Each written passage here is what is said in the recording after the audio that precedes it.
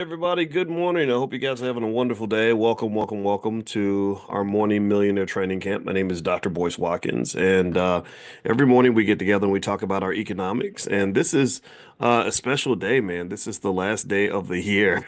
How crazy is that? We started our money in the morning process at the beginning of the year, and I said, let's just do this every single day, 7 days a week.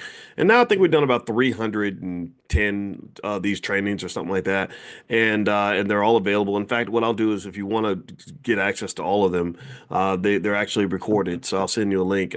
There's a small fee, but it won't cost that much. So give me 1 second here. Yeah, so one thing I wanted to talk about today is Social Security. Ooh, buddy. A lot of people are not aware of just, exactly what's really been going on with Social Security, what's going on with retirement. We've talked about that a little bit, but today I think I wanted to kind of really pop in and really give you the lowdown of the lowdown. And a lot of people aren't going to hear this. Not because no one's telling them, but because we don't listen to problems until they become problems, right? We don't prevent problems. We try to go backward and solve problems, which makes it much harder. They always say an ounce of prevention is worth a pound of cure. So if you really want to have a successful life, one thing I highly recommend is that you learn how to be one of those people that thinks in a preventative fashion. It's like almost like I think about football. I'm a big fan of the Ohio State Buckeyes, and because we are going to win the championship this year, in case nobody told you. One thing that Ohio State does is they play great defense. And the reality is that if you have great defense, you don't have to have necessarily the greatest offense. So I've seen them win games where the score was like, 13-9 because their defense was so good that their offense didn't have to do much. So the same thing is true with your money. If you play good defense, then you don't have to play good offense, meaning that a person who makes very small amounts of money can be more financially secure than a person who makes lots of money. Do you get what I'm saying? But I want you to marinate on that point and give me a yes or no to let me know that you get what I'm saying on this because this is an important point. There are people who make less than $50,000 a year who are more secure than people who make $100,000 a year. There are people who make $80,000 a year who are more financially secure than people who make $250,000 a year. So why is that? Well, because they play good defense. They defend their money. They save their money. They invest their money. They get the most out of their money. They don't waste their money and then have to go get more money. Do you understand? So if you waste money, then you're gonna have to get more money to replace the money that you waste. It's like when they talk about eating Mexican food, it goes right through you, so you gotta go buy some more food. It don't stick to your ribs, right? Well, the same thing is true with money. Some of us, unfortunately, are trained to treat our money like Mexican food. Just goes right through your system and it's gone. And next thing you know, you're having to work extra hours. You got to work till you're 80. You have to go out and get a second job and things like that. Well, because your lifestyle's up here, so your income has to be here. So defense, financial defense, playing good defense means that you keep your lifestyle down here so that your income only has to be here, right? Building wealth is a little bit like a basketball game or a football game. If I was to ask you a question, if I was to say, how many points does a team have to score to win a football game? What's the answer to that question? Is it 10? Is it 20? Is it 30? What do you say? Well, there is no number. There is no magical number that guarantees you're going to win every game, and no number that guarantees you're going to lose every game. It really depends on how many points you let the other team score, how good your defense is. So teams that have great defense don't have to score a lot of points. So people who have great defense when it comes to their money don't have to make a lot of money. And I think this is a really important point, and that's why I'm sticking on it a little bit, is because like I have a daughter, I don't talk much about her, but she's every now and then I'll bring her up. She went to Columbia. She's very smart. She's one of my adopted kids. She's about 6'2". So if you saw me and her together, you would know that that I can't make 6'2" children. I'm only 6'3". I'm kidding. I'm 5'8". It's about time I just go ahead and confess and admit the truth. All right. So anyway, I've been hoping I would grow. I've asked Santa Claus to give me 5 inches of height, but he won't give it to me. So, to hell with him. But anyway, one thing that I remember telling her was I said, you're always going to be financially secure. And she said, why? I said, because number one, you're a planner. Number two, you don't have expensive tastes. I take my girls out, One of them likes really expensive stuff. And I told her, I said, you're going to spend a lot of money to support this lifestyle to which you're hoping to become accustomed. I notice you target directly to the most expensive thing in the store. And that's okay. There's nothing wrong with that. I'm not judging you, but that's going to cost you. That's going to cost you. So if I were you, I wouldn't go out here and try to get a regular job and try to afford this lifestyle because people with regular jobs can't go buy Gucci and Coach and Louis Vuitton. Now, if you become a business owner and an investor, then you can buy whatever you want. I mean, money becomes an easier thing to acquire. And so, but the other one, I said, I told her, I said, her name's Monique. And I said, I'm actually quite happy for you. You're going to save yourself a lot of misery because I've seen you walk into Payless shoe store and just have a ball. Like you don't go in there and say, "Oh no, I gotta go to the other expensive store." Or, who wants to wear Payless shoes? No, you'll go in there and you will pick up your little $18 shoes and get like two pair of them, and then wear them things for the next 4 years, and that really is going to be big for your finances. And so ultimately, never forget the importance of mindset when it comes to protecting the money you have and being okay financially. An ounce of prevention is always worth a pound of cure. So when I talk about financial defense, that's what I'm talking about. I'm talking about preventive maintenance. Keep that in mind. This is one of the things that we go through extensively in our Black Financial Therapy department. We work with therapists to understand mindset and what's going on with our minds is causing us to give our money away to other communities. And last night, Dr. Alicia did a really great mental health Monday with she had two other Black female licensed therapists. I consider that to be like Black history, honestly, because I don't go anywhere online. Online, you see a lot of people that have opinions, but none of those people are licensed professionals. All three of these women had spent many years of training to get very high level credentials, and maybe because they're not loud and ghetto, they don't fit into the internet culture, but this is the kind of information I pay attention to. I pay attention to people that know what the hell they're talking about, and instead of being the blind leading the blind. So long story short, they did a great session last night on how to reach your goals in 2025, and they started with a great stat where they basically explained that the overwhelming majority of people that set New Year's resolutions do not reach their New Year's resolutions. I saw a stat that said like over 90% of all people that set a New Year's goal to lose, it's the same one. I'm going to lose weight. I'm going to get my money right. Stuff like that. And they never reach the goal. Well, why is that? Well, because people don't have consciousness. You don't understand that what you do next in your day really says a lot about what you're going to do with your year, right? A lot of people operate on level one instead of going to level two. Level one is one day. One day I'm going to do this. One day I'm going to do that. Tomorrow I'm going to do it, right? But level two means you say today. Today we're going to do this. No, we're not going to wait till next week. We're going to do this today. And then also having the ability to lean on discipline as opposed to motivation. In the beginning of the year, it's easy to be motivated. You're all pumped up. It's 2025, y'all. Let's go get it. Blah, blah, blah, blah. And then by about maybe March, people start getting tired. It's hard to do the same thing every day for a whole entire year or for several years. But I can tell you the honest God truth, that's the difference maker, right? So there are little tips, like for example, having an accountability partner that can make sure you stay on path and to make sure that you never sway from being the man or the woman that you promised yourself that you would be. That makes sure that you stick with what the goal was at the beginning of the year. And if you want to check out that content, I'll text it out to you guys. Make sure you're on the text list. Text the word morning to the number 87948. If you text morning to 87948, I'll send it to you. Let me make a note um, to send it out because it was actually quite good. And these therapists, I'm telling you, the Black community needs therapists. We need people that are going to help us get our mind right because if your mind's right, not right, your money won't be right. Now, one thing I want to talk about next, actually, before I move on from this, I want to mention as well, just as kind of a little gift for New Year's, anything that you want in the Black Wealth Mastery store. Let me turn this light off. It's going crazy. It's flickering.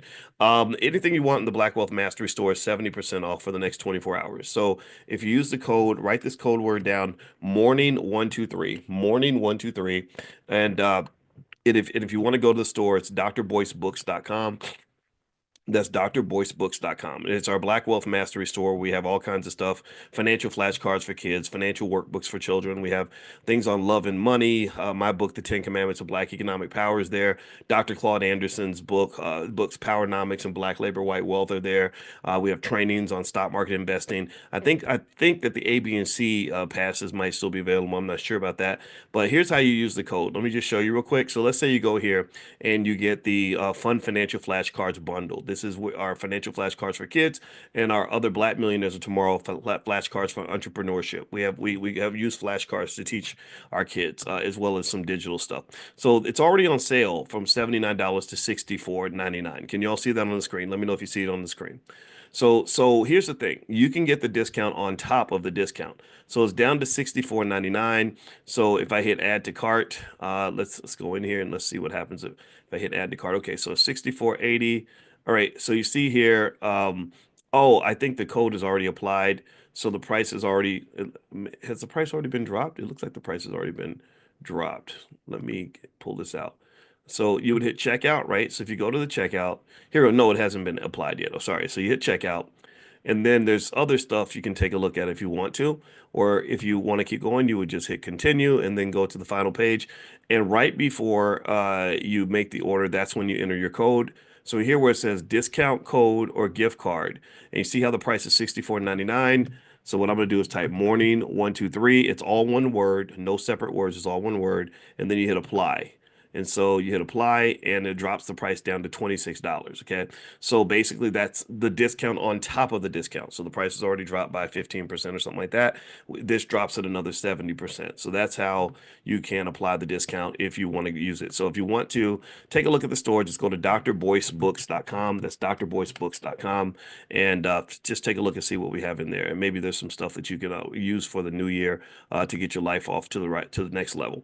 All right. Now, one thing I want to mention as well today is a Social Security.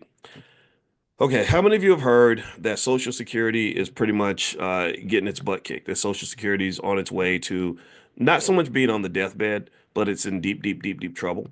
So give me a yes in the chat if you know this. Okay. All right. So how many of you have also been around when I've talked about how America's in the middle of one of the greatest, most epic retirement crises in the history of this country? Give me a yes if you know this, that most Americans are not ready for retirement. Most Americans will not be able to grow old in dignity. Most Americans will be struggling, and I pray for them because I don't know what they're going to do.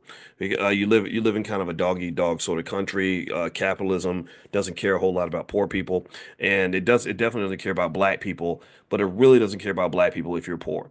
And I know that this is a harsh way to say it, but it is the reality that I see based on the data. And I can tell you that no matter how many times we sing "We Shall Overcome" or we explain that it's white people's fault, that's never going to really solve the problem. It is going to point out the cause of the problem, but it doesn't actually point out the problem. Do you understand? Like, so if the milk is spilled on the kitchen floor, and I find out who spilled the milk, and I say Daddy spilled it, or Cousin Willie spilled it, or the man next door spilled it, that does help, right? It's like, oh, okay, now we know who to blame, but finding out who to blame for the problem does not clean the milk up off the floor. Do you understand? Like you gotta at some point somebody's gotta say, okay, let's forget about who's to blame for a while. Let's focus on cleaning the milk up and getting a new bottle of milk to put in, or not bottle of milk. That sounds like old man stuff because I don't even think they sell milk in bottles, but you get the point. A new carton of milk put in the fridge. Do you understand? So this is where I want us to really think about our economic issues. We have to address this. We have to address this. If we do not address this, then we are going to be absolutely positively screwed. In fact, many of us already are. This whole idea of tossing away generational wealth has got to be thrown out the window. This whole idea of believing that because you're black, you're supposed to struggle and be poor, it's got to go out the window. There was a video I put on my Instagram. It's funny, but it's not. And it shows a black man his caption on his post was that he was trying to impress his boss by doing a little dance. So it's literally a black man who is it's on my Instagram is Dr. Boyce Finance, Dr. Boyce Finance. If you want to go there and comment on it, you can go to Dr. Boyce Finance. But here's the video. So look at this video. I can't play the music. It's Tupac music. And you can imagine some like the Tupac music, but I can't play it because copyrights and all that. But here's the video. So you see this guy. So you look, can y'all see this guy dancing like this buffoon in I mean, and look at his boss's face. Look at the white guy's face, and the black guy. Literally, his caption was, "I had to impress my boss to try to get a raise." And I'm not gonna, I don't know about y'all, but that watching this video, I actually kind of got furious. I was really actually furious. I was furious because what I see here is just an extreme lack of dignity. Just like you really are just scraping the bottom of the barrel. Like you are literally embarrassing yourself and your family. You dance around like Megan the Stallion, and this guy's sitting here. Now he's dignified. The boss is dignified. The boss is sitting behind his desk, and he's just sort of casually, without emotion, watching this guy dance. And maybe he's getting a kick out of it. Maybe he's laughing. He's like, "Oh, you're like the other black men. They're comedians too. That's good. You people are funny." And that to me, that reminds me of slavery. Maybe I'm overthinking it. I'm sure some people will say that, but this has been true since slavery, that any black man who can make white folks laugh was going to have opportunities that serious black men did not get. And this and so the point I made was I said make sure you invest for your kids so they don't have to do stuff like this to get money. So they don't have to humiliate themselves to get money. They don't have to look ridiculous to get money. They don't have to do things that are going to scar their soul or embarrass them or embarrass their family or make them look like children in order to get money. And this is something this really comes back to that idea of preparation. So if you talk about just protecting generational wealth and making sure that your kids are in good shape financially when they get to a certain age, then they have a certain level of dignity that is really only afforded to people that are financially secure. Speaking of Tupac, I remember when Tupac said in a song, he said, "It feels good to pay the rent when the rent's due."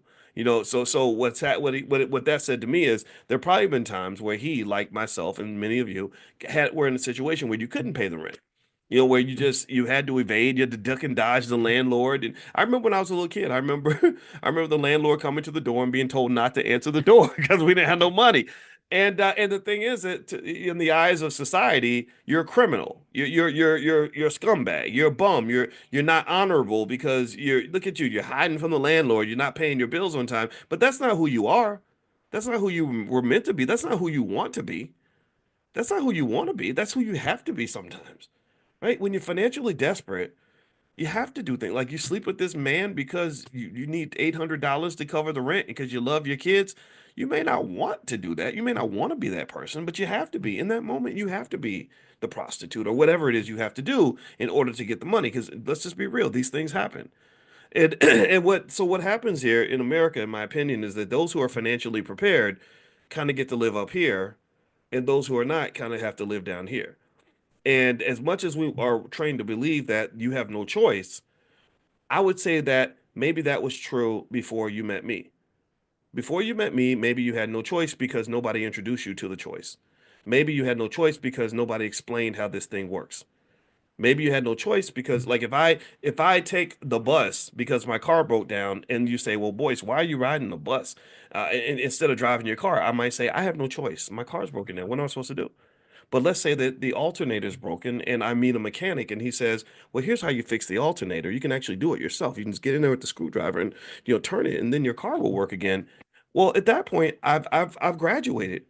Do you understand? I've graduated from the land of people that have no choice to really having a choice.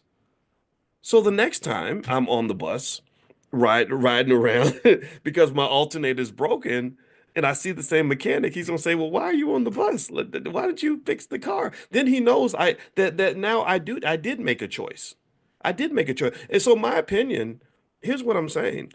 I think that if you're not aware of what to do, and maybe back in the day where knowledge was blocked from us because you didn't have the internet, you didn't have entire universities on your cell phone, you didn't have access to knowledge, then maybe we had no choice. But now we've got access to all the information that we need. We live in the age of pretty high technology relative to the past. It's going to get better over time. And now we have a choice. So ultimately, what I would say to you is now that you've been exposed to the ideas that you need to apply to sort of make things better, the question is, are you going to apply them? Or are you just going to sit and absorb the information and do nothing with it? And that happens a lot. Most people do that. A lot of people, they know what they need to do. Like if you're trying to lose weight, you know what you need to do to lose weight. When I used to be fat, I told you when I was fat and I before I married, like, I got with my wife. My wife was my accountability partner. She's the one that encouraged me to get up to go to the gym at 5 in the morning and all that. When I was overweight, it wasn't like I didn't know what I needed to do to lose weight. But I would talk about it and I would plan to do it and I would do a little bit of it, but I never did enough. And I would talk to my dad and I was like, yeah, I'm trying to lose weight and I was thinking about doing this and I was going to join the gym and do this special workout and hire a trainer and take these special vitamins and blah blah blah. And he said, just take your fat ass to the gym. He said, just stop eating all them damn Twizzlers and get your ass up and go to the gym. If you go to the gym 3 times a week, and if you're running 2 or 3 times a week, then your weight will come off. You cannot get fat if you're running 2 or 3 miles, 2 or 3 miles every time you go out and or you take walks and run and everything else. Like if you just do basic things, you will lose weight. You don't need anything complicated. The only reason I was making it complicated is because I was looking for the shortcut. That's what it was. I was looking for the shortcut. I was looking for the magic pill. And who knows? Maybe if they'd had Ozempic, I could have just got the shot and it would have been fine, right? But still, though, that's what I think happens a lot of times when it comes to wealth. We're always looking for the shortcut, and we're trained to believe that anybody who is financially prepared, that they took the shortcut, that they cheated somehow. Somehow they got an advantage, and this is when it becomes political. This is what politicians do to manipulate us. They say, oh, the only reason this other person is financially secure is because they're white. Or the only reason this other person is financially secure is because their family left them a bunch of money. Or they're only financially secure because they got lucky. And I'm not saying that those things don't happen. I'm not saying white people don't have an advantage. The stats do show this. I'm not saying that people don't get an inheritance. Yeah, hell yeah. Your kids are going to be better off because you're going to leave them something. All these things are true. But when you tell somebody that and they say, oh, that's why I'm poor and that's why I belong here, then what you're doing is you're killing any hope or any possibility that they're going to have the desire to gain the discipline to change their situation. That's why I don't buy the victim mentality. I can't do that. I'm not interested. Not me, not as a healthy black man. I can't just have the sentence end with Boyce was a victim, period. No, it might be Boyce was a victim, but Boyce got up off his ass and he fought back. That's the story that me and my mama were telling when I sat next to her on her deathbed last week. When I sat next to my mama, I said, we started from the bottom, now we here. I said, Mama, we started off in the beginning in that hospital. It was me and you and that white nurse. The whole world forgot about us. But you did not forget about me. You gave life to me. And I want to say thank you. You could have went to the clinic and deleted me just like that. But you didn't because you gave me to God. This is true story. This is what she did. She gave me to God. And it was me and her in this hospital. Nobody was there when I was born. Even my grandmother. Love my grandmother, but she was at Kingfish that night. I'm like, why the hell were you at Kingfish? What the are you kidding me right now? All right. But maybe she was one of those, but I love my grandma, but maybe how grandmas change, like they're real mean when you're young and then they get older and the grandkids think that she's an angel and the kid, and you're like, wait, but you wasn't an angel with me when I was a teenager. Right. I think my grandma might have been in that category. I love her, but I got to tell the truth. But anyway, so she gave birth to me and it was her, the white nurse, and me. That's it. And then to get a ride home, she had to take me outside, hold this little baby, and wait on the corner for somebody to come pick her up. That's where it started. And then I went through our lives. I went through the 70s and the 80s and the 90s and the 2000s and the 2010s. I said, look at every stage of life. Me and you rose to another level of success. You taught me these things. You pushed me. You were my number one companion through all of that. You were my cheerleader through all of that. And I just want to say thank you. So the same way that it was just me and you and next to this bed or in this bed together when I was a baby, it's gonna be me and you all the way till the finish line. And that's how I went out with my mother. That's so we left. I said we left it on the court, Mama. We left it on the court, didn't we? We did it. Right. So my point is to say that I think that there's something magical and exciting about being black. I think there's something beautiful about being black and being in the struggle, but yet being conscious enough to say, I'm ending this generational curse. to being committed enough to saying, no, no, no, we might have started over here, but we that ain't where we're gonna finish. Oh, you can't kill me. You can't kill me. You can't kill this spirit. In fact, I dare to say they could come in here right now and shoot me in the head, and my spirit will live for a very long time. You know why? Because I got probably about 10 million soldiers out here that have been exposed to my ideas. So you can't kill this. This is here. This is gonna live. So I have no fear of death at all because of this. So my point is to say that I think that generally speaking, um, sometimes we let other people limit us. And I think that that is criminal. That is absolutely criminal because it's really hard to wake up every day sad and depressed and to feel limited. I don't think that that's what you deserve. I think that as you go into 2025, I encourage you to wake up and instead of focusing on your limitations, look at your possibilities. Instead of thinking about where you came from, look at where you're going. Instead of thinking about what you don't have, count your blessings first, man. You're blessed in so many ways. And the African American community is blessed beyond imagination because we have $1.6 trillion in income that would literally make us, we are as African American people, we are the ninth richest country on the planet. The ninth richest country. You can't be the ninth richest country on the planet and then somehow walk around like you're just infinitely cursed. That's distorted. That's a distorted perception. That's like the guy who's 6'8" who thinks he's a midget because his neighbor is 7'2". You're not a midget. You're not as tall as you want to be, but you ain't no midget. So anyway, let me keep going. Let me finish on this Social Security thing. I want to make sure we hit this.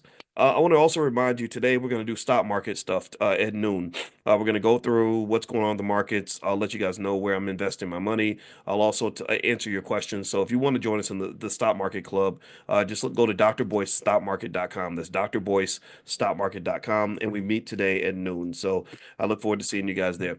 Now let me give you a few stats about Social Security that you should pay attention to. A lot of your friends are going to get slammed by this because they're not paying attention. People only pay attention sometimes when bad things start to happen, and that's very unfortunate. All right, so here's the thing. There's something called a Social Security Trust Fund.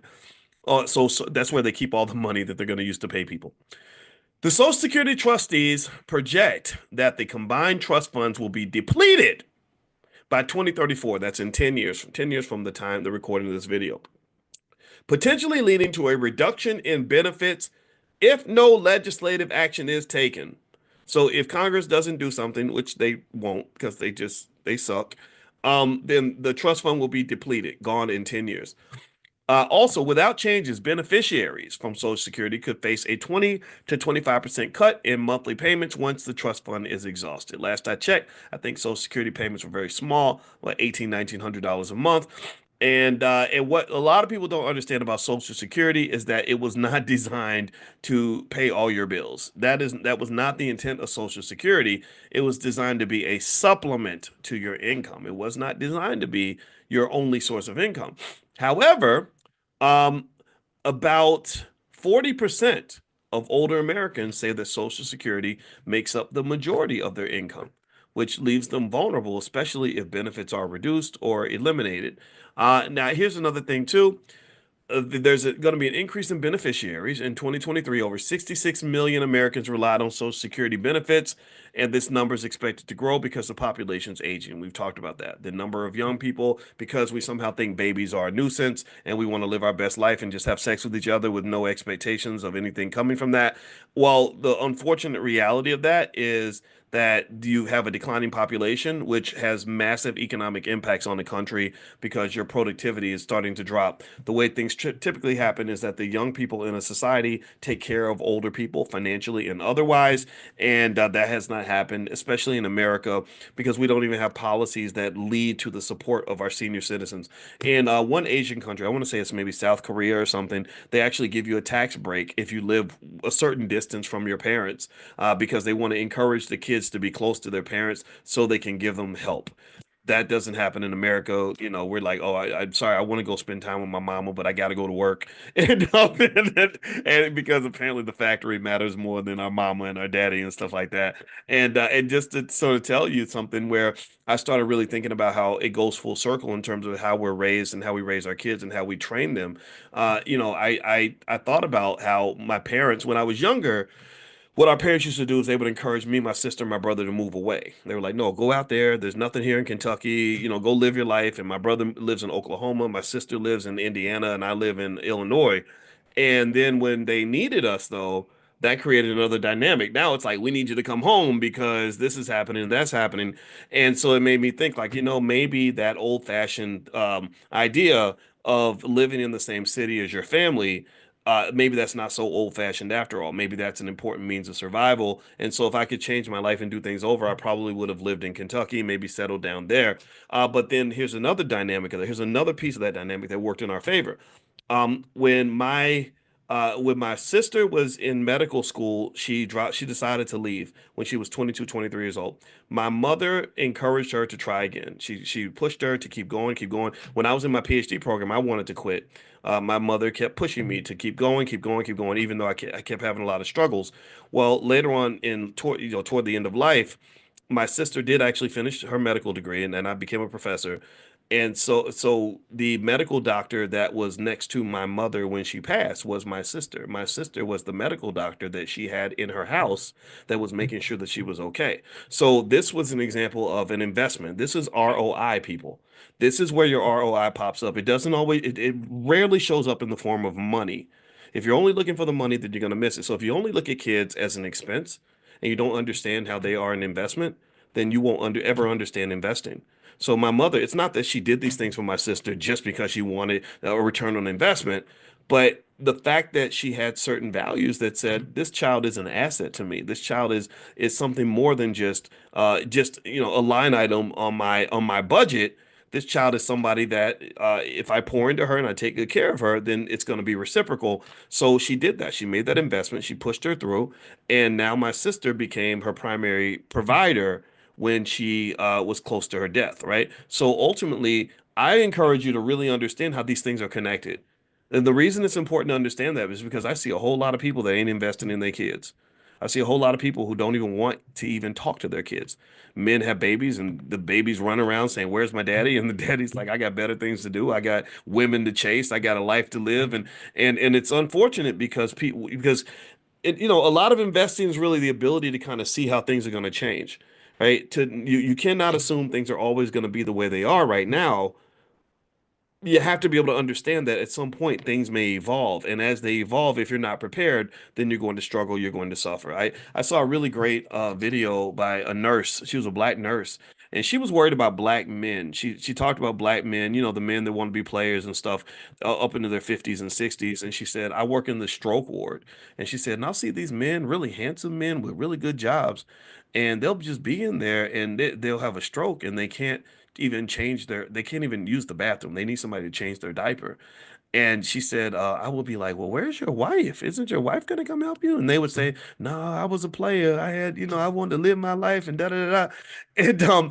And and I saw that video and I was like, wow, this is really interesting and I appreciate the fact that she shared this. And it's not something I think that necessarily has to scare anybody, but it's something that I notice people just don't think about that. A lot of us don't plan for the next stage of life and what that's going to look like. And it can be really disastrous when you don't. In fact, most of you, give me a yes if you know somebody who got old or died because they never knew that they could get old or die, right? So they got old and or they died and they were completely unprepared financially. Had no insurance, had no had no savings, had no investments, had no assets, didn't even invest in education because they were living day to day, just living, just being comfortable, right? Maybe doing some partying or hanging out or just sitting around and then life, kicked them in the face and they were just stuck, and it's really difficult because what happens then is then they sometimes they can end up becoming a burden on the family. I had an uncle that I loved dearly. His whole life, unfortunately, he was never really mentored to invest in himself, and he ended up being paralyzed. And I remember he was paralyzed from the waist down and he was in a nursing home. He would go to different nursing homes because he had no money. So he had to find a place that would take him. And he had literally nothing. He had no family. He had no money. He had no nothing. It was very sad. I dare say even pathetic. I'm gonna tell you the truth. It really looked pathetic. And it made me think about like, okay, let me think about my life and make sure I prepare because I don't want to end up like that. Because the thing about money that's interesting that people don't talk about enough is that a lack of resources can sometimes strip you of your dignity. Like nobody wants to be a beggar. Okay? Nobody wants to be just unable to provide for themselves or the people they care about on any level. And it's not making fun of anybody that's poor. I'm not making fun of poor people. But at the same time, I don't want you to live in a world where people tell you that you have no choice. That's simply not true. If you have time, then you have a choice.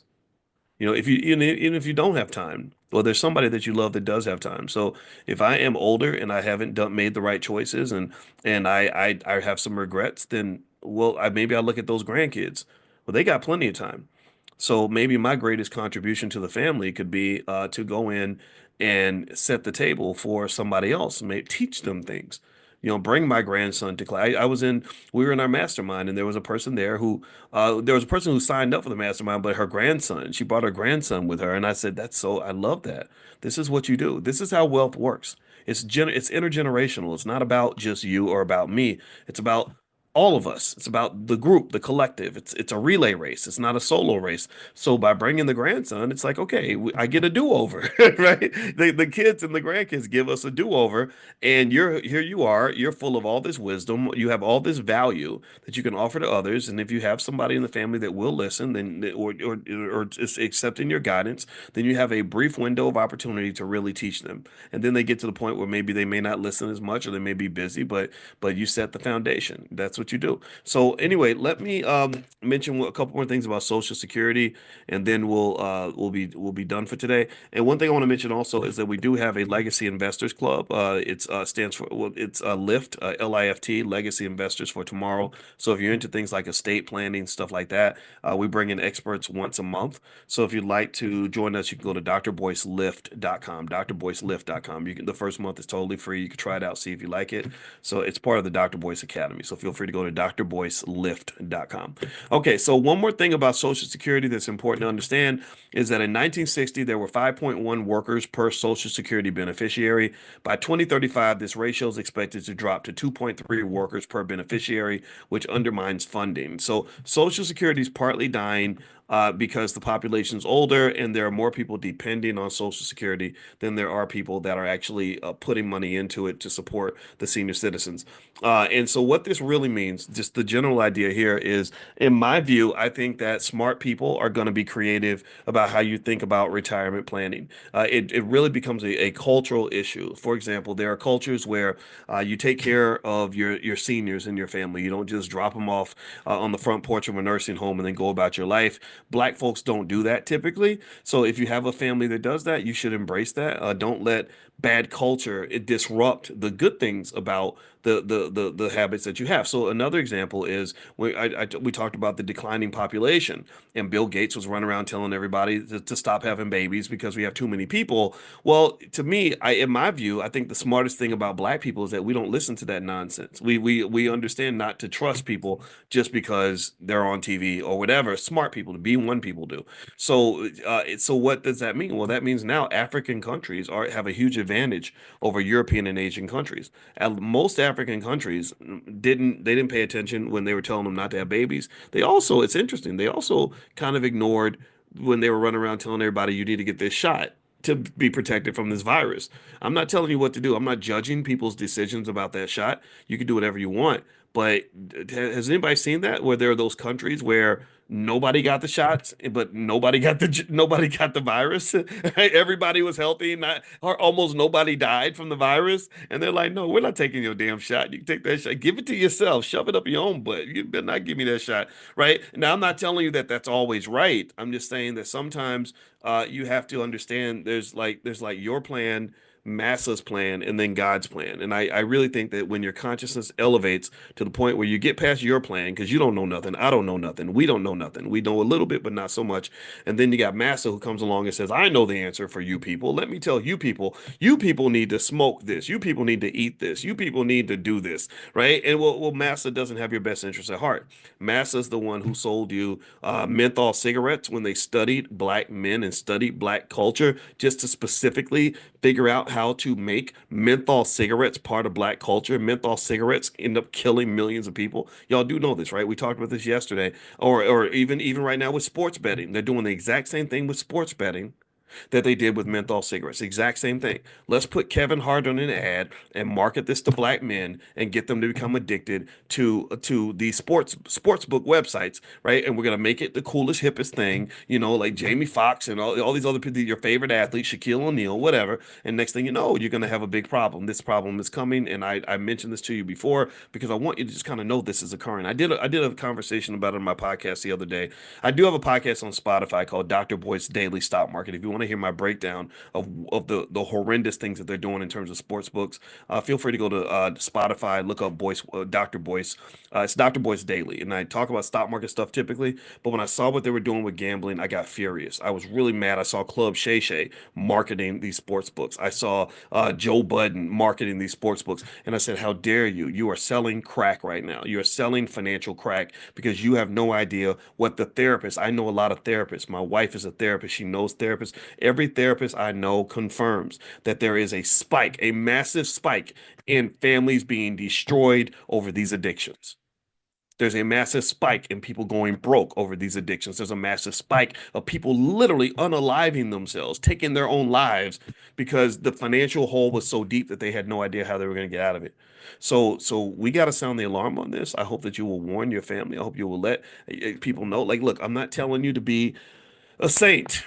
I'm not telling you that you have to go and just not ever have fun. I have bet on a game before. I do that every now and then. I love my Ohio State Buckeyes.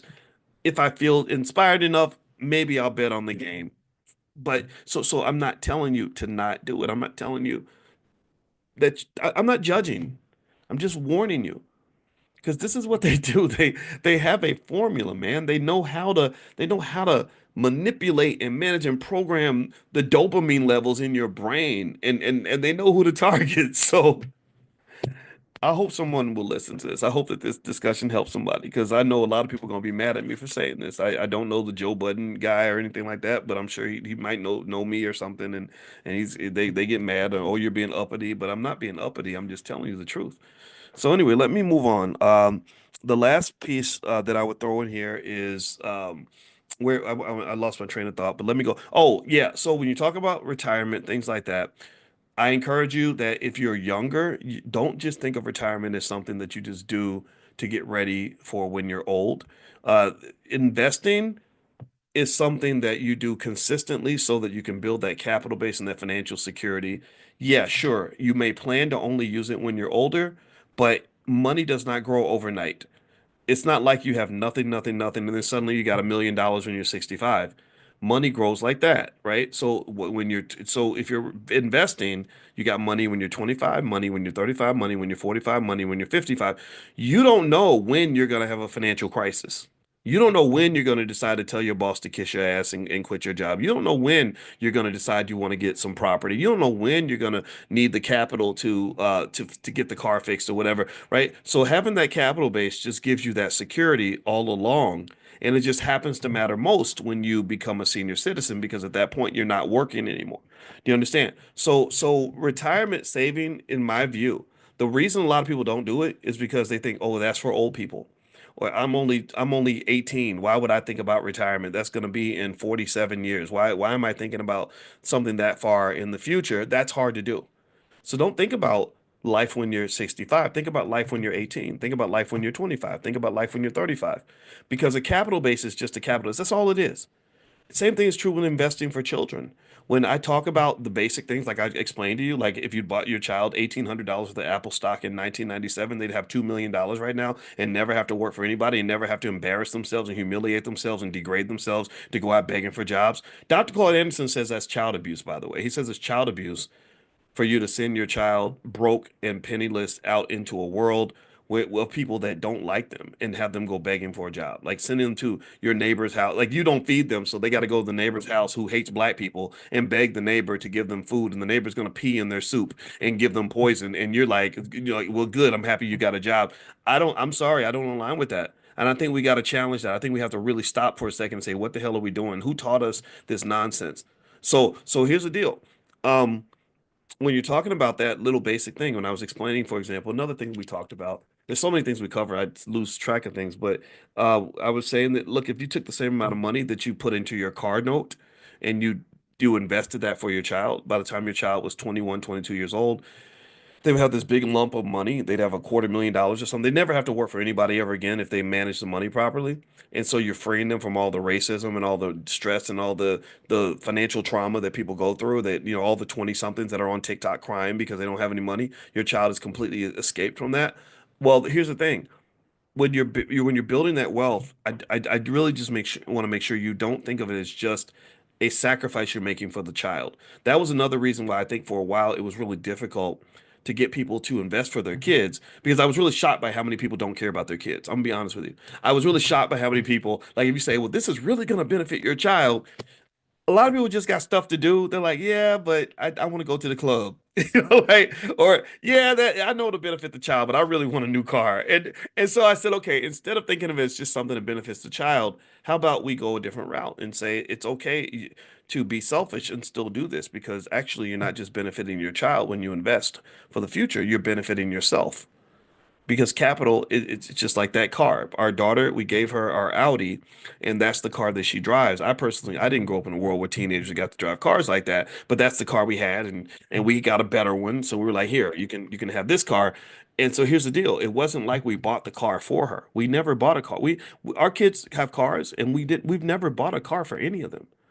But what we did do is we bought a car for ourselves and we used the car for several years and then said, here, we don't want it no more. You can use it now. Do you understand? So you can think of your wealth in your nest egg the same way. When you build that capital base, it's something that's supposed to last forever. It's something that's supposed to be reusable, like a house, like a car, like in anything else, right? So like if I buy a house for me and then I give that house to my child, I never really bought a house for my child. I bought a house for myself. But it ends up being, but because I bought a house for myself and I preserved the house for the next generation, then ultimately I bought a house for the family. Do you understand what I'm saying? Give me a yes if you're following this. This is the recursive nature of economics. This is how economics is supposed to work. We're an ecosystem, we're a collective, we're a group. What I do affects you and what you do affects me. And then the things I do for you, I'm really doing for myself. The things you do for me, you're doing for yourself. The things I do for myself, I'm doing for you. So it's like a circular kind of thing. It's like I'm hooking you up, you're hooking me up, but it all kind of requires consciousness. Because I have to kind of know like what I'm doing and how this works because a lot of y'all doing a whole lot of stuff that's benefiting people that ain't got nothing to do with you. We probably do more for white folks than we do for ourselves. Tell me if you agree with that. We do more for massa than we do for each other. Like because massa sees the system. He's playing chess. We're the pawn on the chessboard. We see the world of the two-dimensional space. He's looking from three dimensions. He's above, and he's literally because his consciousness, his wealth consciousness is up here. So he's moving you around like a piece on a chessboard, and you're serving him and not even taking a moment to say, well, what does it look like if I design a world that's actually serving me? How do I do that? Well, that's hard to do. That's very radical because what it does is it requires you to question and really annihilate many of the basic assumptions that you were born with as a kid. You were taught to you were groomed for this. Just like they groom children to do things that are illegal and harmful to the kid, well, they groom people so they can molest you economically. That you were groomed. And it's hard for somebody who's been groomed since birth to think a certain way for them to suddenly think differently. Have you ever tried to talk to somebody who's been groomed to be abused and then suddenly try to help them have self-esteem? It's hard to do.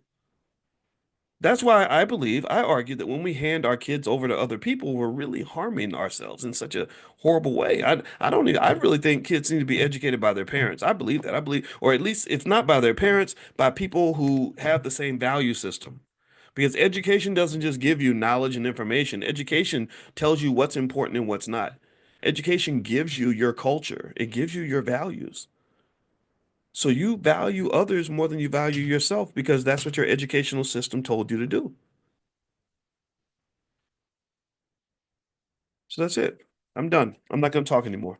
I gotta do some stuff and get ready for class today. So before we head out, two things. Number one, make sure you're on the text list for this class. I'll send you some stuff today. I'll send you an invitation if you want to join us today at noon, where we're gonna do stock market investing. You can go to drboycestockmarket.com. That's drboycestockmarket.com. If you want to get on the text list for this class, so we meet every morning at 10 a.m. Eastern. You can join the private Zoom. Text the word morning to the number 87948. Text morning to 87948. And also, you guys wanted to do the summit in LA in late February. Late February is the time that we're going to do. So we're the airport or the hotel that we pick. It's a Hilton right next to LAX, and so we are going to have an economic elevation summit at the LAX hotel in February. I'll keep you guys posted as soon as we lock down the contract. I will let you guys know. We got a little bit delayed because I was, for a few weeks we were saying goodbye to my mother and kind of helping her as much as we could. And now that that's done, it's back to business. Even though, I'm never gonna forget my mama, so don't think that anything matters more than her.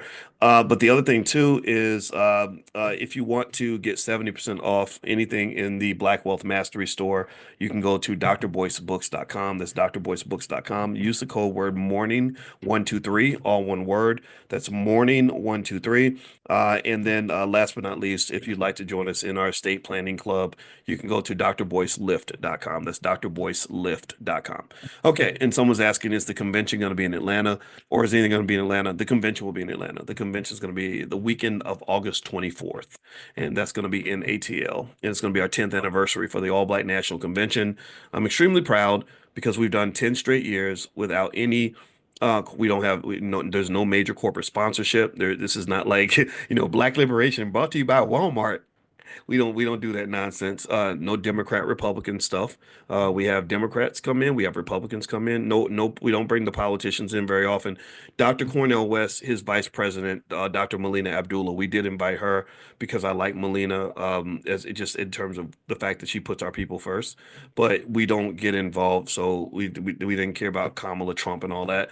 We care about us. That's it. That's what we do. And we've done it very successfully for 10 years. And I'm really proud of what we did there because even during the pandemic, we stood firm. We brought we in 2021 we had a panel that had some medical doctors who believed in getting the shot, and then we had people like Brother Rizza Islam who came in and he didn't believe in the shot, and they had a great debate, and that's what I wanted. I want us to be exposed to the best ideas so we can make our own decisions.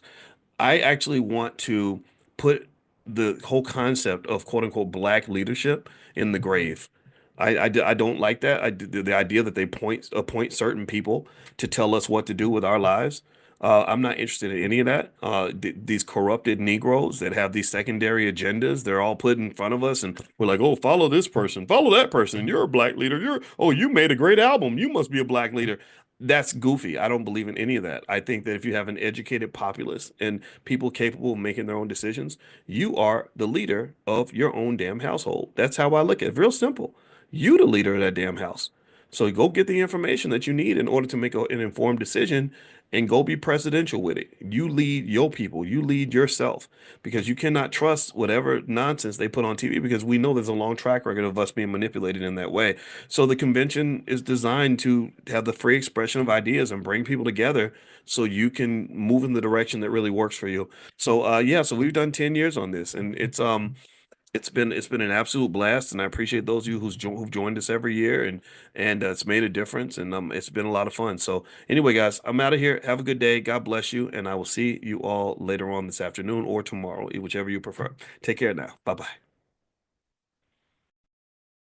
Hope you guys are having a wonderful day. Welcome to drboycetv.com, the home for intelligent Black people. My name is Dr. Boyce Watkins, and I hope that you all are doing well. I am doing well myself, and I'm not going to be here long. I just want to come in and talk to you guys real quick about some things that I noticed in terms of where our black wealth is going. As you guys know, I'm a finance professor, and I like to talk about black wealth and black economics in the best way possible.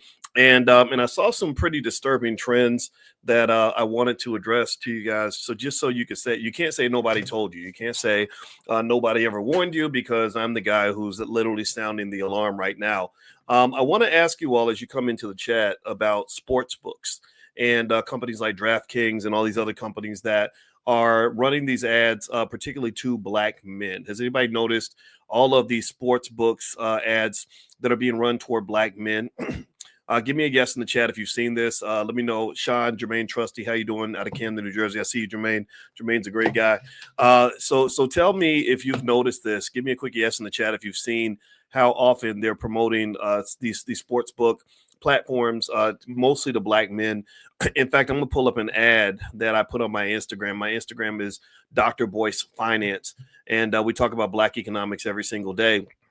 And if you go to Dr. Boyce Finance on Instagram, I'd love it if you guys join the conversation so I don't have to talk to so many idiots. You will find something really interesting that's happening here. You will find that they have officially basically made sports books into the new crack. It's, they got you out here looking like Pookie right now on New Jack City. Let me just show you. Here's one. I grabbed a little collage of different ads, and you've seen Jamie Foxx over here, Shaquille O'Neal over here, Paul Pierce over here, and then that one at the bottom. I can't. Oh, Kevin Hart. Of course, how would I not recognize Kevin Hart? He's the least funny and the shortest of the group. But anyway, so one of the things that's been going on is that there is a continuous, deliberate strategy to basically take more money from black people and also to destabilize black families by mass promoting these sports books and things like that to the community. Now, why is this dangerous? Why is this dangerous? It's very dangerous because if you knew what I knew about what that activity can do to a family, you would understand where I'm coming from. I remember when I was young and I just got my first job at Syracuse, and I was doing good. I was making over $100,000 a year. This is about 20 something years ago, and I was buying a new car, and I talked to this old guy who was about 75, 80 years old, and he was selling cars. And I remember we drove around in the car, and I said, why are you still driving? Why are you still selling cars? And why didn't you retire? He said, well, I had $500,000 to retire, but I gave it all to the casino. He literally gave it all to the casino. So you would think, why would somebody do something like that? Why would you give all your money away? Why would you give all your wealth away? Why are you working as a tired 80-year-old man? And what happens is that when it comes to this type of activity, there is an addiction there. It taps into your reward system, your reward feedback system inside your brain, mainly connected to dopamine. And when I say dopamine is that dope, I'm telling you, I just want to warn anybody that's listening, that is probably about the worst addiction that a person can have. There's other types of addictions. There's, drugs and alcohol, sex addictions. That's a real thing. But I think this is the worst because what happens is that it can suck you into a financial quicksand. Let's say that you're down. If you're down, 3,000, well, you want to get caught back up. So you start making bigger and bigger bets. So maybe you bet 5,000 or 4,000 so you can get up there, and then you lose again. Now you're down 7,000. Now you got to bet 8, 9, 10,000 to try to get back in. And what happens is you go deeper and deeper into the financial quicksand. So what ends up happening, the reason you have so many people, you have a lot of men that unalive themselves and literally take their own lives, because they get into these debts, that come from their addiction, and it becomes like this source of shame. Where if you're a father and a husband, now the family can't pay the bills, the family's going bankrupt because of you. If you have a bookie, the bookie may be coming to try to kill you, harm your family, whatever. If and then you're looking there, you're sitting there thinking, oh my God, I'm only making 60,000 a year. How am I going to pay this bookie $250,000? And so the reason I am taking the time to do this, and I'm very, very sorry, I know I might offend some people, because they're going to look to men with big platforms. They're going to go after the Club Shay Shays because that's a big black male platform. They're going to go after. I heard Joe Budden was doing this. That's a big black male platform. I give a shout out to the guys at Earn Your Leisure. And I just want to support them on this because I think that they had the courage to speak up on this because they understand money, finance, and economics. And I have a lot of respect for those guys. And they actually mentioned this. They said, why are you selling drugs to the community? Why are you showing up as the damn dope man? We already went through the dope era. We already went through an era where they were killing us and taking all of our wealth and destroying us. And why are certain people taking money from these people to give us something that is clearly harmful? It can't just be all about the money. And I know this is going to cause some problems. This is going to make some people mad. This is going to probably create a little bit of a civil war, but it's something, but maybe the civil war can be handled in a civil fashion. I have no idea. But I know at the end of the day, this is very bad. And when I tell you this is bad, it is bad, bad, bad. So anyway, let me go back. Let's hop back in. Do me a favor. Please hit the thumbs up button, thumbs up, share, subscribe. My name is Dr. Boyce Watkins. I do have a new book called The 10 Commandments of Black Economic Power. If you'd like to get a copy, just go to drboycebooks.com. And also every single day we do a free Black wealth class, an investing class every single morning. If you'd like to join us and also have a training called How to Make Money Without Working, just pull out your phone, text the word money to 87948. Text money to 87948. Now, let's see. Charlie Sports says, why are you selling stocks? Same shit. That's not the same, brother. That's not the same. Gambling and investing are not the same thing. And if you think they are the same thing, that means you're investing very badly. Investing is when you take a calculated risk that builds long-term wealth. I can show you 1,000 charts. Remember, don't mess with me on this, bro. I got a PhD in this stuff, so I know what I'm talking about. I can show you 120 years of data that proves that if you put your money consistently in a diversified portfolio over a long period of time, your wealth will grow. There is 100% guarantee that you will not lose your money if you invest properly. If you diversify, you buy and you hold, your wealth will go up. You do not get that same guarantee when you go to the casino. You don't get the same guarantee when you go to DraftKings. You don't get the same guarantee when you bet on the Chicago Bears. You definitely don't get that guarantee when you bet on the Cowboys, because the Cowboys don't beat nobody. Anyways, speaking of that, I'm a sports fan. I love sports. You know, the only jersey I have actually is Deion Sanders. I bought it. It's a signed jersey because I used to want to be a Dallas Cowboy when I was a kid. And so I understand sports. I appreciate sports. And I've even placed a bet or two just for fun. But I can just tell you that as a person who's seen more things than you probably realize that I've actually seen, and have more experiences than I've care to state, and also who's married to a therapist who sees clients who are dealing with this issue, you don't want to mess with this man. You just don't. It is bad, bad news. In fact, let me give you some history on this. Hit the thumbs up button while I pull this up real quick. I'm going to give you, this is not the first time that they have manipulated the Black community to sell various forms of addiction. Typically, they love to target the Black community for anything that is harmful because there's no regulation. Unfortunately, the consumer base may be a little desperate or maybe uninformed. So they love to exploit the Black community. One time where they did the exact same thing that the DraftKings and companies like that are doing right now is with cigarettes. Give me a yes if you know somebody who smokes Black and Milds. Give me a yes. Anybody know somebody who smokes Black and Milds, or maybe they smoke menthol cigarettes, or maybe they used to smoke Cools or whatever? Anybody know a Black person in that category? Give me a yes in the chat. And let me tell you how that happened. That was a psyop. That was basically a corporate psyop. That was a corporate brainwashing. They studied you. They studied you like rats in the lab. They went to the Black community. They followed you around. They looked at what you see when you're riding the bus. They talked to therapists. The NPR did a deep expose on this. Y'all got to go check it out. It's crazy. My wife was flipping out over it because, my wife's a therapist. She trains licensed therapists on how to be a licensed therapist. So she's into this stuff. And she said, it's crazy how much of a mind screw they did on the Black community by basically going in and literally studying you like little rats in the lab. And they went to the Black therapists and they said, well, how do Black men define masculinity? Well, if he's holding a cigarette, he throws it to the side and he gonna really think he's a man. You're right. And so they were selling these menthol cigarettes that were just killing everybody. And in fact, there was somebody very famous who died from menthol cigarettes. I believe it might have been Nat King Cole, and he died from lung cancer.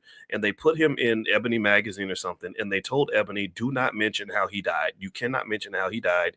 And they ran all these cigarette ads in the same magazine where they were talking about him being dead from the cigarettes, right? So you can look all this up. And I'm going to give you some little tricks that they use. Number one, they heavily advertise menthol cigarettes in predominantly Black neighborhoods through billboards, posters, and local media, just like they're doing now with all the sports books. They're using your celebrities. They know that you worship celebrities. So another thing they did was they use role models and influencers. So marketing campaigns often feature prominent Black figures or relatable personas to make the product seem aspirational and culturally relevant. So when I run an ad, or when these companies run an ad and you got Kevin Hart on here and you got your favorite athletes on here, they're basically kind of going to the same playbook. They're going to the same playbook because they know that you're going to fall for the okie doke over and over again. Some of us are gonna see it. Some of us are going to say, hold up, wait a minute, no, this ain't cool. Some of us are just going to go along because there's some of us who like to follow the crowd. Studies show that 70% of all people will follow the crowd even when the crowd is wrong. That blew my mind when I saw that statistic. I said, "Wait, you mean really like that many people will follow the crowd just because that's what the crowd is doing?" So you see here, look at this. You've got here Jamie Foxx, here you got Shaquille O'Neal, here you got Paul Pierce, here you got Kevin Hart. They typically go to the athletes and the comedians and the rappers to influence black males. I'm surprised there's not a rapper in here. I'm sure that there's an ad somewhere with a rapper in it. But typically, what they do is they see black men as one of three things: either you're telling jokes to make white people comfortable, you're playing sports to entertain white folks, or you're rapping and degrading yourself, degrading your women, embarrassing your community, all for their entertainment. And this is the playbook they're going to. So let me tell you how else they. This was all unearthed in a lot of lawsuits in terms of how they promoted cigarettes to your grandmother and your grandfather and eventually killed them. My grandmother died of lung cancer, actually. Let's see here. They sponsor black cultural events. Companies sponsored concerts, festivals, and events popular in the black community, linking menthol cigarettes to black culture and pride. So they wanted you to think that if you were black and proud, you were going to smoke a black and mild. That's what they said. They said if you're black and proud, you're going to smoke a black and mild, that there's something about that tells you about that cigarette that tells you that you are black. Tell me I'm lying. Tell me if you've ever seen this. Tell me if am I the only crazy one? I don't am I out of my mind? Or what else think? Have y'all seen the same thing I've seen? Now again, I already know some people aren't gonna like it, and I get it. I understand. Maybe you're younger than me. I'm not 23 years old. I'm 53. So I'm not a kid, right? Sometimes older people know things, right? And I'm just spitting the game for the people that want to hear it. Those who don't want to hear it, I encourage you to live your life. Do what you want to do. Ignore me. There's nothing cool about me. I'm not trying to be cool. I'm not trying to fit in. I'm trying to be correct. I'm trying to fit in with the truth.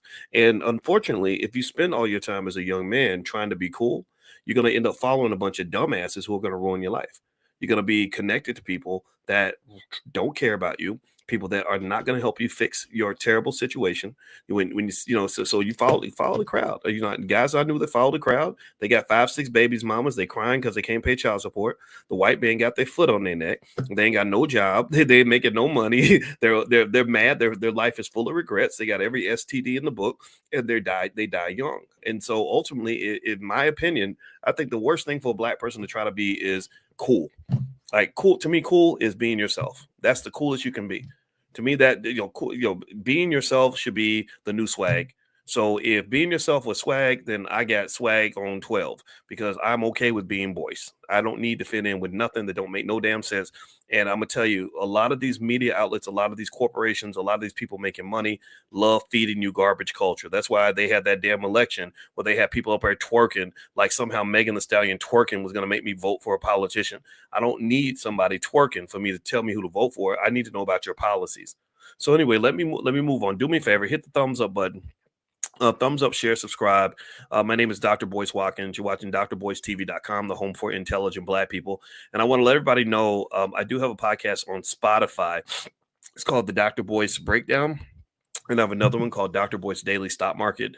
And it's basically where every day I talk about things happening in the stock market, places where you can invest some money, opportunities to make money. In fact, today during class, I was breaking down and explaining that I think that those college savings plans are an inefficient way to try to build wealth, because what happens is they have you spending 20 years investing in this account for your kid to go to college. And then you have to give all the money to the university, which is overcharging you for that degree.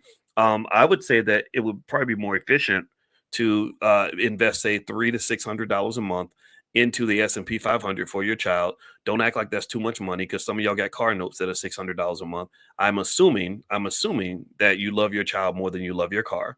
If you don't love your child as much as you love your car, then this is the wrong conversation for you. You should probably go do something else, because this is not the place for you. But assuming you love your child as much as you love your car, take the amount of money that you would put in your car note, put that also in an account for your child. And then by the time they are between 20 and 25 years old, they'll have $200,000 to $300,000. And I'm gonna say this, I love college. College was fun. I love my education. I have nothing against education. But if I had a choice at 23 years old between having a college degree or having $300,000 in the bank, which would you pick? Which would you rather have? Answer in the chat. Would you rather have $300,000 in the bank at the age of 23, or a college degree that gives you a piece of paper that qualifies you to go get a job, probably making $50,000, $60,000 a year? Which would you rather have, the college degree or the 300 grand? I would rather have the 300 grand, because if you know what to do with the 300 grand, you can make more money than most college graduates and you're set for life. You can and then you can still go get education, right? You can still get online and learn like everybody else. Learning is something you do. Learning does not happen because you're on a campus and you're inside a building. There ain't nothing magical about that damn white man's building that means you're going to learn anything.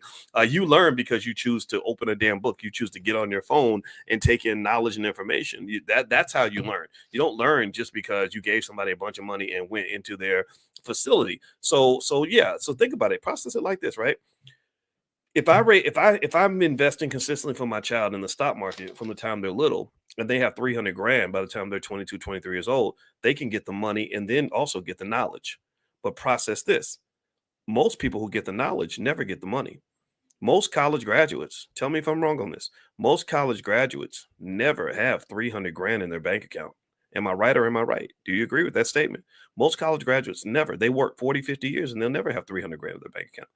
But imagine this. Imagine if you just do basic things. You literally could do this. Remember, I'm an expert on the stock market, right? You can literally put the money randomly in S&P 500 stocks. You could take $600 and say, I'm gonna buy some Tesla. Here's $600. I'm gonna buy some Microsoft. $600. I'm gonna buy some Apple. $600. I'm gonna buy some Google, right? And literally do that every month like a game, and your child will have $200,000 to $300,000. So by the time they're between 20 and 25 years old. So if I'm thinking about it, right, and I'm really trying to set my kid up for life, then I'm going to give them a something that's more valuable than a college degree. That's going to be a nest egg / capital base. That's the key to wealth and power in America, is having a capital base. People that have jobs and education don't have a lot of power, but people who have wealth, who have capital, can win. They can win. Dr. Claude Anderson and I were talking about this just yesterday, and I really think, and he wrote Powernomics, which is a very important book. Every child should read it, and I just really hope that we as a community will kind of start to rethink these things instead of just going along with whatever massa tells you to do. Now, one thing I want to mention really quickly is that if you want to, if you're trying to reach your goals for 2025, stuff like that, I do have a life class at Black Keys to Greatness. I've made it 100% free. So the URL is on the screen. You can write it down, blackkeystogreatness.com. I literally break down how to set goals, how to accomplish your goals, how to stick to your goals. These are things that I had to learn to get my PhD. It was really, really hard. I had to have a lot of discipline. And I'm thankful that I went through that tough experience, because that's what helped me to be successful, in other parts of my life. That's how I deal with the haters. That's how I get up every day and stay consistent. And I find that good habits and good discipline is something that makes it difficult for us to achieve our goals. So I want you to win. And so I'm not here to just hate on you for gambling. And then here's the other thing too. I think things done in moderation can be okay. Every now and then, if there's a big game, like I love my Ohio State Buckeyes. I'm a Buckeye. That's where I got my doctorate. And I love football. I would be tempted to bet on Ohio State in the big game against Oregon. I'm not going to, most likely. But if I did, it wouldn't necessarily be a violation of anything. It would just be me saying, let me just dabble a little bit. But the thing about it is that the reason you got to be careful about these sports books is that they target young Black men, mostly white boys too, but they specifically are targeting young Black men pretty much between the ages of like 18, 19 up to like 35. And the problem with that is that if you mess your life up while you're young, it's going to be real hard for you when you get older. You mess your life up when you mess up your credit, you go deep in debt, you never know. So your bookie might come kill you. You might end up getting into worse situations, so that's what I think is bad. This is why I really have a big issue with what they're promoting in hip hop, because it gives you a direct pathway to destroy your life before your life even really begins. When you're 35, 40, 45 years old, you're living off of the choices that you made in your 20s. When you get to about 40, 45 years old, some choices you can't go back and fix. You got 5 babies, mamas, you can't go back and fix that. You got STDs and now you can't have kids. You can't go back and fix that. You have all these other problems. You have a criminal record. You can't go back and fix that. You didn't get no education. It's very, very hard to go back and fix that. Right. So what I would just say is that the best approach to life is to get off to a good start. And that's really what I'm encouraging you to do. And this is why I have an issue with these sports books. They got us out here looking like Pookie the crackhead. And a lot of people are going to ruin their lives from this. Not enough people are going to listen to people like me. A lot of people are just going to go ahead and do it. I'm really talking to the people that kind of just are willing to listen. Okay. Now, here's some other things that they did to sell those menthol cigarettes. They killed millions of Black people with these cigarettes. It was another genocide. It was not much different from like where the pandemic happened, where suddenly isn't it funny how in the pandemic they suddenly became so sensitive to the black people's plight? Like they were really like, oh, we care about you. That's why we want you to get this shot because we just care about you. We care. We just really want to make sure black people are healthy because we love black people. And it's so hilarious because at the same time, you got black folks getting shot up in Chicago. They don't care about that. You have black people eating all the worst foods on earth, and you're selling those foods to those people. They're all sitting in the hospital on dialysis, right? Colostomy bags, dying from cancer. You didn't care about that. Like it is so hilarious where they pick and choose when they claim to care about us.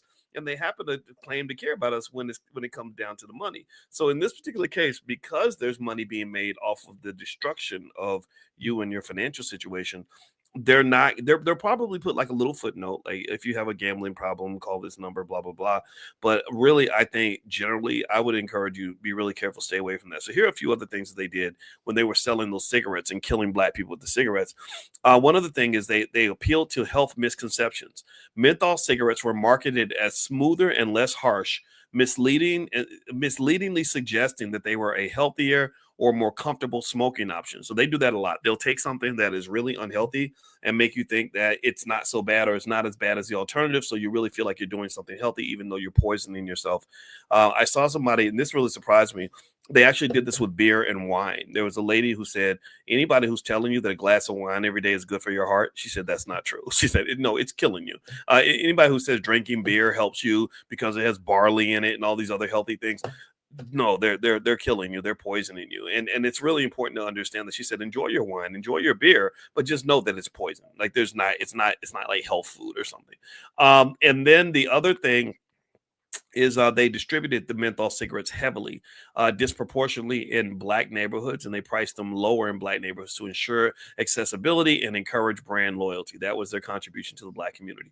Now, here are the way sports books get your money. So if you have somebody in your family that's messing around with this stuff, I want you to look out for these little cues in terms of how they get you to use those platforms more and to get more money out of you. Number one, they use a lot of welcome bonuses. So they often entice sign-up bonuses like risk-free bets or deposit matches to encourage new users to start. That's what the dope dealer does, right? Most dope dealers will give you the first sample for free, right? Why? Because they know that once you get it, you're going to love it and you're going to keep coming back.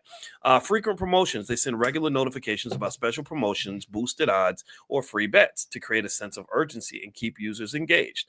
Micro betting options. By allowing bets on small, quick events, for example, like the next play or the next quarter, sports books keep users constantly engaged and increase the frequency of bets. So this is a very dangerous form of betting called prop betting, where you just bet on anything. You're betting on whether or not the cheerleader is going to wear a black skirt or not, whether or not the coin toss is going to be heads or tails.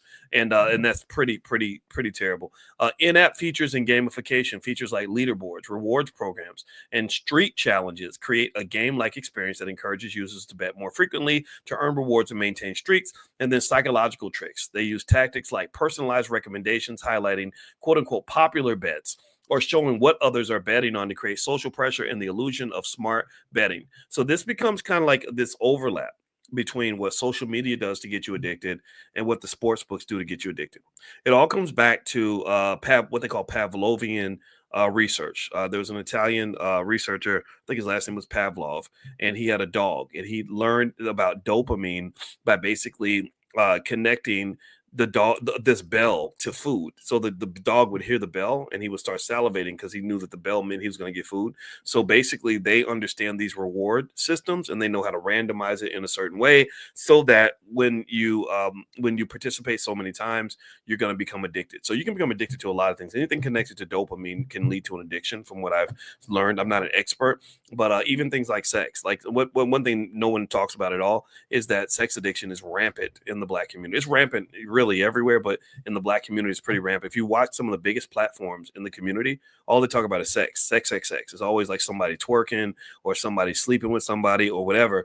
And that is really, to me, the result of an addiction, and people who are heavily traumatized are more susceptible and vulnerable to addictions because you're in a lot of pain. And when you're in pain, the dopamine makes you feel good. So why would you not want to feel good when you're in pain, when your life is painful, your life is hard, you're stressed out, you got this undiagnosed, untreated trauma from childhood? So you go for all your pleasure seeking. People get into pleasure seeking behavior, and unfortunately that can undermine your ability to be a productive human being. So you ever see somebody who sits around and all they do is smoke and drink and have sex and play video games all day, and then nothing gets done, like there's nothing productive coming out of them?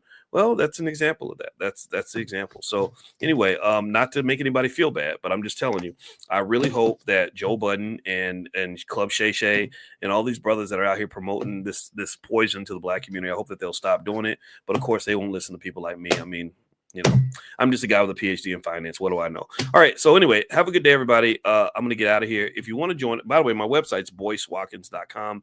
And we do free financial training every morning. We have a millionaire training camp that you can join if you'd like to participate tomorrow morning. We do this every single day, 7 days a week. We've done 300 of these lectures this year, and because we're serious about it. So if you want to text the word morning to the phone number 87948, text morning to 87948.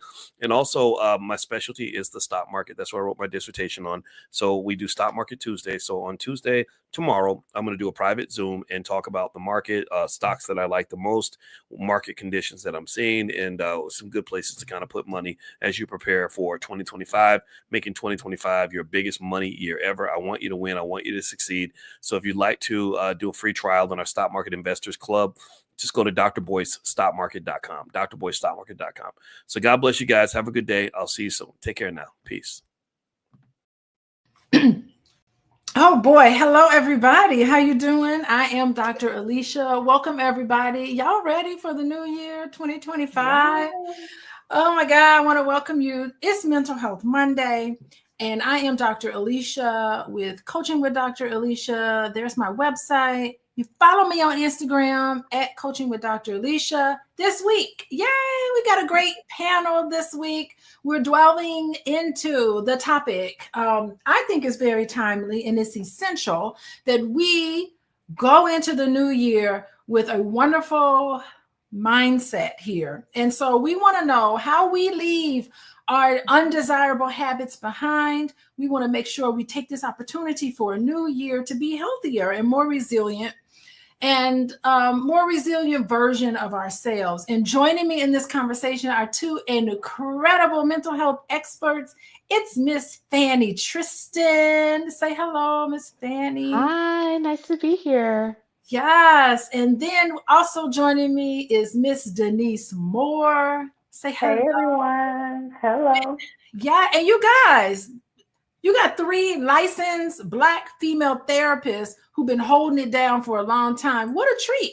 Show me another page that does this. What YouTube page does this? Nobody but us. So we're going to have class today. We're going to talk about how we can take control of our mental health, how we can better manage stress in the new year, how we can focus on our personal growth in the new year so that we can unlock our full potential. And I think that it's possible. It is possible to have lasting change together. Hey, I want to say hello to Rhonda. Hey, Rhonda, how you doing? It's some regulars in here. Arkisha, how you doing? Tell me where you're coming from. Tell me what city or state you're from. Maya, I saw you in here. You were in here early. You were ready, all suited up. Erickson, Coach. Hey, Erickson, I remember you from yesterday. You were in with me last night. And so just put in the city you're from. Rebecca from California. Hey, okay. And oh, we got LA in the house. We got California. Hey.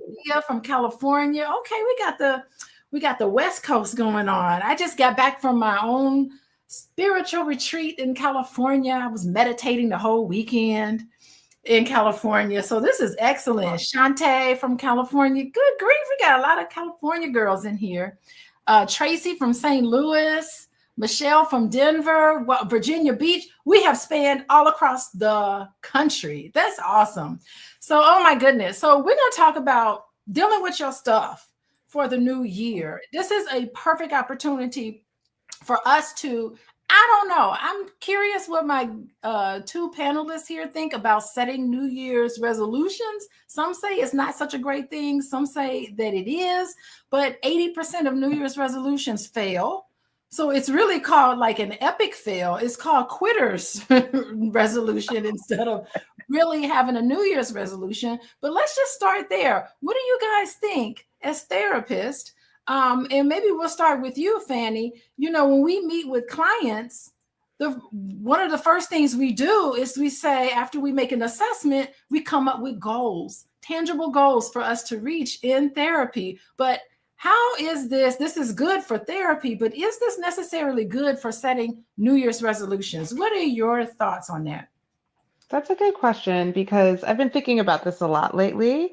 And I used to kind of be a hater about New Year's resolutions where I'm like, why does it have to be a certain time? Every day is a new day, right? But then after a while, you know, I've been doing a lot of work with communities and really appreciating the value of community this year. And I kind of think that New Year's resolutions are kind of community at work when you think about it, because here we are as a community, right, nationally, globally, all choosing to set an intention to do better, to be better, all at the same time in this collective effort.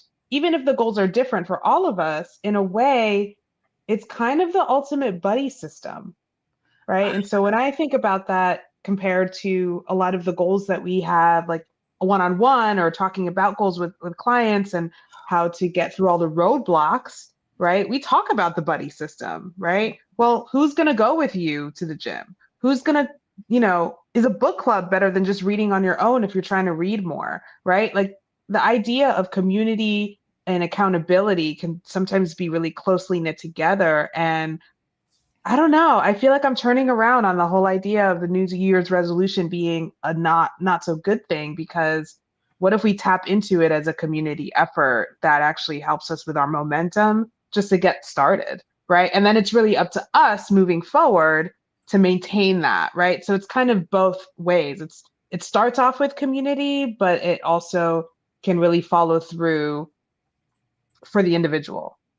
I will tell you, I cannot agree with you more, Fanny. Even for myself, I know I always want to be healthier in the new year, but I'm never going to do it.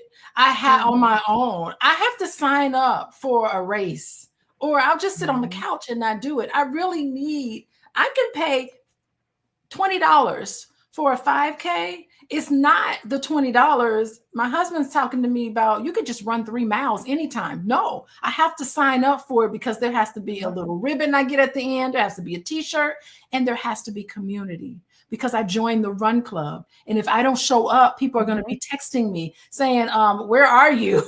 I need that accountability, or I just psychologically can't necessarily do it on my own. I love this community. Not only that you can be inspired, but you can inspire other people, and people are looking for you, holding you accountable, and you've already agreed because you've given someone permission. So there's no shame in that. There's no shame. It's a bunch of people with the same goal. So I love that. I want to talk about shame a little bit more, but before I do, Miss Denise, tell us, what do you think? Where are you with New Year's resolutions and using that as an opportunity to deal with your stuff? Yes, I just want to piggyback on what Ms. Fanny said, and I love that she said it's the ultimate buddy system. So every year, me and my colleagues, we get together and we create our vision board, our vision plan for 2025. And with that, we do hold one another accountable, and we do it in community. We know that if we're healing in community, and we allow our community to hold us accountable, we should. I mean, take away should. It is wise and very much helpful and healthy to allow people to hold us accountable for what we say we're going to do. And that is the only way that we're able to move forward with the goals that we set for ourselves for the following year. You know, that vision board is another thing that I also use with my family. We take a Yes. picture of ourselves, we put it in the middle of a poster board, and then we play some music and we'll cut out things in magazines, and we will actually put our vision boards together. That's something that we do as a community, as a family, for sure.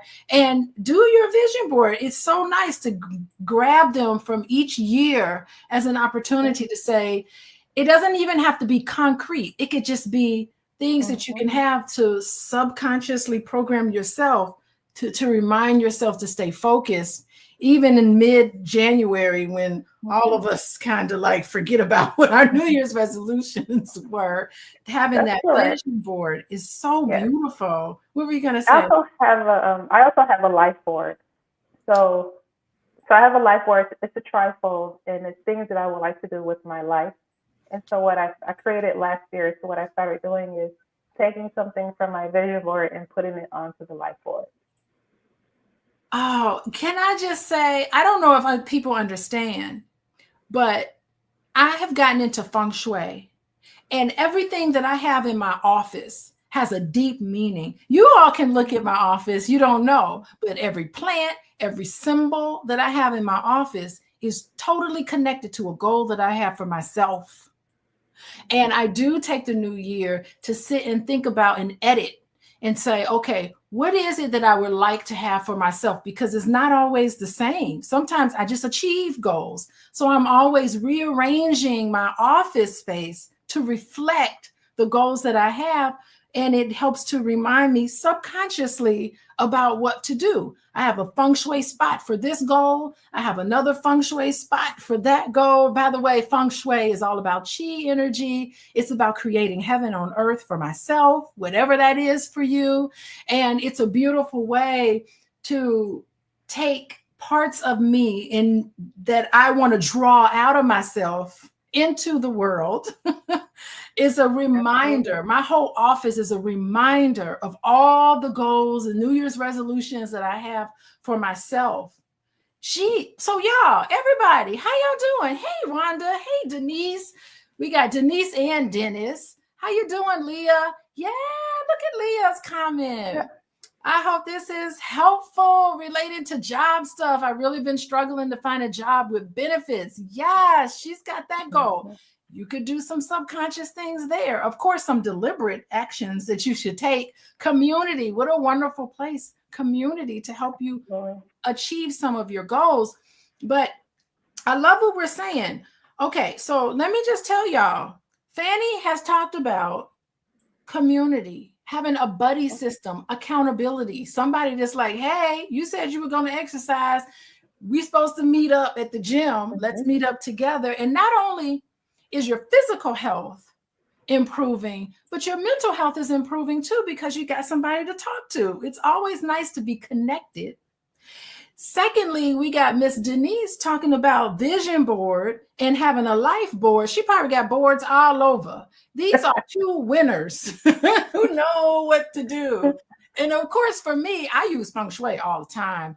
I know feng shui is really, if you look at the root of feng shui, it's African science, okay? The root of it. And it is Asian, but African too. So I make sure that everything in my life is a representation of everything that I want to have, that I have set an intention on doing. So setting intentions is so important. Oh my God, do either one of you guys or anybody who's joining us today have a question? Listen, y'all got 3 therapists here talking about how you can deal with your stuff in 2025, and you don't have to pay for a therapy session. So you guys have questions, make sure you put it in the chat. Seize the opportunity. Everybody loving you, Denise. They're like, hey, Denise, hey. How you doing? Hey, everybody, hey. The supporters, the accountability partners. Yes. Accountability partner, yes. They cheering everybody, clapping everybody up. So anything that you want to add to that before I move on to, I want to talk about shame, but move on. What do you have to say? Hey, Dr. Vibe, how you doing? Yes, I'm sorry. I got to say hello to Dr. Vibe. He is always true. A lady who leads a group of 12,000 Black entrepreneurs asked me to be her accountability partner. What? Awesome. Let me tell you, Dr. Vibe, y'all, Dr. Vibe, you reach out to these ladies and put them on your show, because They are remarkable, by the way. So anyway, anybody want to share anything about the New Year's resolutions, any other strategies before I talk about shame? One strategy that I really love is have action steps for each goal. So many times individuals go into the new year making resolutions 25. I'm exaggerating. Sometimes it may be 25. The reality is take a few of those 1 to 5 and see which ones you're able to begin in 2025. Don't have the mindset of, I have to complete everything. Which one will you start on? And what are your action steps? If you have the goal to eliminate weight, because whatever we lose, I'm not trying to find the weight, to eliminate the weight, my number one goal is to let my accountability partners know, join the gym, get a schedule, change up what I'm eating, et cetera, et cetera. Go to the doctor, make sure it's not anything medical. So when you have a goal, just make sure that you give yourself some action steps behind that. I like that. So Denise is talking about everybody, not just having this big goal, I'm going to be healthy. Say specifically, I'd like to lose weight. Maybe I'd like to lose 20 pounds. And I love the fact about going to the doctor to get a whole checkup, because the doctor will tell you, doctors are really nice, but unless you ask them, they'll be like, yeah, you could lose some weight. Like they want to see everything nicely. And so it's breaking down your resolution of just losing weight into clear, measurable steps instead of it being vague, like I just want to get healthy. You got to aim for, I'm exercising 3 times a week at 6 a.m. and that's my schedule. It's making sure that you have a plan that's realistic. That is really great. So anything from you, Fanny, about New Year's resolutions and how we can make this more realistic? Yeah, I mean, I agree with Denise. And just to add to that is, I don't think people recognize how much they ask of themselves, right? When we sit down and set up these goals, it may sound simple to us because it's coming from a place where, speaking of shame, right? I know we're probably going to dive a little more into that, but this idea of you're putting pressure on yourself to get something done because in the back of your head, you've already beaten yourself up about the fact that you haven't done it. Because likely it was the goal the year before too, right? And so oftentimes we just make that choice of like, now you just got to do it and I'm going to beat myself up to do it. But in reality, we're not recognizing that, you need to have specific elements all working together in order for you to achieve that goal, right? And it's those things that aren't ironed out, like these action steps that you were mentioning, right? When you don't iron those things out and actually look at those action steps as goals within themselves, then we end up overwhelmed, we end up paralyzed, we then don't do it one day, then we lose hope, and then the whole emotional spiral that just makes you lose all motivation. And then that's why people end up quitting, right? Because they're not actually investing in really being honest with themselves about what they're asking of themselves, right? For example, like a weight loss goal, right? There are so many ways in which you can lose weight. There are so many reasons as to why people lose weight, right? Are you really interrogating why you're doing it, right? Because that why is going to indicate how you go about it, what resources you need, right? All of those things that are actually going to set you up for success. Oh my gosh, you're talking about being paralyzed. And I think that's what happens to so many of us. We set these big lofty goals. I'm going to do this. I'm going to do that. And then 3 weeks into January, you realize that you're quitting. And instead of, it's what you tell yourself. You're like, I'm a quitter, and just forget about the whole thing. And then just go back to your normal habits. And it's funny because when I do my retreats and I do my spiritual retreats, the shaman, because I sit with Native American, the Lakota Indians, I sit with them. And at the end, he's like, are you going to integrate everything that you've learned this weekend into your life every single day? That's what the shaman is saying. Or are you going to go back to your old ways? And he challenges us. And even they are starting to do more integration of goals that we all have for ourselves, enlightenments, because it's a very enlightening experience that you have. You're lifting. I mean, I'm a therapist. I see clients, you know, so twice a year I have to go and unload all of the things that I absorb. And, you know, so you do have that choice to like try to stay on top of it.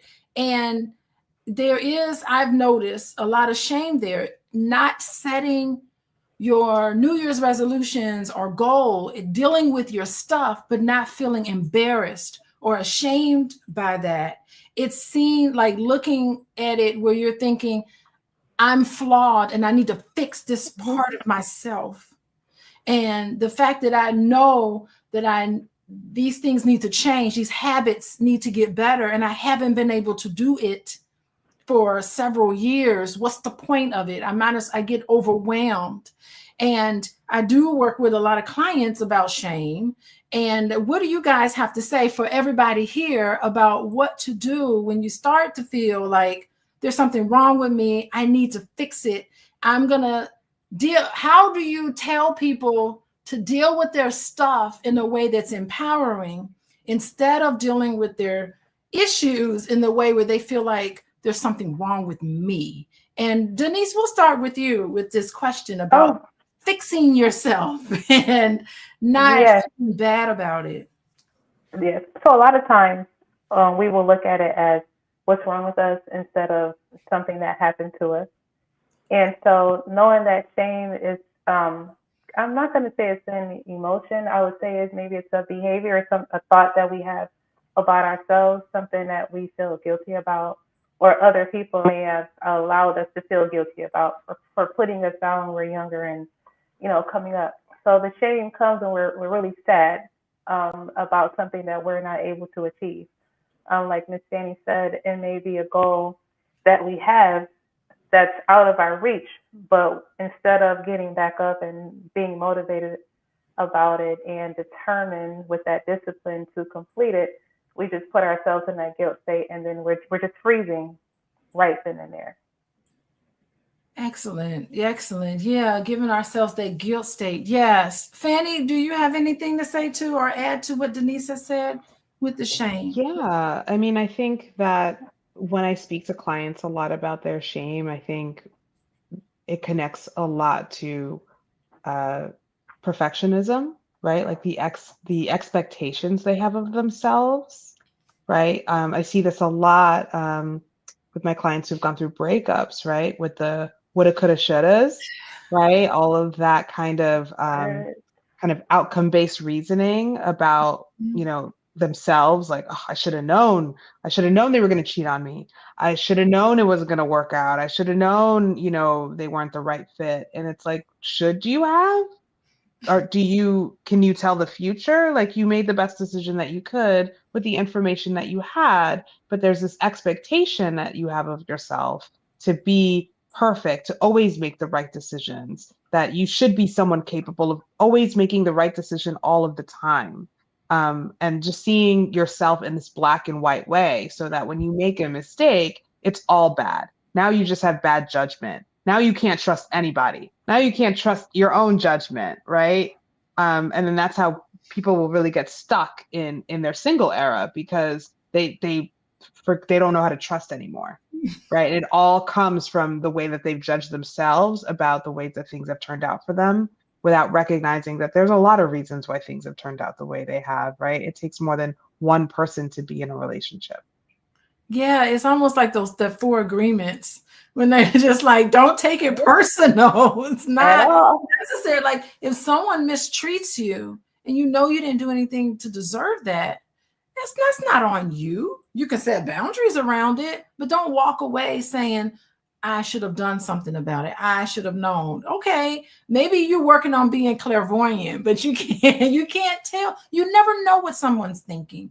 You can't live your life worried and stressed about what someone else is doing when they're not around you. And I think what I love what Denise and Fanny, what both of you are talking about, is this self-compassion that involves treating yourself with the same kindness and understanding that you would offer a friend, you know, acknowledging that it's not realistic to be perfect. Like, you're human, and to be patient, especially in your own growth process, because if someone mistreats you, you can always look back on it and say, what did I miss? You know, how can I learn from this situation so that I don't have to repeat this? And I think positive affirmations is really helpful. Getting yourself rest, being good to yourself. Like, self-care is self-love, you know, avoiding harsh criticism about yourself, and just being realistic. So thank you for that. We do have a question from the chat. Hey, all y'all joining us, how you doing? We're talking about how you deal with your stuff in 2025. This is the time to do it. It's no time but today. Take this as an opportunity at the end of the year, going into 2025. Take this as an opportunity to think about how you can be a better person, things that you can do for yourself. We do have a question. Let's see the question. L. Alexander, thank you for your question. Alexander is saying, how do you break the negative connotation of seeing a therapist in our community? We got to tackle that question. I've been trying to encourage it as a family effort, but it's being viewed as people being in your business. Woo, we got to tackle that question, because there's 3 therapists here, and we know this is time. This is time for us to address this topic, because it's true. Now, I will say, there's some legitimate reasons why a lot of people and a lot of families don't want to disclose all of their stuff to a stranger. You know, it's seen as, culturally, could be seen as you're bad mouthing the people who gave birth to you, or, you know, seen as disloyal. So these are some real issues. Who wants to tackle that? We'll go to you, Fanny, this time. What do you say? What's your response to this?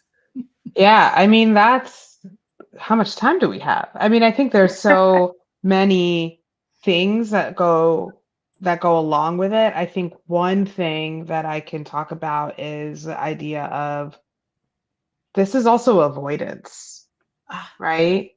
Like, it's very convenient to believe that talking to someone that is a stranger, that, you know, it can feel difficult, but it's very convenient to have that excuse of, well, I don't know them, they don't need to know my business. So now you can kind of continue functioning the way that you are, even if it's dysfunctional, even if your loved one's saying that it's harmful, even if it might not be healthy.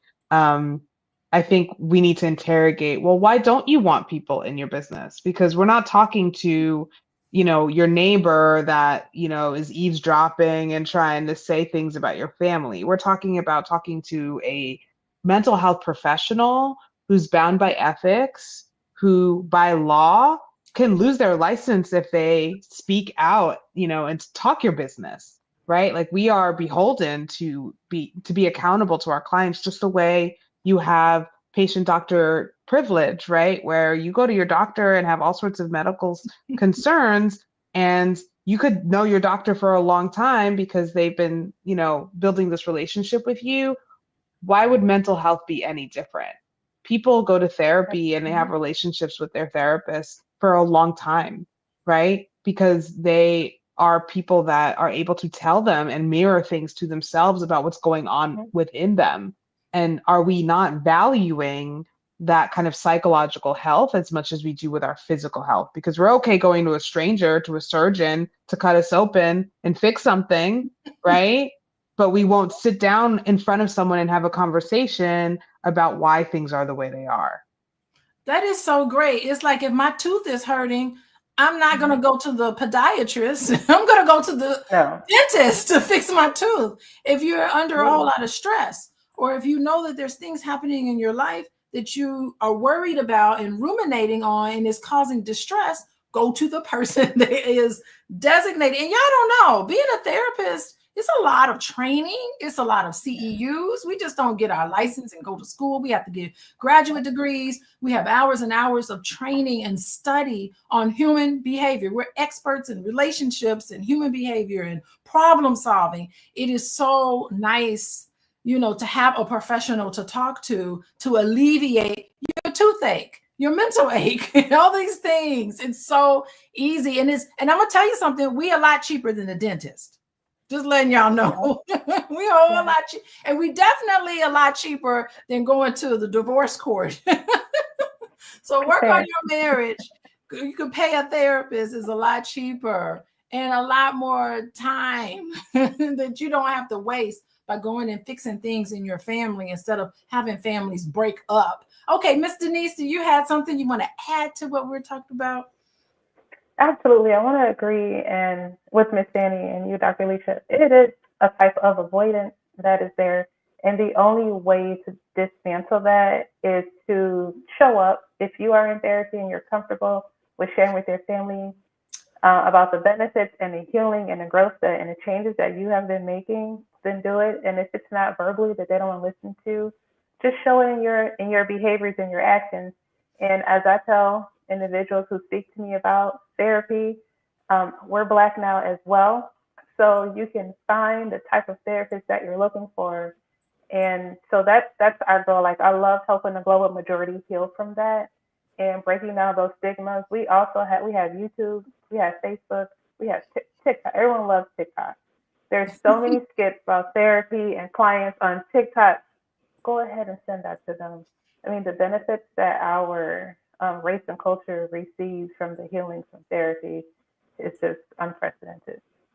Yes, be sure to have licensed therapists on TikTok, because you got TikTok. TikTok taught me, can teach you a whole lot of stuff. I learned a lot on TikTok. Just I could be on there and doom scroll all day long. It's a beautiful platform, but you just be careful, but at the same time, there's a lot of therapists who are now starting to put information out there on TikTok, and it's a beautiful way to raise your awareness. And I just want to welcome everybody for coming in. Look at all the people here. How you doing? To get information about when I talk on Monday nights, text the word love, LOVE, to 87948. You get a special invitation to join us. We get to come in here every Monday. You're going to have licensed therapists, and you can ask all your questions. If you don't want to go see a therapist and you have, this is not therapy, by the way. This video is not therapy, but it can help to teach you and to raise awareness about things that we see that we can impart upon you guys. But as we prepare for the new year, what is one piece of advice you'd give for someone who does recognize that they're struggling to take the first step toward personal growth? They're struggling to deal with their stuff. Miss Denise, we'll start with you. Hey. What is it that you think that we should do? So I always tell my clients two things. The first one is give yourself permission. Give yourself permission to take that first step into that new goal that you want to do, that new individual that you want to be, that growth and the transformation that you want to see, and that empowerment. And also forgive yourself. People are stuck on that self-forgiveness. I love teaching on self-forgiveness. People are stuck on that because they don't believe they deserve it. So if you're freezing, like Ms. Fanny said earlier, and you're avoiding, you're gonna be in that same spot. But forgive yourself and give yourself that permission to go ahead and move forward because you deserve it. You know it's going to happen if you stay the same. Sometimes it's so much easier to stay the same. It's challenging to take that first step. That's how you get to the place you want to be. If you truly want to get there, give yourself that forgiveness, give yourself that permission to go ahead and move forward and take that first step. Yeah, I really love this because this is an exciting time of the year, but sometimes it's not exciting for everybody. The holidays and the new year brings up memories because you're not so entrenched in work. A lot of people take off and you're left with your thoughts and ain't no burying yourself in your work. Usually at this time, people are sent, and instead of spending this time ruminating on things that you can't change and being resentful and all of this, I love what you're saying, Miss Denise. You're saying, look, forgive yourself and use this as an opportunity for growth. Give yourself permission to say, yes, there were some hits and misses in 2024, but you know what? I'm going to take this opportunity, the misses I'm going to learn from, and then all of the things that I've done great, I'm going to give myself permission to continue on and to carry it forward into the new year as a new person. So I really enjoy that, Denise. That's a great reminder for all of us not to we can make the choice. We can make the choice to be happy and satisfied with our life, no matter what challenges. Excellent. Okay, Fanny, let's go on to you. What would you say? I mean, I agree. Oh, sorry, go ahead. No, I'm just saying, I'm struggling. How do I take this first step? Go ahead, Miss Fanny. Yeah, I mean, I agree with everything Denise was saying. And also to add to that, we have to be humble enough to recognize that the world is always bigger than we think it is. Oh, yeah. Right? I think that when we limit ourselves to the world that we think we know how everything works and we think that we already know everything, then it's very hard to see what your options are. And you always have options, right? Even if the option is the choice to try something else, right? And so, you know, and this is why I love, doing retreats and events, because, when people get together and they see people from different walks of life, even if it is all Black women or brown women, we're coming from different walks of life. We have different opinions, different experiences. And unless you're talking to people, you have no idea how people live, the kind of resources they have. And this is why retreats are wonderful, right? Because you get to travel and see how people live around the world, and it inspires, right? And so giving yourself permission to also dream, envision, right? If you can envision the kind of life that you want, the kind of wealth that you want, the kind of luxury you want, however that's defined for you, then it's something that can feel a little bit more tangible than it just being, this is the way my life is. It's never going to change. I don't expect any more of myself. If that's what you believe, then no, you won't get the motivation that you need to make anything different.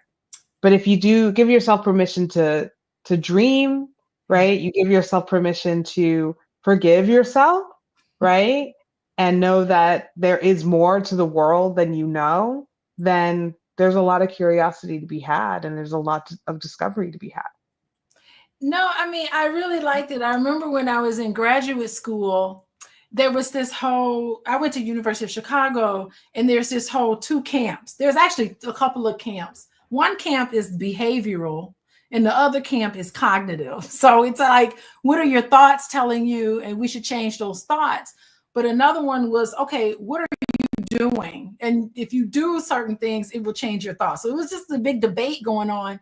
And it was funny because what the research shows is that really, even if you think it's going to be a disaster, if you give yourself permission to do it, and then you start getting the ball rolling, it's actually the behavior that pushes the thoughts. It's behavior first, and then your thoughts kind of lag behind a little bit. So one of the wonderful ways to change things in your life is to just dive right in and go for it. And next thing you know, you'll be like, oh, that wasn't really as bad as I thought it was. I dived in and I just did it. So that was sort of like the the ongoing debate at my university, at least, and I like this about where do people start? And I think sometimes the people close to you, they can see a lot of your blind spots too. So it may be nice to ask your spouse, or maybe your parent, or maybe your child, hey, what is it about me that you feel like I need to work on? And really digesting what people say, because that could be a lot of ways in which you can kind of dictate or try to think about and incorporate some honest feedback into how you been, naughty or nice, and what ways you could be somewhat better. Asking some people in here. I threw up here Jen's, thank you ladies. I threw up here Jen's comment about growth mindset. And that is so brilliant, because we've been kind of talking about growth mindset. And I'm just curious, I'll go back to you, Miss Fanny. From your experience, what are some barriers? We're going to have barriers, that you see that prevent people from embracing change or a growth mindset, especially when you're setting goals, what are some barriers that you found that are typically happening when people are trying to change? Because I know from systems theory, you change one piece of that system, everybody else is like, hey, what's going on? What are you doing? You're changing your positionality. So what do you do when you talk to people about all of the barriers along the way? Yeah. I mean, I think that you need to know yourself. And what I mean by that is you need to play to your own strengths, right? Like, for example, if you want to start exercising more, if you want to start running more, right? If you're not a morning person, then don't try to run in the morning, right? I don't care how beautiful that Nike commercial was of someone running across the Brooklyn Bridge in the sunrise. I'm sure it's beautiful. I'm sure it's inspiring. But if that's not you, if you're not already up at 5 a.m., then that's not you, right? It took me so long for many years, kind of going through my own journey with my body and weight loss and things like that to realize, girl, you can work out on the weekends. The weight that took off of me and how it clicked, right? For years, I'm like the after work gym person.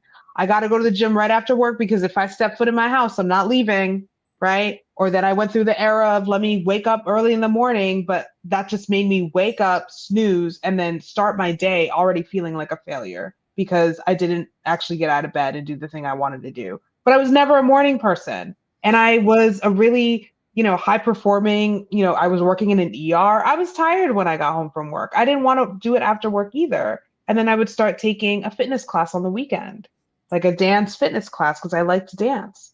And then I've been taking that for years, right? And it's like I had to find what worked for me because the right fitness plan for me was the one that I was going to stick to the most. So it actually had to be something that I liked that worked for my lifestyle. So that meant Saturday morning dance class because I love to dance and it's fun. And I'm more motivated to do that than get up at 5 a.m. and run 3 miles. No, that is so interesting. I'm thinking about my life and exercising. When I was married and I had no kids, I was exercising any time of the day, in the evening, in the morning. I could do whatever I wanted.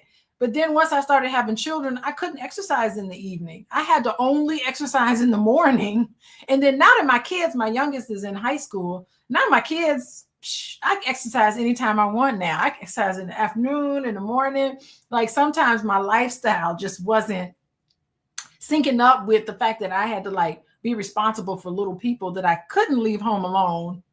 I couldn't leave home alone because sometimes I was alone. I wasn't a single mom, but I was alone with them a lot of times. So you do have to adjust based on your lifestyle and then think it through, and educate your family. Your family system should be supportive to you. If you tell people, hey, I want to start working out, you'll be surprised how some people can gather around and help you achieve your goals too. But even if you don't, still know that self. Y'all, Miss Wanda and brought a question in here about where are your retreats typically? Okay, someone asked about retreats. I have let me see what y'all think. Would y'all come to a retreat? If the three of us were doing a retreat, not to say that we're doing it, would y'all come? Let me know, yes or no, in the chat. And if we were, what kind of retreat? Would you come to a wellness retreat? If we got together and said a wellness retreat in the Dominican Republic, would you be like, yes, I'm there? Okay, I'm just gonna keep it in mind. I'm manifesting. I'm putting it out there. I'm manifesting to have a retreat. Yes, we got people saying yes, they'd come to a retreat. Licensed therapists coming out in a beautiful place. They're holding space for everybody. I love this whole holding space trend that's happening on TikTok. I love when therapy words are used.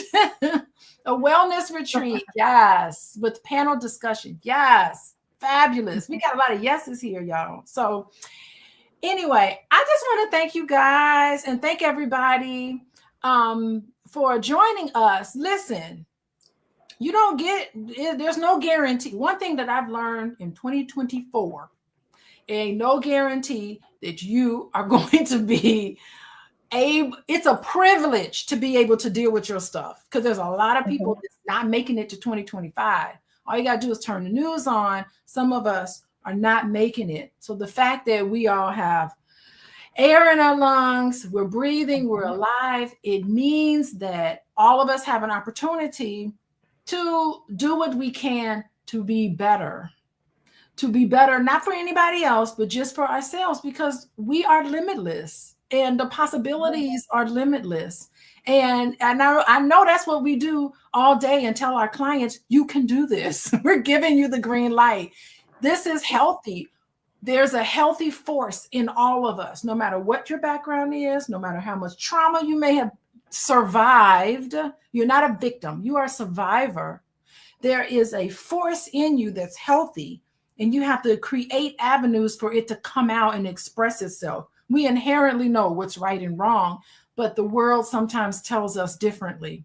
And I really do think that we live in a very toxic, patriarchal, individualistic society. And this is the time for us to shift some of that. We can shift the energy here. And as therapists, we're doing it one by one. But hopefully today, you guys have at least gathered some hope and inspiration from us. Now, that's all I have to say. But let's go. We'll start with you, Denise. Denise, you didn't even get to answer the question. Tell me what you got to say about barriers. Let everybody know where they can find you, because Denise is doing it. You're down in Florida, right? I'm in Tampa Bay, Florida, everybody. Florida, what's up? So let everybody tell her, I remember you. Listen, we're welcoming these two ladies back, okay? They've been on here before. As we wrap up, you can answer the question about barriers. Sorry, I didn't even get back to that. Comment on whatever you want, how people can find you in Florida. Hello. And just tell us any parting thoughts for tonight. Yes. Okay. So about barriers, exactly what Ms. Fanny said.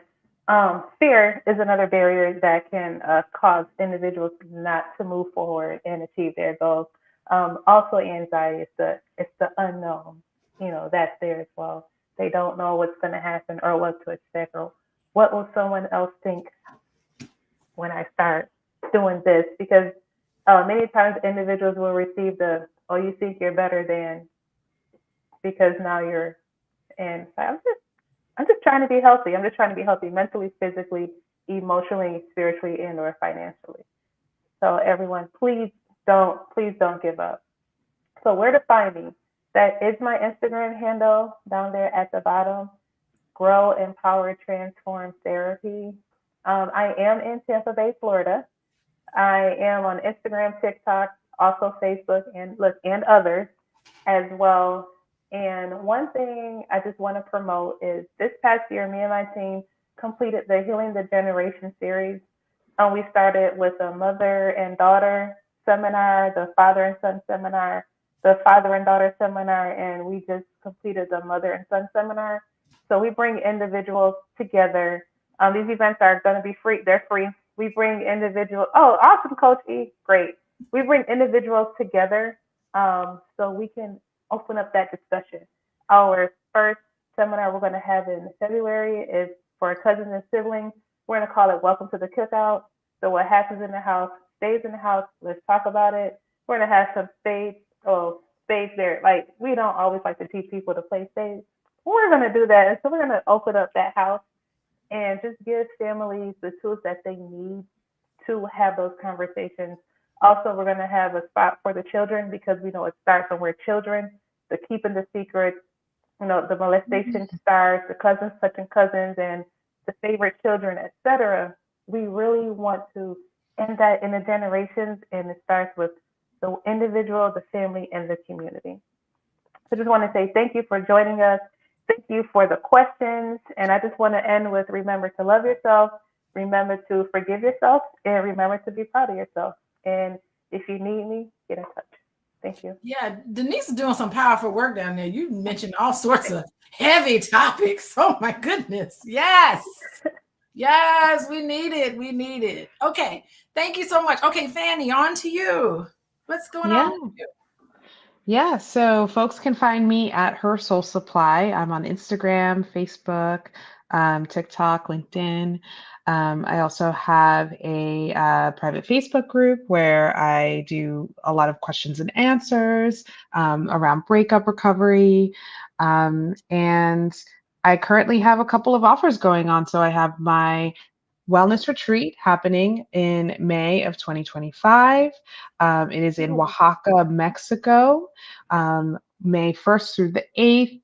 And it's going to be a retreat specifically for women of color who are in need of personal restoration. You don't necessarily have to be going through a breakup, but we will be talking about topics related to personal restoration, relationship building, self love, and just having the opportunity to explore different forms of wellness that people do in Mexico that you can't always get here.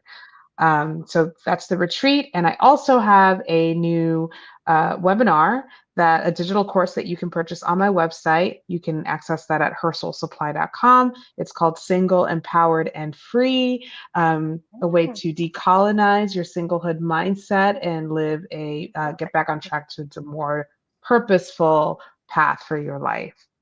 So yeah, you can find that at Her Soul Supply. I don't know why, as you were talking, I was thinking about Beyonce, all the single ladies that was going through my head. You got to play that at your retreat. Okay, everybody that said yes, they would go to a retreat. You got to go see Fanny, May 1st through the 8th in Oaxaca, Mexico. Nice and hot. There's going to be hot out down there. A beautiful way to just get away from your original surroundings and go to someone else. So excellent time there. So thank you guys, everybody. Let me tell you, I was taking notes. Let me tell you what we learned today. Today we learned that we have to build a community and have a buddy system and have accountability so that we can not only set our New Year's resolutions, dealing with your stuff, but you can do it as a community. Hello, you don't have to be by yourself. Give accountability. We can make a vision board. We start talking about life board. Then it got me all into my feng shui. Everything in my office has a feng shui spot. Oh, yes, it does. I create heaven on earth. Hello. And then being specific with your goals, not just having some lofty goals, being specific. I'm going to go to the gym 3 days a week. Hello, I'm going to do it at this time of the day. If you're not a morning person, don't be trying to go to the gym at 5, 6 in the morning. You're setting yourself up for failure. Go at a time that you really want to go. And I'm sorry, it's okay to go to the gym, to lose weight for 2025. Don't try to be perfectionist. There's no shame in making a mistake. We talked about shaming, not avoiding things. And ask people close to you, what is it? How can I be better? What is it? What are some things, some blind spots that you could look at? I think I brought that up. And give yourself permission to grow and give yourself permission to forgive yourself for whatever mistakes you made. Because let me tell you, we are so fortunate to be alive right now. So many people aren't. So many people cannot. So there's a whole lot of people that would love to switch places with us, to be in a position where we can go into 2025, period, but to go in there and try to work on ourselves. Thank you, Miss Rhonda. Look at this, Miss Rhonda. Miss Rhonda, she's a regular, so I love you. Love you, everybody. And I appreciate it. And I'll be back next Monday, but to know exactly and to get information on when I come back next Monday and Sunday when I do my book club, text the word love to 87948, and then you'll get information about how to make sure that you're here and get your questions ready, because we'll be here to answer everybody's questions. Goodbye, Jeanette. Goodbye, Rhonda. Goodbye, everybody. Is Dr. Vibe still with us? Goodbye, Dr. Vibe. Bye, everybody.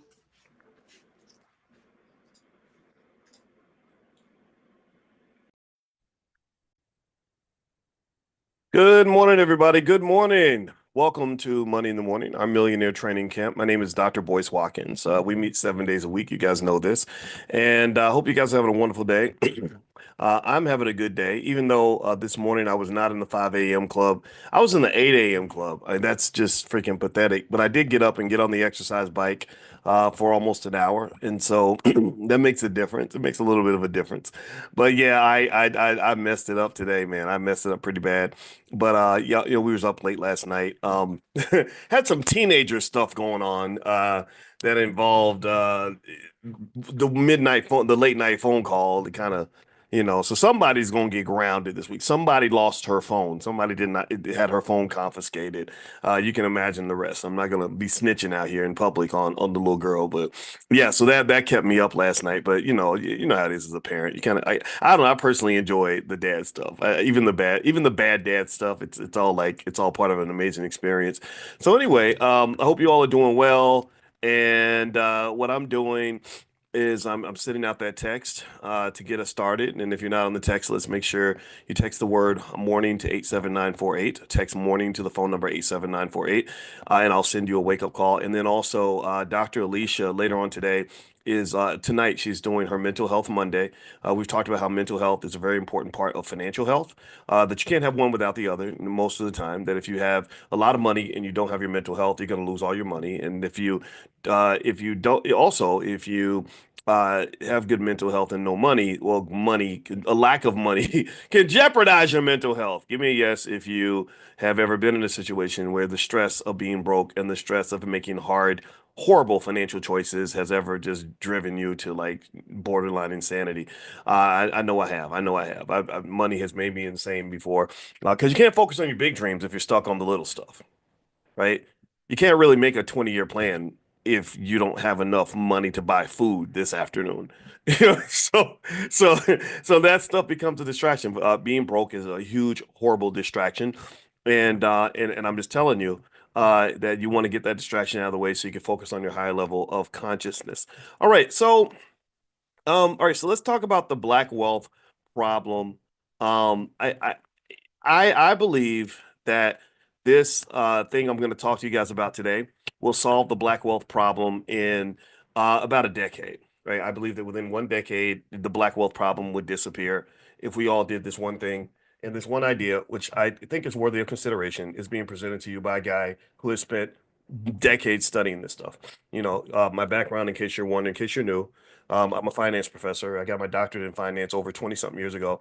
And if you want to know the awkward experience of getting a PhD in finance, it's that you almost have to become an alien because the type of thinking required to even do the insanely difficult work that we were forced to do is not normal thinking. Like you would get scrutinized beyond belief. Every idea was challenged. Everybody was a hater. Every professor in the department was a complete hater. Even if you spent 100 hours doing the most brilliant work imaginable, imagine just doing all that work for 6 months and having somebody chop it up and tear it into pieces. And so, anyway, and by the way, I forgot to mention, thank you, Patricia. You reminded me. If you want to join Dr. Alicia in Mental Health Monday, pull out your phone and text the word love to the number 87948. She's a relationship therapist. She believes deeply in black love, as do I. And so, they cover a lot of mental health topics, things that relate to men, things that relate to women, things that relate to family, even children, things like that. So, anyway, so yeah, so let's get back to it. Where was I? I lost my train of thought. All right, so let's talk about the black wealth problem and what's really going on. Um, if you're talking about the black wealth issue, the biggest issue that we have is that our wealth is going down. Our wealth is going down, just like population is actually going down. In case you guys don't know, the world global population is declining, and a lot of this, in my view, is due to very bad policies. Where for many, many decades we were worried that there were too many people. And if you're old enough to remember, you remember there was a time where they were campaigning actively for people to have fewer children. Anybody remember that? They were trying to reverse Mother Nature, almost like playing God in a way. They were like, no, no, no, go ahead and terminate the pregnancy if you get pregnant. Make sure you're doing your birth control stuff because you don't want to have kids because kids are a burden and they're expensive and they're hard to raise. Well, now they're flipping out. They're going the other direction. They're now saying like we need more kids, right? Well, because human beings are an economic entity that has tremendous value. Human beings possess something that's really important called human capital. Human capital matters for a country. Countries that cannot have babies are poorer countries. They lose their wealth. Why do they lose their wealth? Because a lot of your wealth is connected to your productivity. If you don't understand, if that doesn't make sense, let me give you an example. Give me a yes or no. Do you make more money when, or not even a yes or no, just answer the question in the chat. Do you make more money or less money when you're productive? Do you make more money or less money when you're working hard? Typically, on average. Do you make more money or less money when you're putting more hours into whatever it is that you do? When you spend, 50 hours a week at the factory, do you make more money than if you spent 10 hours a week at the factory? That's all you need to understand why why having more human beings matters, why more people in the country actually adds to your wealth. So in the midst of what's happening globally, and I'm going to circle back to the original point because I want to talk about the black wealth issue. What's happening globally is that somebody told us to stop having babies, and when they did that, we listened because we think that some of these idiots are experts, when clearly they're stupid because all these policies they were giving you were not actually going to be beneficial, and so you got to be real careful about listening to so-called experts. A lot of times they're just making a huge mistake. And so now they're like, oh, we need everyone to start having kids again. But now people are like, no, but we've already have a culture that is built around men and women staying away from each other. A lot of the surveys, when we talked about this briefly, but a lot of the surveys show that young men under 25, the majority of them have not even gone out with a woman in a year. A lot of them haven't had sex in a year. And then on top of that, there's also, and I talked to a young guy about this, and he said, a lot of it's a hassle. I don't want to deal with somebody, mistreating me.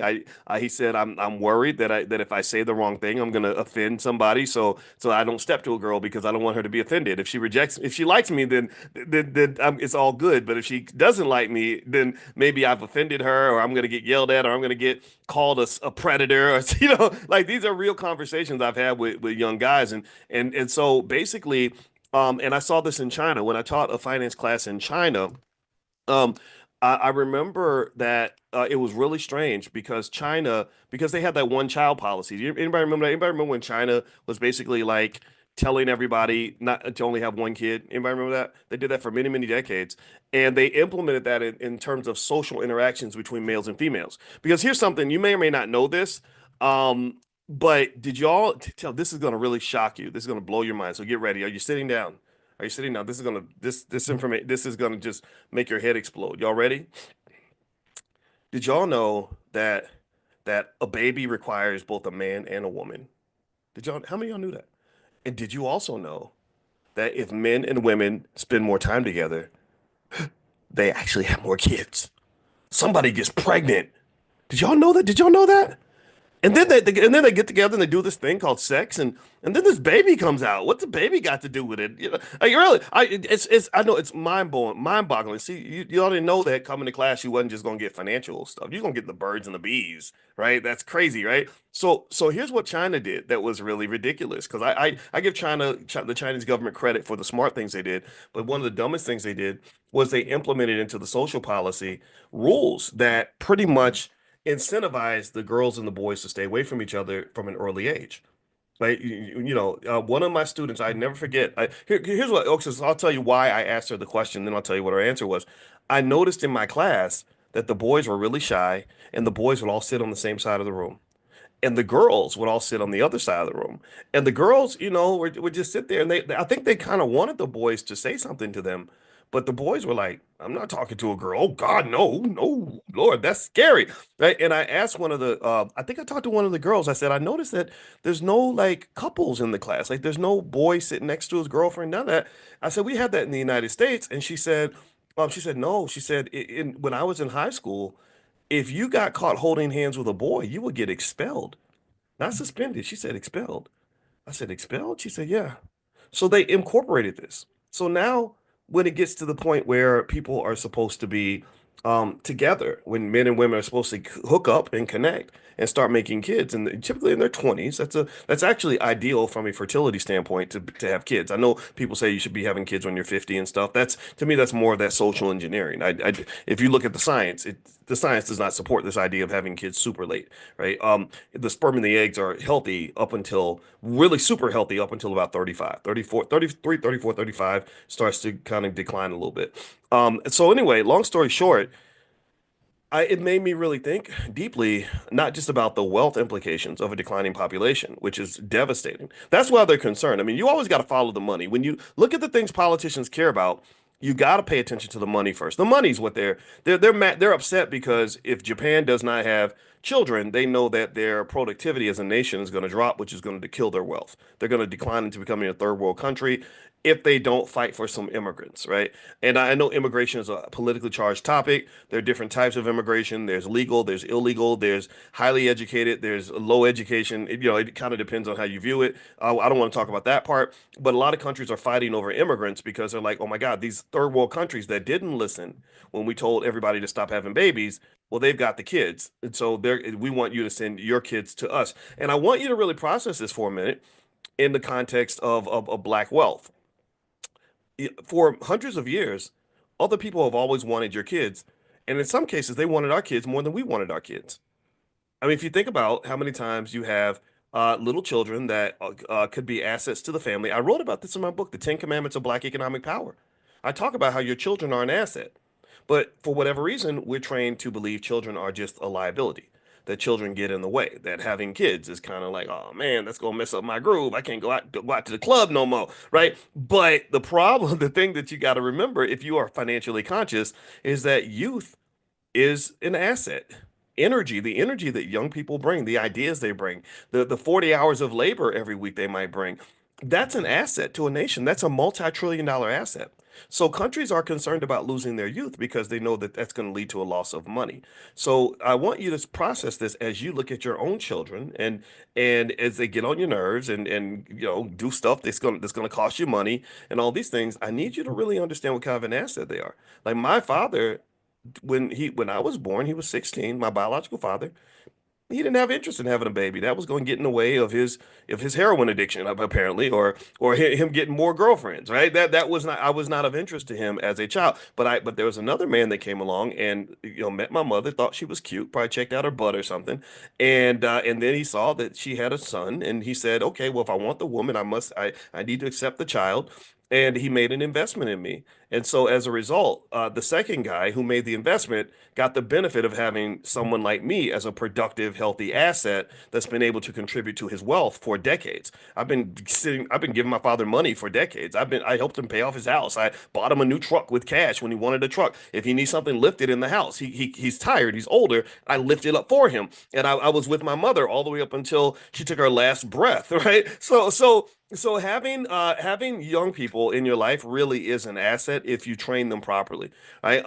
My mother invested in getting my sister through medical school. So up until her last breath, guess which medical doctor was standing right next to her bed, checking on her every 2 or 3 hours to make sure that she was okay.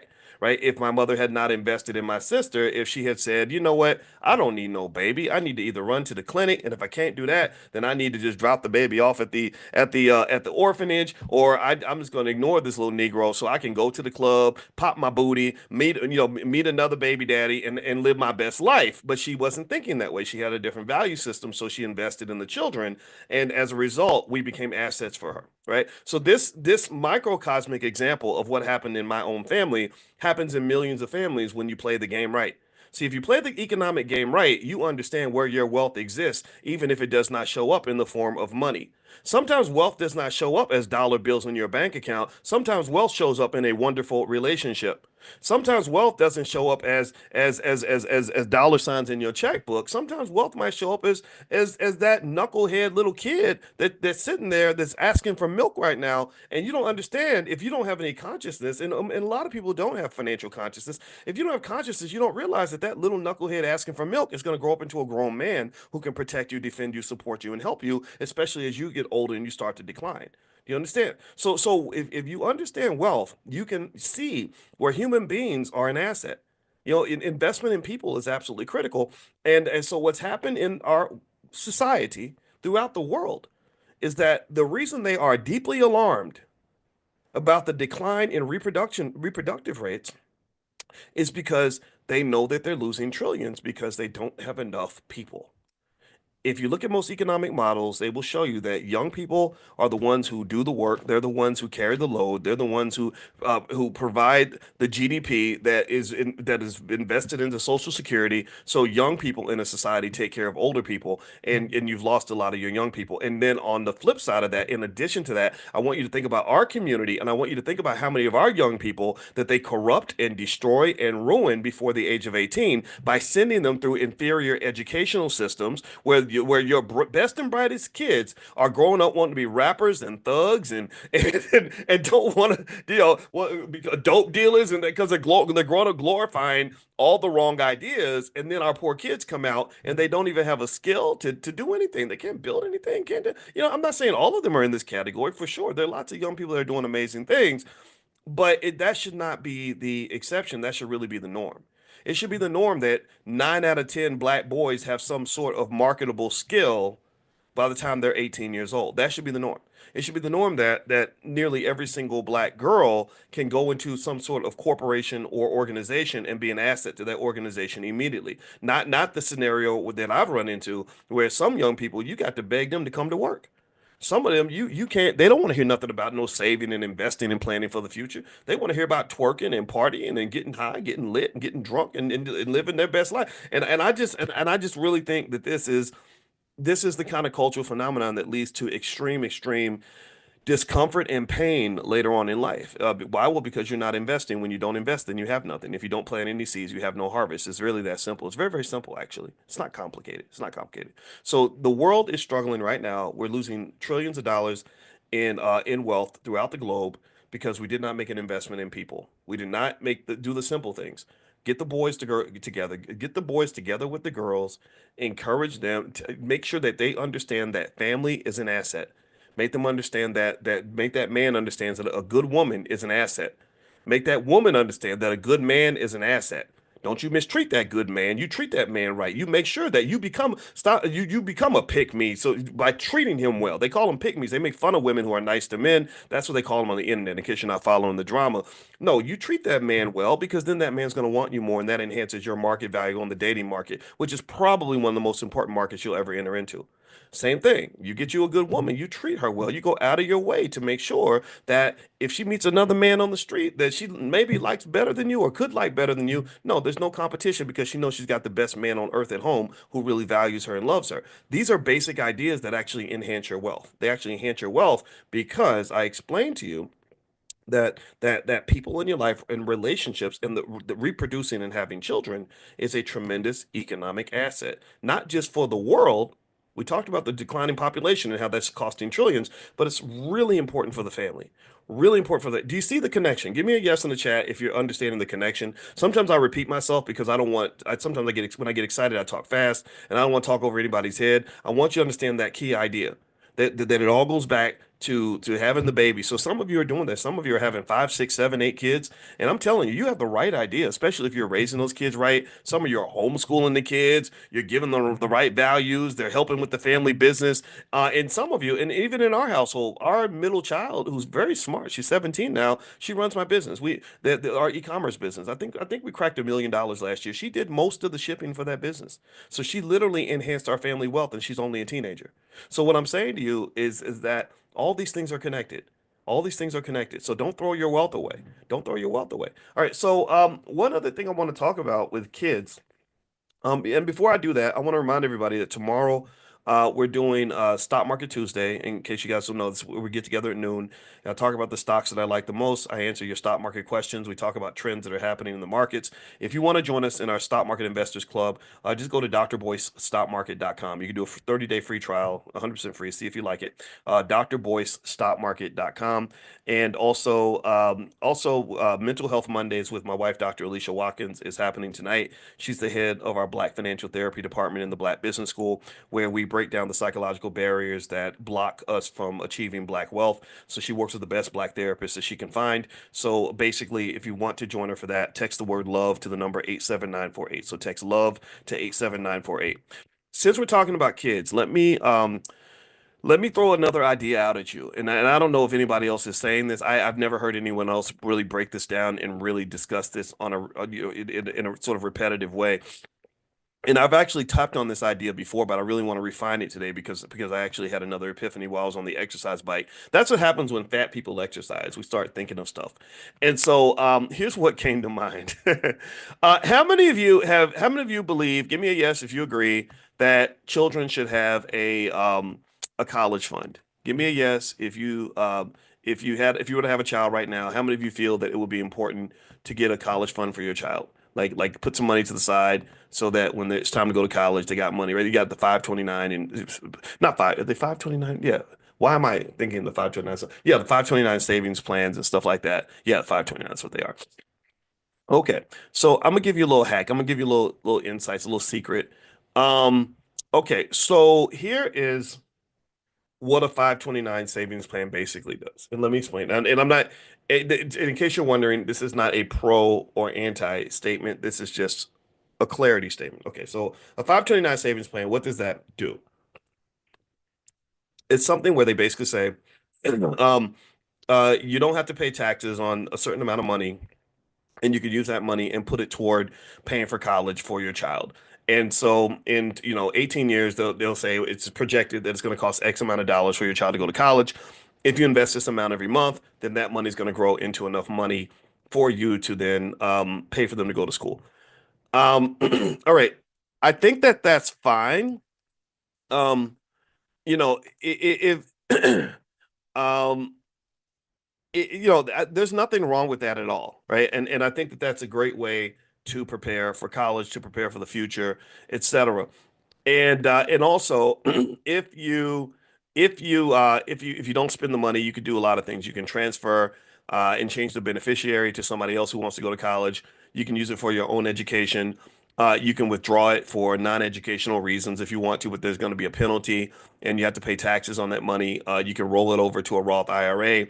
You can do a lot of things with that. Okay, so I'm not against those plans at all. I think that they're absolutely excellent in terms of preparing for the massive expense of going to college. College expenses and medical expenses are the two things that Americans can't afford. Two things you can't afford in America are to go to school and get sick. You do those two things that can bankrupt you. So with that said, I want you to think about the 529 plan a little more broadly, though. Basically, it's a stock portfolio. That's what it is. It's similar to the $5 a day plan that we talk about in the Black Business School, where you invest small amounts of money every month, and then over time it grows into this massive amount of money. And we've talked about other little interesting things. When people tell me that Black people don't have any wealth and that we can't ever build wealth, I say, well, if you just bought $1,800 worth of stock in Apple in 1997, you'd be a multimillionaire. It's really simple. It's not hard. It's not calculus. It's not even algebra. But sometimes when you are brainwashed enough through repetition, you can believe something that's simply not true. But as a finance professor, I can tell you that that's just not true. Anyone can build wealth. The hard part is just simply having the discipline to do something that's different from what other people are doing. Now, with that said, back to 529 plans. A 529 plan, for the most part, is basically a stock portfolio.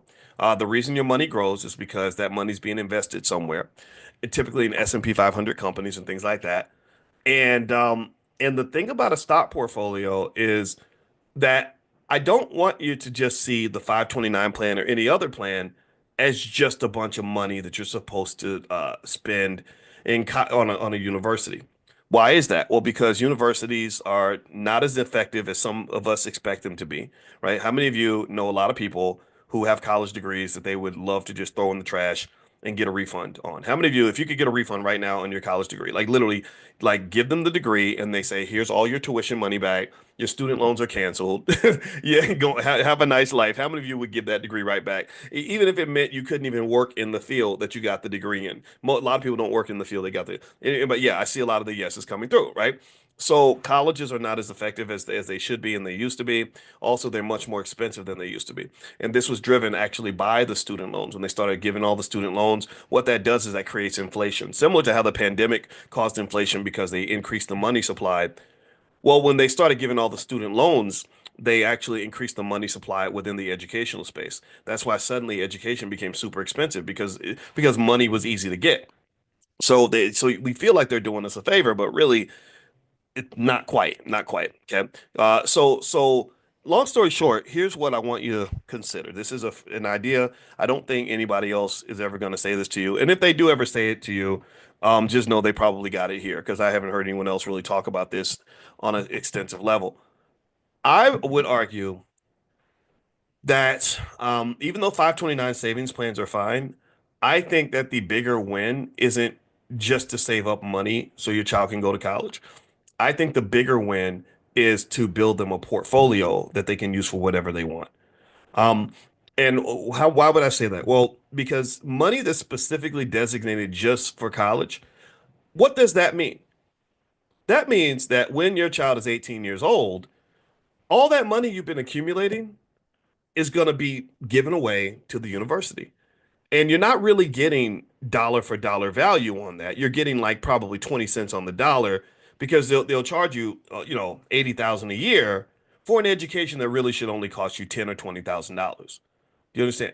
Right? And so basically, it's almost like if you come to me and you say, "Hey, Boyce, can you give me a $50,000?" And I say, and let's say I work at Wendy's, and I say, "Well, I can't give you $50,000, but I can get you $50,000 in Wendy's coupons."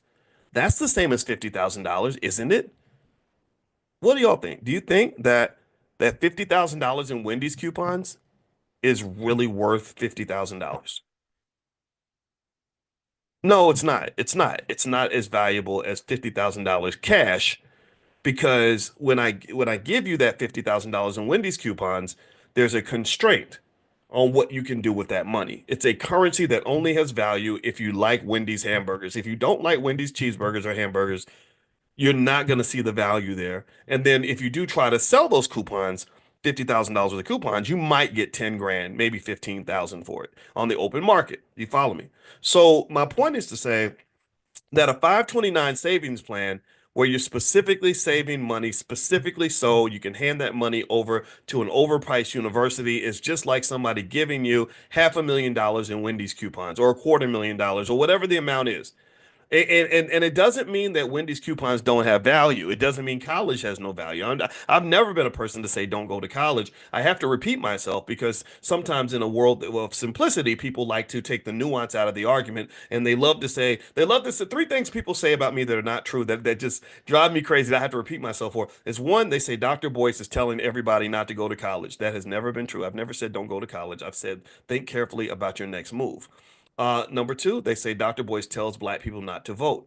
I've never told black people not to vote. I've simply talked about why I can't vote for certain people anymore because I don't think that they're very effective, but I don't tell you who to vote for. The third thing that people say that is never ever true is they say Dr. Boyce believes everybody should quit their job and start their own business. I do not believe that. I believe everyone should have financial security, which could come through investing or at least having the ability to start your own business if you have to, because everybody's got to eat. Even if massa says you can't eat right, or even if massa don't want to feed you, you have to have a plan B. We have to have a plan B. We can't just be sitting here dependent on other people to take care of us, especially when those other people have a track record of not really coming through for us when we need them the most. Is that radical for y'all? Is that too much that I just don't want to be like dependent on white folks to take care of me? Does that make me a crazy Negro? Am I being mean today? Okay, so my point is to say that with the 529 plan, I'm not saying that you should not go to college. I'm not saying college is for suckers. By God, I'm a college professor. I love college. College is great. My best years were at Ohio State. I had some good years at Syracuse. There's nothing wrong with college, but college is overpriced and it doesn't always hit the mark in terms of giving you or your children what they need. But here's what does hit the damn mark. Here's what hits the mark. You know what hits the mark? Financial security. That's exactly that hits the spot. That bullseye. Bam. Do you know why I went to college? I had horrible grades in school. I was not college material. Do you know why I went to college? Because I wanted to have some damn money. That was it. How many anybody else do that? Where I went to college because I wanted a career, and careers meant money. Do you really think that I went to college because I'm like I really have a tremendous desire to work for white folks and wake up every morning and go to a job that I hate with people that don't even treat me right? Did you think that's why I went to college? Yeah, no, that is not. I went to college because I was broke, and I knew that education could get me access to a job, which in a good job could get me access to money. That was it. That was the criteria. So what I'm saying to you is that because you're economically conscious, if you've been, we did about 200 and about actually over 320 of these lectures this year. So if you've been with us almost every day this year, your economic consciousness probably exceeds 98% of the population. So if you're economically conscious, then you'll understand when I try to impress upon you the significance of getting rid of the middleman. Getting rid of the middleman. The middleman is this whole process. I gotta go to school for 4 years, and then I get a piece of paper, and then I go to an employer, and I fill out 8 million job applications, hoping that they'll give me a job. And then when they give me my little job, I'll make enough money where one day I'm gonna be rich. No, you won't. Most studies show that people who go to work every day do not have financial security. Just go look at the data. Go look at the data. It's like you're following the yellow brick road, like Dorothy and the Tin Man and the Scarecrow and the Cowardly Lion, and just like in the Wizard of Oz. What you are chasing at the end of the golden road is not real gold. That's not the real success. What's really significant, what you really need is already inside of you. The lion already had courage. He didn't have to go to the Wizard of Oz to get courage. The Tin Man already had. He was missing a heart, right? He already had a heart. Right, the scarecrow. Scarecrow had the scarecrow. What did he have? The brains. Yeah, the scarecrow. They tell you you don't have brains until we give you a piece of paper. You don't have brains until we certify that you have brains. Until white folks say that you're qualified, then you're not qualified. Because by God, you're just a Negro. I mean, Negroes can't be qualified for anything. They don't have courage or brains or a heart. But and I can just tell you, just like the Wizard of Oz, you are you are cursed in a way where you're trained to believe that you have to go to other people to get the thing that I believe that you can get on your own. Do you understand? Now, this is not to say that education does not add value. I love education. I love being smart. I read for fun. I absorb information as a habit every single day because knowledge is power. Knowledge is power. Thinking is power. All these things are power. So yes, I am addicted to learning. I learn, love to read, love to just listen and pick up. It's amazing. If knowledge was crack, I would be Pookie from New Jack City. You'd be calling me, man. It'd be calling me. So there's not. So knowledge is not an issue, and you can acquire knowledge on your own. Um, Education, college, all that is great too. There's nothing wrong with that. But if I had a choice between having a college degree that gets me a job versus having, I don't know, $400,000 in the bank as a 22-year-old, well, you know what I would pick. Oh, because my 400,000, I can get the information, I can get the knowledge. They got college professors teaching for free on the internet. I have a PhD in finance. I taught at Syracuse. You had to pay $80,000 a year to go to Syracuse and learn from people like me, but I talk to you all every single morning. So it's the money that you're trying to kind of get to. The money is what matters. So let me kind of give you a little bit of perspective on some of this. And by the way, Dr. Claude Anderson says hello. I talked to him yesterday, and he's actually I was talking to him and his wife, and he actually concluded we all concluded that it would be helpful to develop a powernomics training for children that as a benefit. In case you don't know, he wrote the book Powernomics, the most significant economic book in the last 100 years. And so I said, what about teaching the kids Powernomics? I think we need to teach our own children. What do you think about that? And he was in agreement. So he's partnering with the Black Business School, and we will develop a Powernomics curriculum for children. So I'll let you guys know when that's ready. I'll bring it to you guys first. All right. So here's something that you should understand. First off, if you were to take $300 a month, which is actually less than half of the average car note in America, and put $300 a month in an S&P 500 fund for your child, by the age of 20, they'd have $176,706, give or take a few thousand. So a 20-year-old with $176,706 has already won the game. They've already done a checkmate on life. They're not struggling as a broke 20-year-old. They've got $176,706 in liquid assets that they can turn to if they ever have a financial problem. This means that they can sleep in peace. This means that they don't have to go beg for anything. This means that as long as they don't do anything stupid, they don't even have to get up and go to work every day if they don't want to. They don't even need a college degree. This is better than damn near not damn near better than getting signed to the NBA draft. And it's not the same amount of money, but in the NBA you got to work hard and you got to go to practice every day. They don't have to actually do anything for anybody. So this is the simple, straightforward formula for liberation for an entire community. This solves the black wealth problem. This solves the black wealth problem for one simple reason. If every single black child in America had a parent that loved them enough to put $300 a month toward their future, then imagine that. If every black child has $176,000 in the bank, most white kids don't have that kind of money. So that solves the black wealth problem. There is no racial wealth gap anymore. Now we've really actually manufactured black privilege. We've manufactured our own version of black privilege. And black privilege, I think I saw somebody say we should give each other black privilege, and I agreed with that. But she was talking more in terms of us being kind to each other and things like that, and I agree with that 100%. But sometimes black privilege also connects to money. Privilege in America, privilege is connected to wealth. Wealthy people have privilege. So we manufacture black privilege by making the $300 a month pledge to our children when they're born. Think about it. Some people may say, and this is the thing, I have to address, the people I refer to them as the Negro naysayers. The Negro naysayers have a problem for every solution. So the way I would address the Negro naysayer who would come to me and say, this isn't possible, you're being bougie, black people can't afford $300 a month, I would simply turn to them and say, what are you talking about? We will spend $600 a month paying for a car that will depreciate to zero in the next 3 to 4 years, right? We will pay $300 a month for our cell phone. We will pay the landlord $2,000 a month. We will spend, if you add up the amount of money we might spend going out to dinner, going to the club, doing whatever else we're doing with our free time, going shopping, we're spending hundreds, if not thousands of dollars a month. So what do you mean we don't have $300 a month to invest in our kids? So $300 a month. Your child is 20. They've got 100. You give them a gift like a bar mitzvah, the black bar mitzvah. You give them $176,706 in their stock portfolio, or you at least let them know that the money's there. I told you we've talked about this. I don't believe in giving all the money away to the kid when they're young because their brains are not yet fully developed. But now they're good. Now they're safe. Now your daughter doesn't have to go and, turn tricks to go make money or these poor girls that are in Magic City stripping to get through school. Why the hell are you stripping? Whenever I would hear stories like that, I'd say, well, where's your daddy at? Did your daddy why what kind of man is he that he's got his daughter out here doing only God knows what to get through school? So I'm tired of seeing our people broke. This is a simple, straightforward method. The cool part about it is you don't even have to understand stock markets to even do this. You really don't. All you got to do is randomly pick S&P 500 stocks. I showed you all that.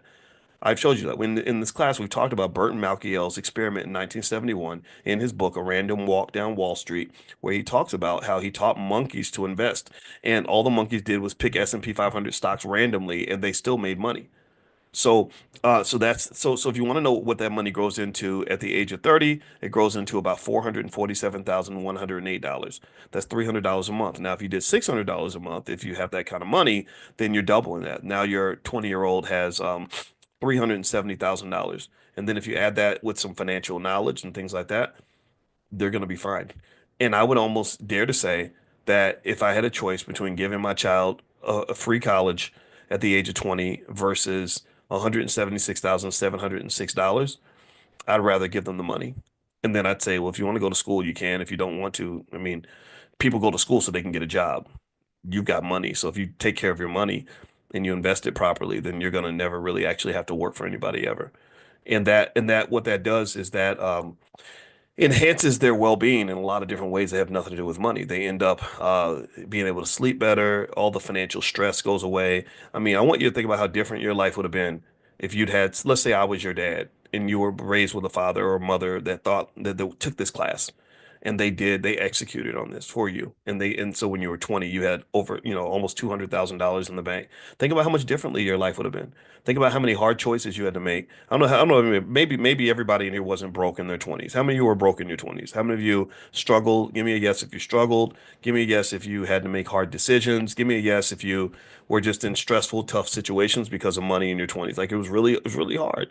And a lot of your energy that could have been spent being creative and being and traveling and learning about yourself and really truly living a fulfilled life, all that was drained.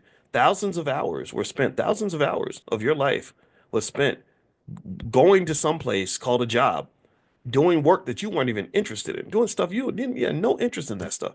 I spent hundreds of hours working at Arby's in college. You think I had better things to do as a young man with potential than to be at freaking Arby's making, beef and cheddar sandwiches? I mean, so there's nothing wrong with hard work. I'm not saying hard work is bad, but who said hard work has to be meaningless? See, one of the types of black privilege that you can give your child by helping them to escape the rat race early is they get the privilege of having a fulfilled and purpose-driven life. And I get it. Some of y'all love your jobs, and there's nothing wrong with that. I'm not saying there's anything wrong with loving your job. I think the biggest question to ask yourself is this. If you had all the money that you needed to do whatever you wanted to do, would you go to work every day? If the answer is no, then that means that there's a higher level to the video game that maybe you haven't reached yet. If the answer is yes, like I would do this work even if they weren't giving me a paycheck, then I say congratulations, good for you. You've climbed the next ladder of self-actualization.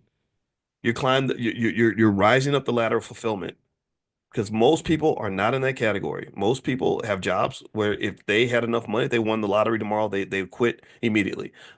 I'm one of those people that actually I love what I do. I did what I do even when I wasn't making any money. So yeah, so this is what I believe. This is something that I think is a simple, straightforward process.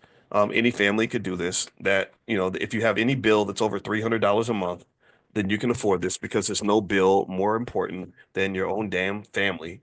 And also remember this: when you're building wealth for your children, you're not just building it for them; you're building it for yourself. Capital is powerful. Capital is the reason Elon Musk is one of the most powerful men on earth. If he had no access to capital, he would not be powerful like that. So when you give your child capital, you are giving them black power. You are giving them black power. Black power must come with black money. Black power must come with black wealth. Black power must come with black economics. If you do not give them the economics or support them in their quest to obtain that, they will not have power in this society because the language that America speaks is money. There we go. All right. So that's it for today. I'm going to let you guys have get on with the rest of your day. We do have a training in the Black Business School called How to Turn Your Child into a Millionaire.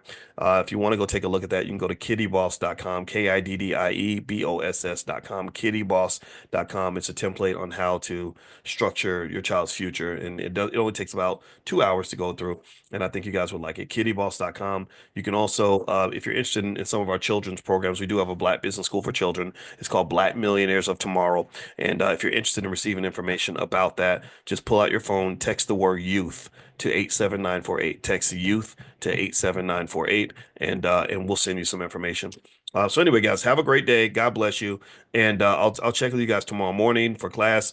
If you're not on the text list for this class yet, you can also, again, pull out your phone, text the word morning, MORNING, to the phone number 87948, and I'll send you out a link to join us. So have a good day, everybody, and I'll see you soon. Take care. Bye-bye. Can't believe I almost forgot my mic. Hello, everybody. How you doing? Welcome, everybody. Welcome to Mental Health Monday. Merry Christmas, everybody. Happy New Year. Happy Hanukkah.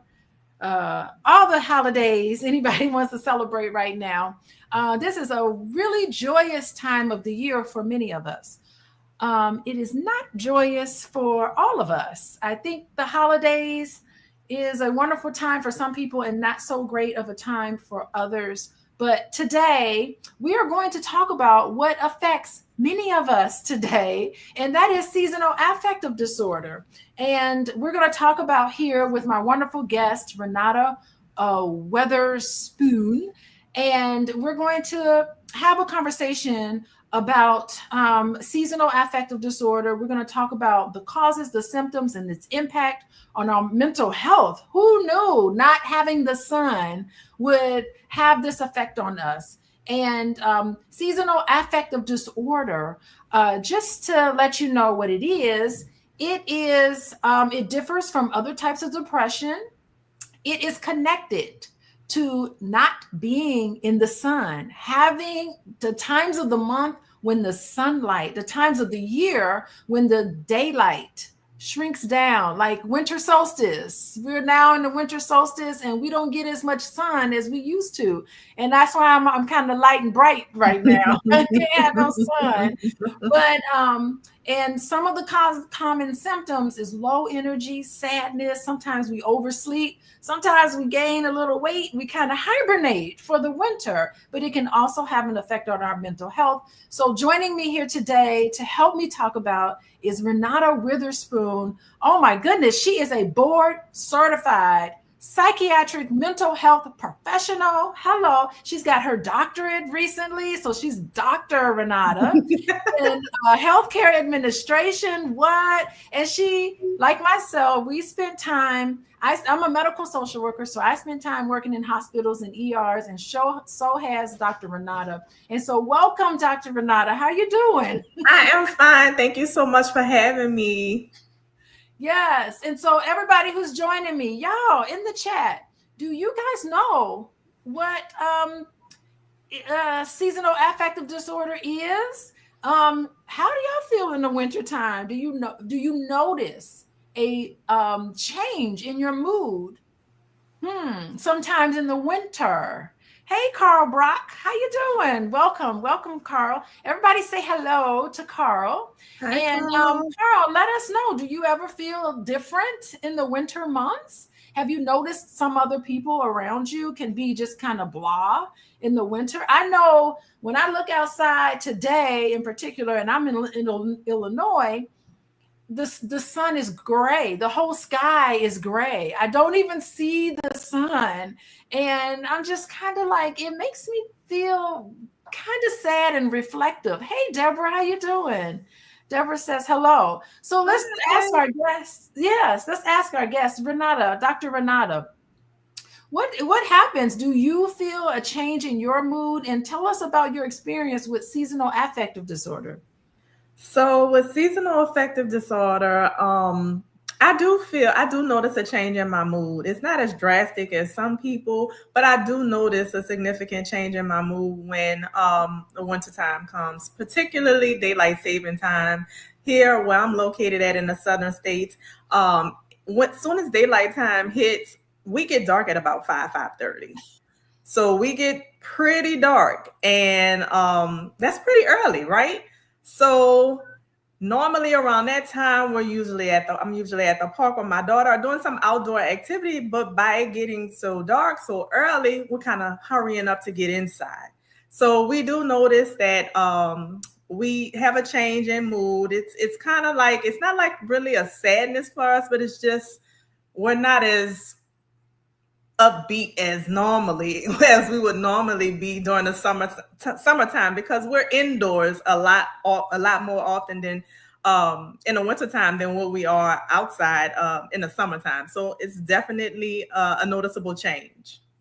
Oh, I hear you, Renata. I know for myself, I like to Netflix and chill, but it's something about the winter months. I just really don't feel like going anywhere. And if it's nice and sunny outside, it makes me want to go outside more. It makes me want to interact with people more. And I just feel like I'm hibernating. But that is different from actual seasonal affective disorder. How is just a normal wanting to just go inside different from actual seasonal affective disorder, and how it is, a clinical term used to describe a very unique experience for people?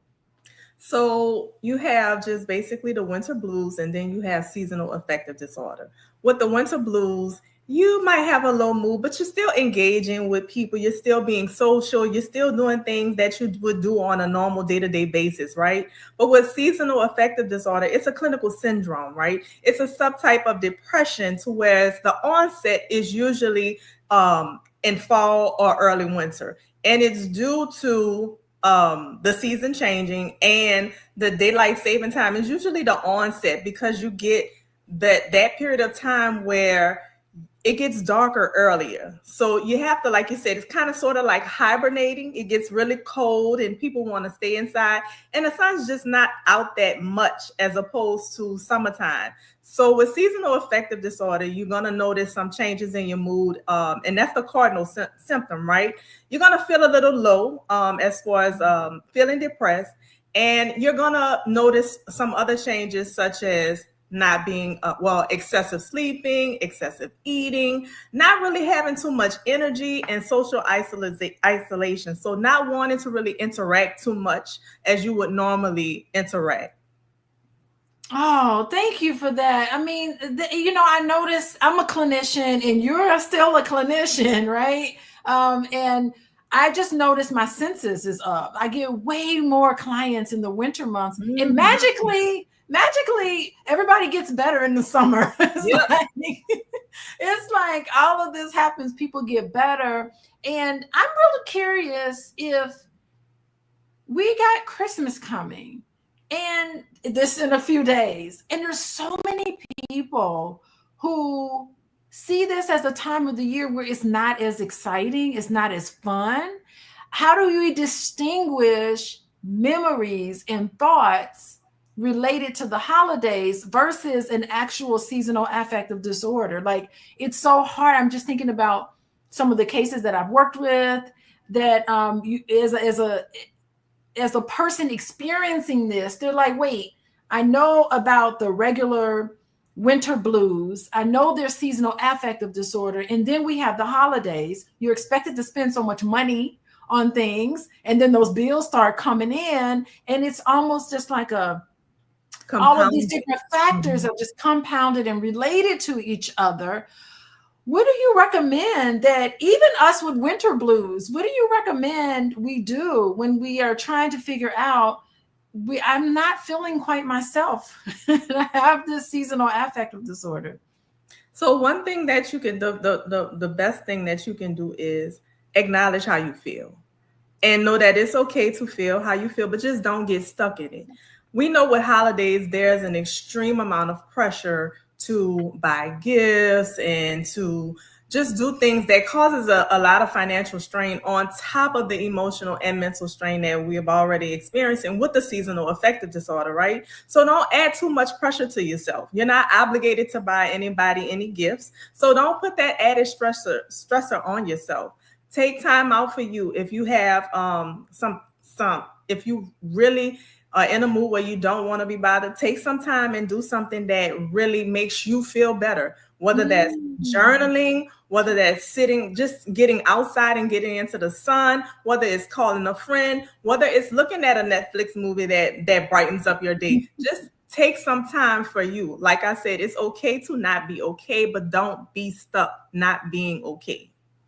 Yeah, and it's funny. I like how you're talking about acknowledging it and not pathologizing yourself, that we're human, and not putting this pressure, unneeded pressure on yourself. How many of y'all stressed out over making sure you got the Christmas gifts, and you're wrapping everything up and everything needs to be, just so, and you put this pressure, really you're putting it on yourself, because chances are the people want to be around you because they love you. They don't care if they get a gift or not. And it's a good time to be reflective and thoughtful. You don't have to spend a bunch of money on a gift. And I think that, sometimes our society and expectations that we feel like we have to have is unrealistic. And I call it a little distorted. Like, who told you that you need to do this? Why are you taking on these responsibilities that you do not have to take on? And sometimes it's your perception of what you think people want from you, when really just being around family and friends can actually make a difference. So other than, making yourself feel better, other than being around family and friends, what else would you recommend for someone who is experiencing symptoms of seasonal affective disorder, because we're not diagnosing you or anybody, but we're just talking about whether you can see it in yourself, some of the symptoms. So one of the things that you can do that's relatively simple that I tell all of my patients is open the curtains, open the blinds. That's something relatively easy. Open the curtains, open the blinds. You want to get that sunlight. With seasonal affective disorder, there's evidence that shows individuals who have seasonal affective disorder has vitamin D deficiency. So we know with the sun, the sun is the main source of vitamin D. So by us not going out in the sun during the winter months because we're staying inside, we're hibernating, it's cold, we want to Netflix and chill, and we are on our phones, we don't get that direct sunlight. So when we don't get that direct sunlight, it decreases the vitamin D levels that we have in our bodies. And vitamin D is directly associated to mood. So low vitamin D levels can look like depression. So you want to get out and you want to get some sunlight. So vitamin D is very important. You want to check your levels, get with a primary care provider or get with your provider and assess your vitamin D levels. And something simple as getting a vitamin D supplement can help you feel better. So doing something simple, just like opening the blinds, opening the curtains, and just stepping outside in the sun for a few minutes a day will help you feel better. The sun releases endorphins. Endorphins are our body natural mood enhancers. So vitamin D, the direct sunlight we get from the vitamin D that we get from the sunlight is going to help us feel better naturally, right? Because we're getting the release of those endorphins. Oh my God, listen. Do y'all hear what Dr. Renata is saying? Y'all, everybody, if you want to know, I forgot, I got to mention this. If you want to know when I go live to talk about these are jewels. Text the word love, LOVE, to 87948 and you'll get this information. Do y'all listen? Do y'all guys hear this? Here's the thing. This is something that doesn't cost you anything. Opening up your blinds. It's free. That's free.com. Talking to your friends. It don't cost nothing no more to make a phone call to your friends. Let me tell you, a third thing, maybe you got to get up and go to CVS, or we're not sponsored by CVS, but we'll take sponsorships if CVS wants to. All you got to do is take some vitamin D3, like Deborah. Deborah says she takes more vitamin D3. Yep. That's simple. That doesn't cost, that's less than $10 to take vitamin D3.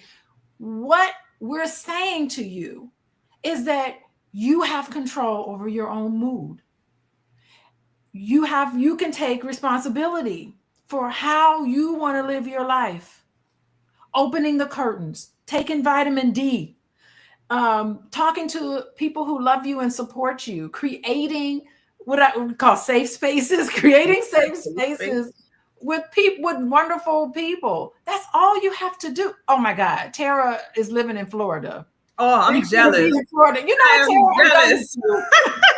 I am jealous. I'm done with you, Tara. I used to live in Florida. That's why I got my doctorate is at Florida State. And I will tell you, I needed to be, when I was getting my doctorate, it was so painful. I needed to be in a nice, warm, sunny place because I don't know how I would have done it. But yes, Florida is actually awesome and very sunny. But, and you know, we Black people don't absorb vitamin D like everybody else. And so we need a little more vitamin D. Can you speak to vitamin D absorption and among African-American group? So we have this thing called melatonin. And so when we do go out in the sun, we have to stay in the sun a little longer than other ethnicities. So when we go out, we want to stand in the direct sun. When it gets too hot, you can take a break from the sun, but we want to make sure we stand in that direct sunlight to increase the absorption, because it is a little bit harder for us African Americans to absorb vitamin D from the sun because of the melatonin that we have. Thank you. And I don't have as much melatonin as most people do.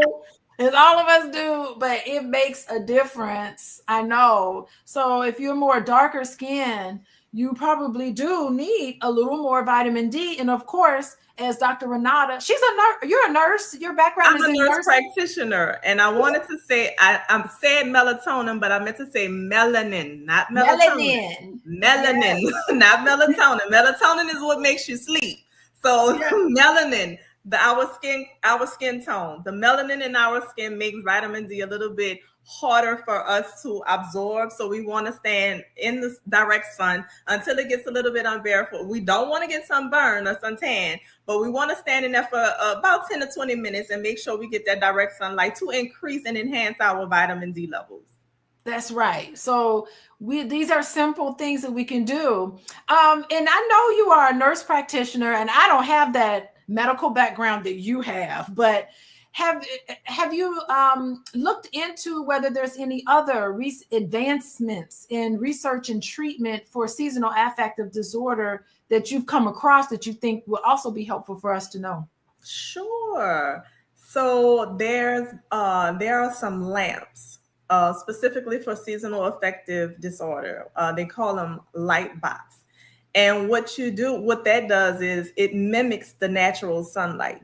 So not only does it increase the vitamin D levels, but it also increases the serotonin levels. With serotonin, it's directly related to your mood as well. We know decreased serotonin puts us at an increased risk for depression. So the lamp therapy and the light therapy, what that does is that boosts the serotonin, thus increasing the mood. So the lamps, they are very inexpensive. They have a few on Amazon. They start off at like $19.99. $19.99. That's cheap. That don't cost much of anything. And I love this because the serotonin levels, when it decreases, that's what makes you sad. Mm-hmm. And being sad, feeling sad makes you think negative thoughts. Yep. And the negative thoughts has an effect on your behavior because you're not going to want to interact with anybody. You're going to say, nobody likes me. No one is there. And I'm not going to call them back, or I'm not going to send them a text message. You start having distortions in your thinking. And it is all because of a chemical in your brain. Mm-hmm. It's this science. Science gives us, I love science. I love medical advances that have been able to pinpoint what happens in the winter months. So in addition to taking vitamin D, in addition to getting your vitamin D levels checked by a medical professional, you can ask for that. They'll give it to you. Being out in the sun, opening those curtains. You can also get a lamp that is $19.95. Y'all put that on your Christmas list, and maybe Santa will come bring you. Santa will come bring you one of those lamps that can mimic the sunlight, and you could use that around you so that you can take it. You can take responsibility for your mental health and making sure that you show up for your family. Like a lot of us don't live alone. We're married, we're spouses, we're moms, we're children. We have responsibilities to our work. We have responsibilities to our loved ones to make sure that we show up and we can create these environments in which we can be appreciative and grateful of everything that we have around us. And sometimes we aren't able to do that. So, hey, everybody, we are here talking about seasonal depression, clinically known as seasonal affective disorder. And we're talking about finding hope in the darkest days. And I got to say, this weekend was the winter solstice. So these were the darkest days of the year. And it's happening. It happens every single year. And Gary Hatcher wants to know what type of lamp. So I'm going to drop it in the chat for you.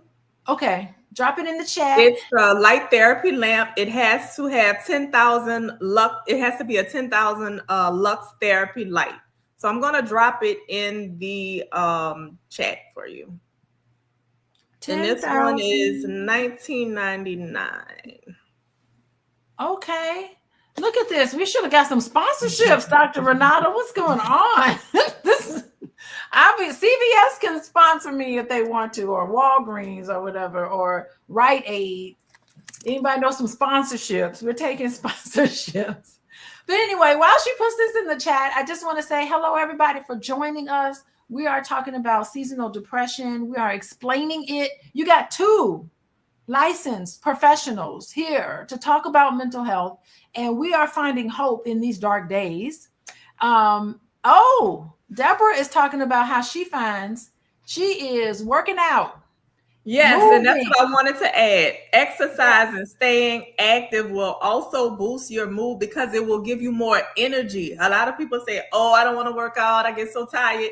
Well, exercise actually boosts your energy, and a boost in energy boosts your mood. So staying active can also boost your mood and help you deal with symptoms of seasonal affective disorder. And Deborah, I know that line dancing class is fun. Yeah. Well, listen, I know y'all can tell Dr. Renata's from New Orleans. I am. There's a lot of line dancing down there. I know I partied in New Orleans. Oh my Lord. I partied hard in New Orleans. Okay, and so Black Lexicon has a question. He says, what Kelvin level and color spectrum is the light? Let me tell you, Black Lexicon is on Amazon trying to buy this thing. So tell us. I would have to, I don't know that exact answer to that specific question. I would have to go look in the description and let you know.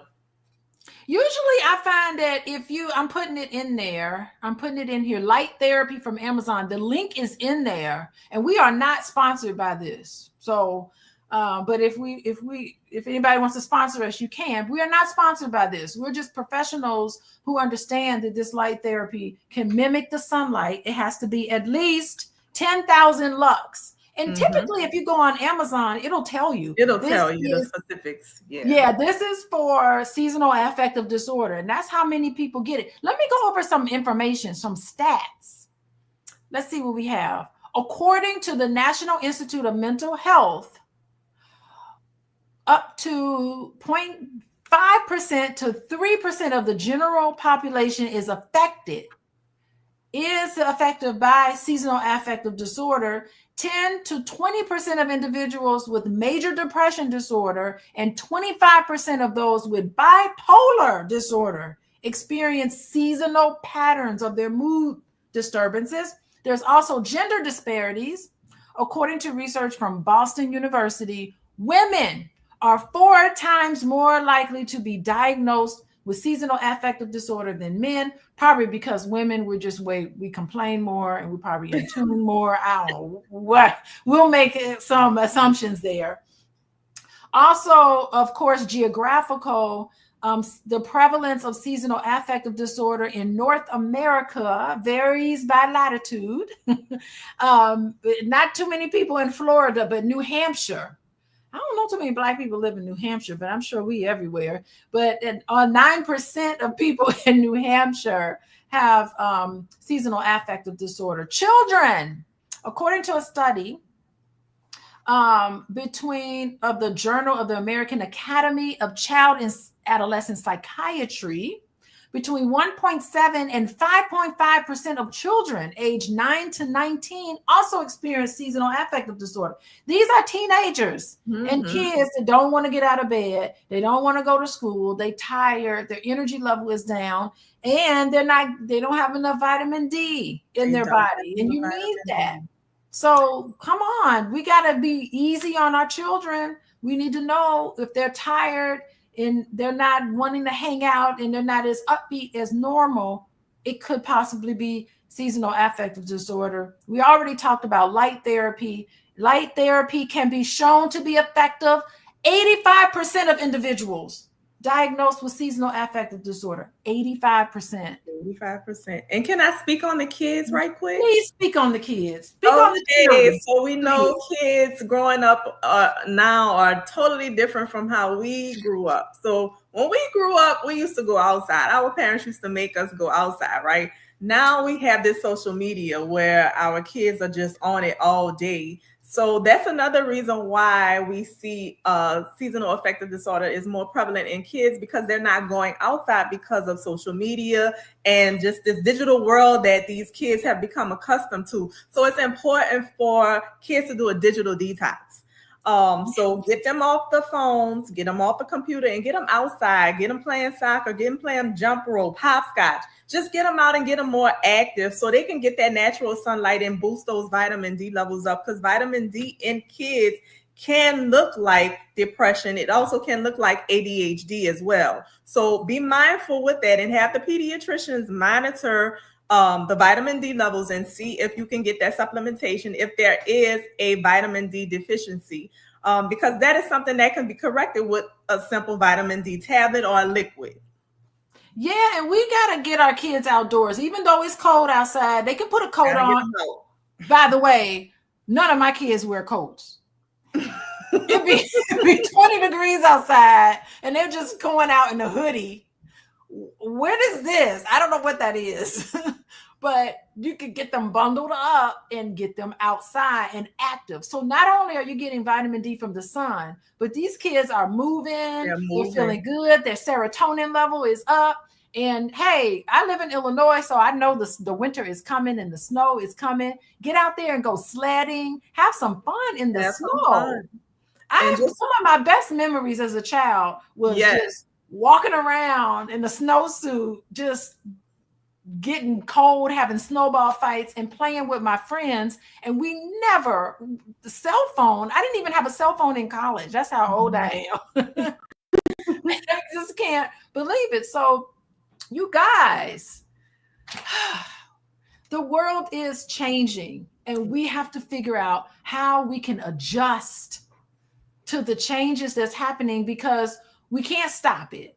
There is no going back to how things are. We have to accept and embrace change, but then we have to understand how we can adjust to the inevitable change. And part of this is having some time where we're putting down our phones, all of us, parents, mamas, and daddies. Go outside with your child. Go outside with your kids. For a walk. And it's bonding time. It's bonding time. So you get to talk about your kids, find out how their day was, find out what's going on with them and their friends. So it's a win-win.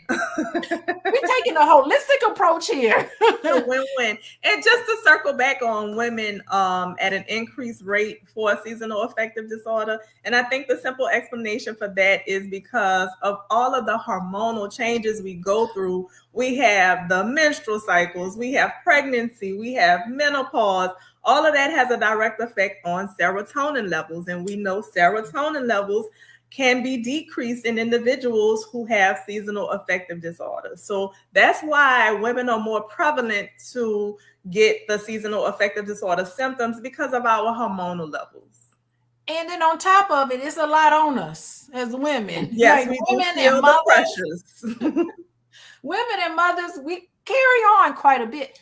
I find that women absorb the emotional burden of everybody in the house. We take on and we pick up and we carry on all of the emotional things that are happening within a family.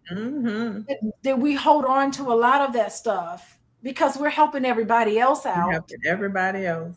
Wow. On top of all these other biological changes. Yep.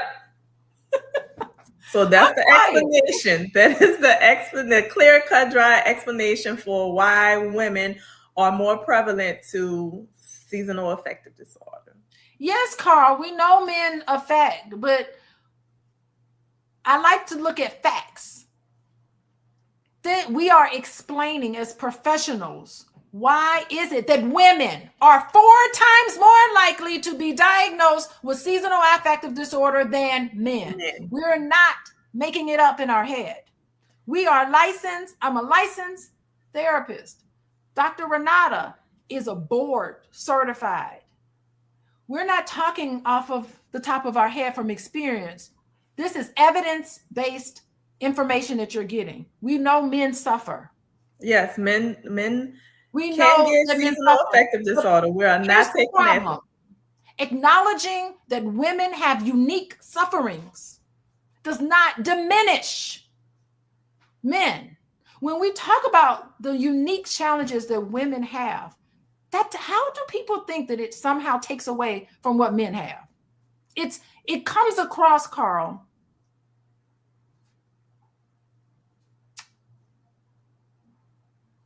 disrespectful. It comes across like you're diminishing the real experiences of women. Most of my clients are men, so I understand. But we're explaining the gender disparities here. All right, let's move on. But thank you for the comment. We love you, Carl. But I want to make that clear. I just want to make that clear. Lots of love for you. We want to make that clear. Anyway, let's move on. So anything else you want to say about gender differences, gender disparity? I think I nailed it. You think you nailed it?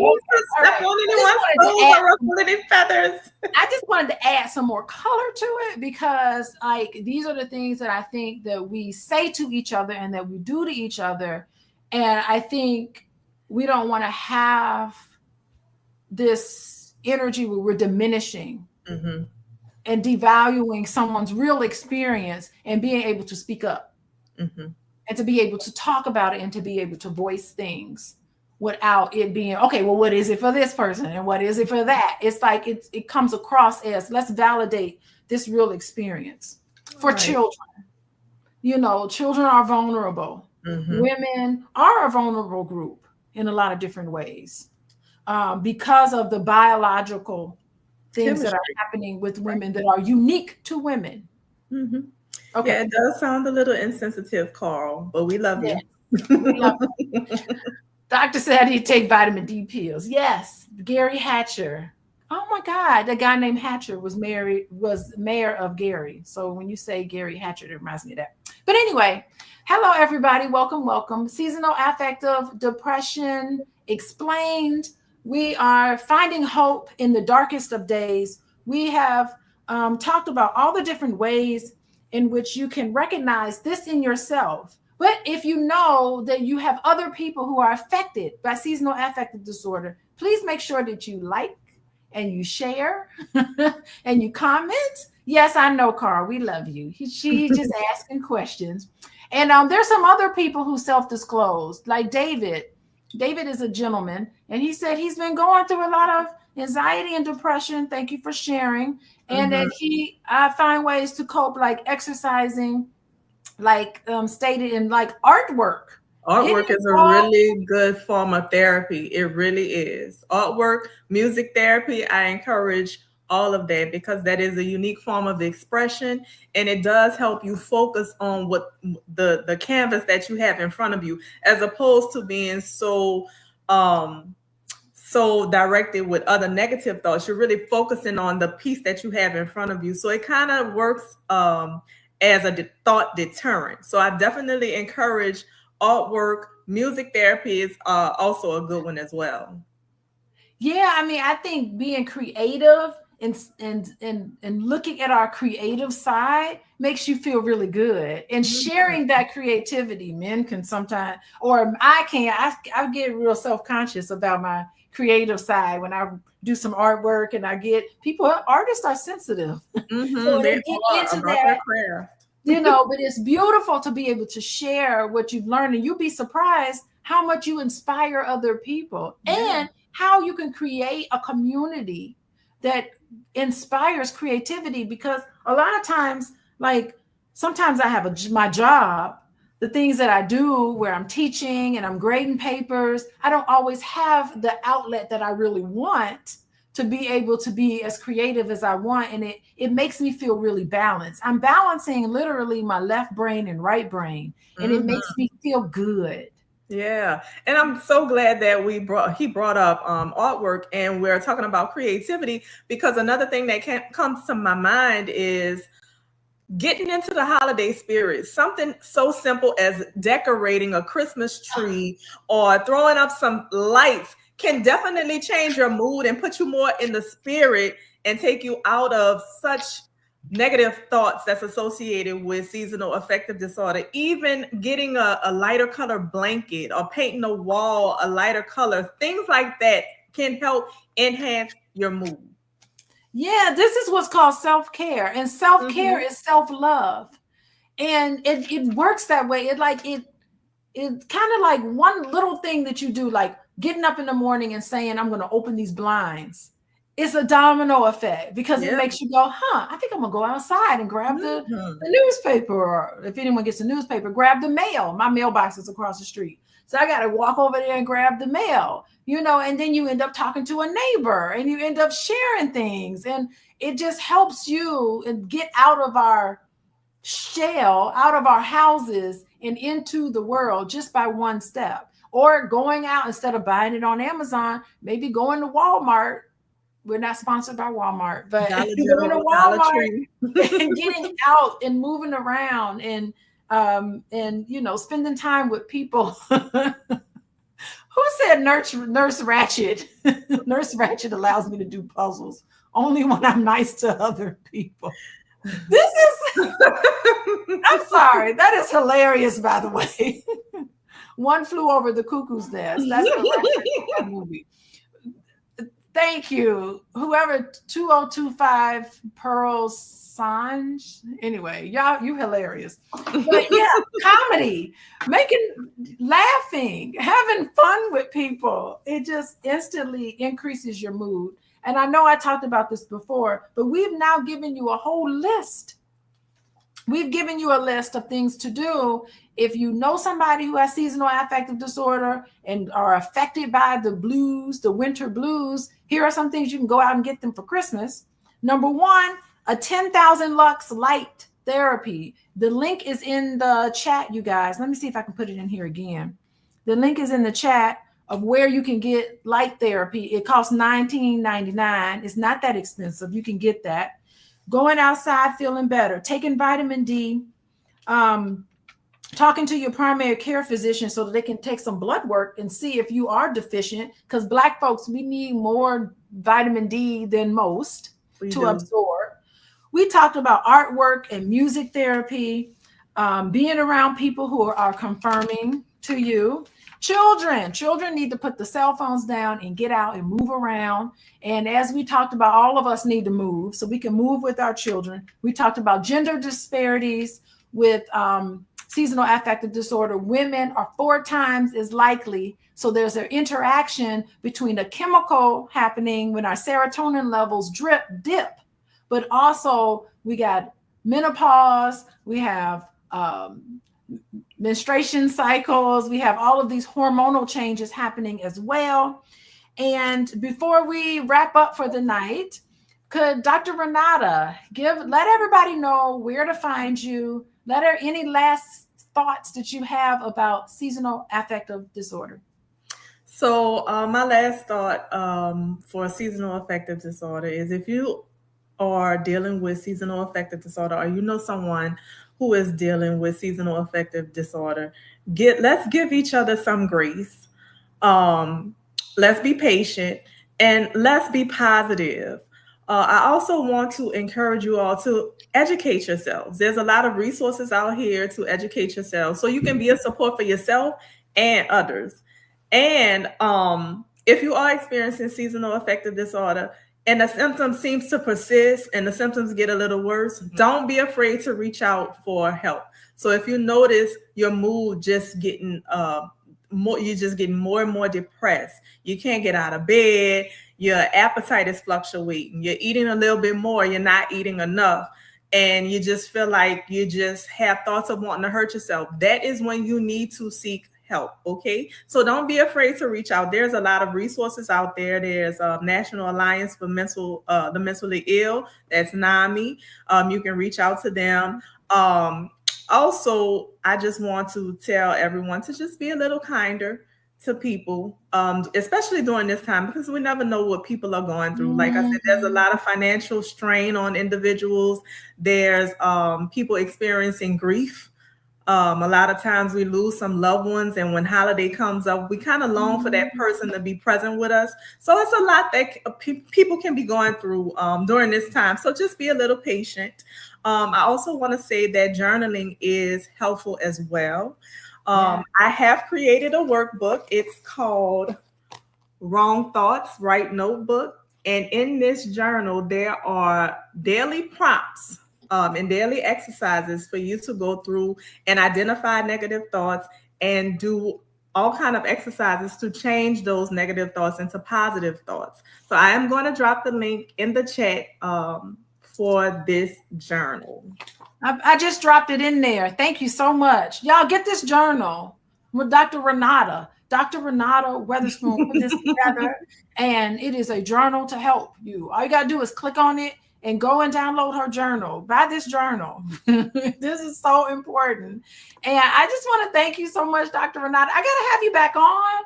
Look at Carl. Carl's asking about ADHD, children with ADHD. Sometimes we just talked about children with ADHD. It really could be a vitamin deficiency, vitamin D deficiency, seasonal affective disorder. Sometimes it looks like it could be ADHD. So it's definitely important to see a professional. Thank you, Carl.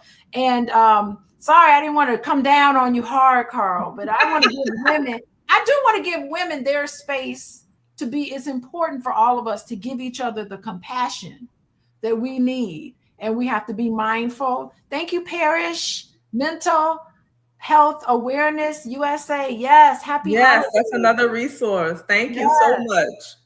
Yes, another, let me put it up here. Another resource up there for everybody.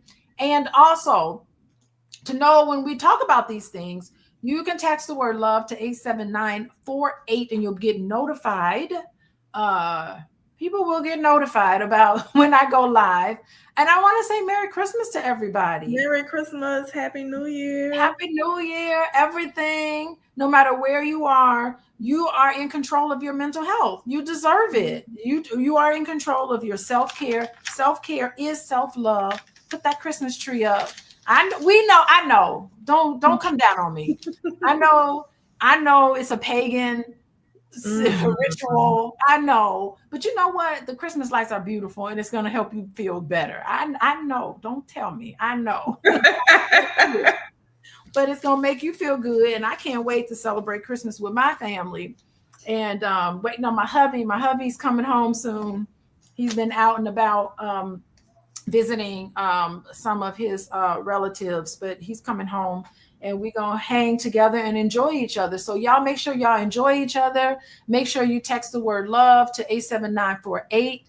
And especially make sure you go and get Dr. Renata's workbook here about your thoughts. Yes. Oh, and then I don't want to forget. Let's not forget. Follow me on Instagram, please. Coaching with Dr. Alicia. And if you want to work with me, of course. And I got a team of people. I got a team of therapists that I work with. coachingwithdraalicia.com. Y'all go there. If you feeling the blues and nothing that we're saying seems to pull you out of this sadness, you can come and talk to me. I will make sure I link you up with some professionals in your area. And also, if you're in the New Orleans, Louisiana area, you make sure you reach out to Renata Witherspoon. And yes, that's my website right there, advancedpracticeconsult.com. Advancedpracticeconsult.com. Yes, you could just fill out a contact us form and we will get back with you. Contact us form. Y'all can reach out to her. And I just want to thank you for coming on. I'm going to have you back on. We're going to talk about all sorts of stuff. I need a nurse. I need a nurse practitioner on here so that we can talk about some medical stuff. And so anyway, goodbye, everybody. Thank you, Gary. Thank you, Deborah. Thank you, David. Thank you for disclosing. Carl, hang in there, Carl. Thank you, Parrish. Thank you, everybody. I appreciate it. Merry Christmas. Happy New Year. I'll be back Monday, though. I'll be saying Happy New Year to everybody by then. Okay. Bye, everyone.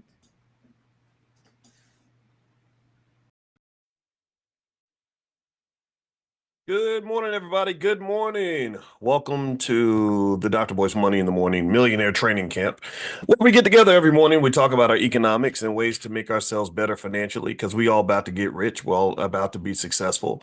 Our families will be successful. That's why we do this, because the things you do every day manifest themselves into your reality. Give me a yes and an amen in the chat if you agree. It's Sunday, so we might as well start preaching already. Anyway, how's everybody doing today? I hope you're doing well.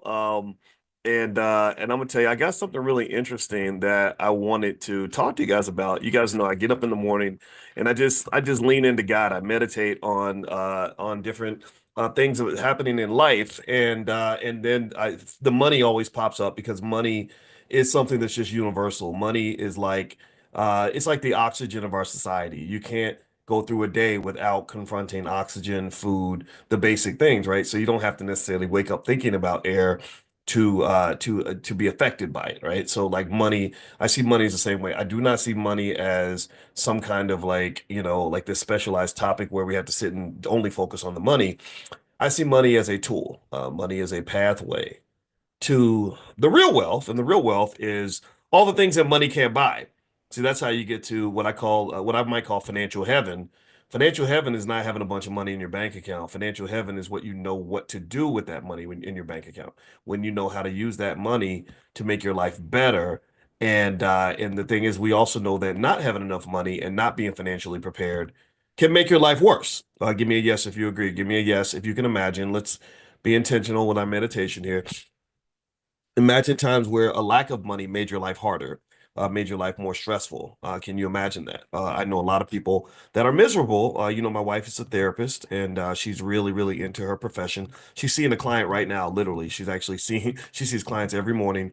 And one of the biggest things that pops up a lot for her clients is money issues. Money can cause fights, money can cause stress, money can make your life complicated. Or as Diddy used to say, more money, more problems. And I don't know if anybody has more problems than Diddy right now, if you know what I'm talking about. So anyway, with that being said, just to kind of frame that discussion, I wanted to ask you all a question today as you come into the chat.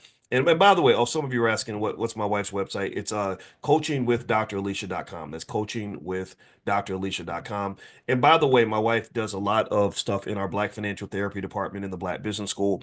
We're the only two PhDs on the planet who have a Black Financial Therapy department. You won't find this at Harvard. You won't find this at Yale. You won't find this at any HBCU. But we created the Black Financial Therapy department because in order for your mind to get right, your money has to get right. Shout out to Ash Cash. He's a buddy of mine. He's one of the Earn Your Leisure guys, and I love Ash. We've known each other a long time, and he has a book called Mind Right, Money Right. And one of the things that's 100% true that I really hope to impress upon you and get you to understand, again, you're talking to a guy who wrote his dissertation on financial psychology. If you don't get your mind right, then your money will never be right. Right? If you don't address the trauma, if you don't address the deficiencies, it's going to be very, very difficult to have the discipline and the balance required to be able to obtain financial security. The nature of security in itself indicates a type of calmness, a type of contentment, a type of just balance. And so if you're not mentally balanced, then how in the hell are you gonna be financially balanced? If you're not content with every area of your life, what makes you think you're gonna ever be financially content? Give me a yes if you follow what I'm saying. I want you to kind of understand. I want to sit on this point for a minute so you'll hear me. Let me know if you get what I'm saying.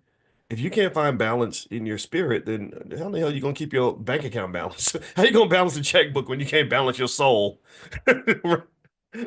Really, so balance is the key, man. And if you find your balance, then guess what? Your balance is gonna go up. You're gonna find that every balance in your and it won't just be in your wealth. It won't just be the money's the easy part. The money's the basic. That's the ground zero. That's the ground level stuff. You'll also find that your mental and physical health will improve. Your relationships will improve. And then you'll be in a situation where you get to say, not only am I doing well financially, but the people around me love me. I love them. We help each other. I help them. They help me. I'm elevated by their existence. I don't have to, I'm not succeeding in spite of the people around me. I'm succeeding because of the people around me. And the people around me are succeeding not in spite of me, but because of me. I talked to my girls the other day. Because my mother just graduated and went to heaven, and but don't worry about me. I'm gonna be all right. God got me. My mama gave me to God when I was a baby, and I've been good ever since. And I was telling them, they were talking to me about it and everything, and checking on me, and I appreciate it. And and I said, if you want to know what my goal is as a dad, is I do not want to be one of those men where you're at my funeral and you're thinking about how I made your life harder, right? I don't want you to be at my funeral thinking, man, this dude, oh my God, I'm so glad this dude is gone. Or now that the dude is gone, he didn't make any plans. He didn't prepare nothing for nobody. Now we all stressed out. He didn't plan for his own funeral. He thought he was never gonna die, and now we gotta all go do a GoFundMe and beg the church for money. And I'm sorry. I'm really, and right now maybe I'm speaking more so as a man, but even women understand this. My grandma got this. My grandma never made a lot of money, but her arrangements were airtight, right? And it just makes things easier on other people. My mother, we're burying her this week, airtight. Like it's already stressful enough to have someone pass. It's even worse when they acted like they were never going to pass, right? And but yet eating fried chicken and using dope the whole time and and getting into shenanigans that were going to kill them, but yet somehow they thought they were never going to die. And I said, I would love it if at my funeral, my goal is for you to be like, man, my life is better because this dude was around. Like I met this guy. This guy was in my life, and he added value to my life. And I would encourage other people, parents, especially men, like that should be the goal. Be a playmaker in your family, be an asset to your family. If you think of it like a team, like a football team, you don't want to be the guy who always fumbled the damn ball. You don't want to be the guy who threw five interceptions in a row. You don't want to be the guy who was dumb enough to run into the wrong end zone, because that's what we do a lot of times, especially with our wealth and our economics.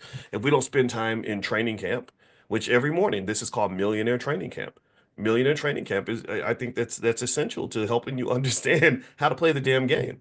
So when the game is over and they're looking at the stat sheet, you want to be the Heisman winner. You don't want to be the guy who was who who was messing up every time there was an opportunity, who kept was fumbling, throwing interceptions, giving the ball back to the defense. Like, you want to be the guy where everyone says, we won the game because of you. In every family, I really impress upon you that when it comes to this economic thing, this is a really serious game. This is a very big deal, and people ain't playing with you. In America, I can confirm to you 100%, and I don't say this as any kind of financial influencer. I've never been a financial influencer.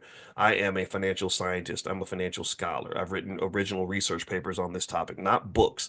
Research papers, that's a whole nother level. You get the books out of the research papers because the research papers discover new ideas that have never been discovered by anyone in the history of all mankind. I want y'all to understand this.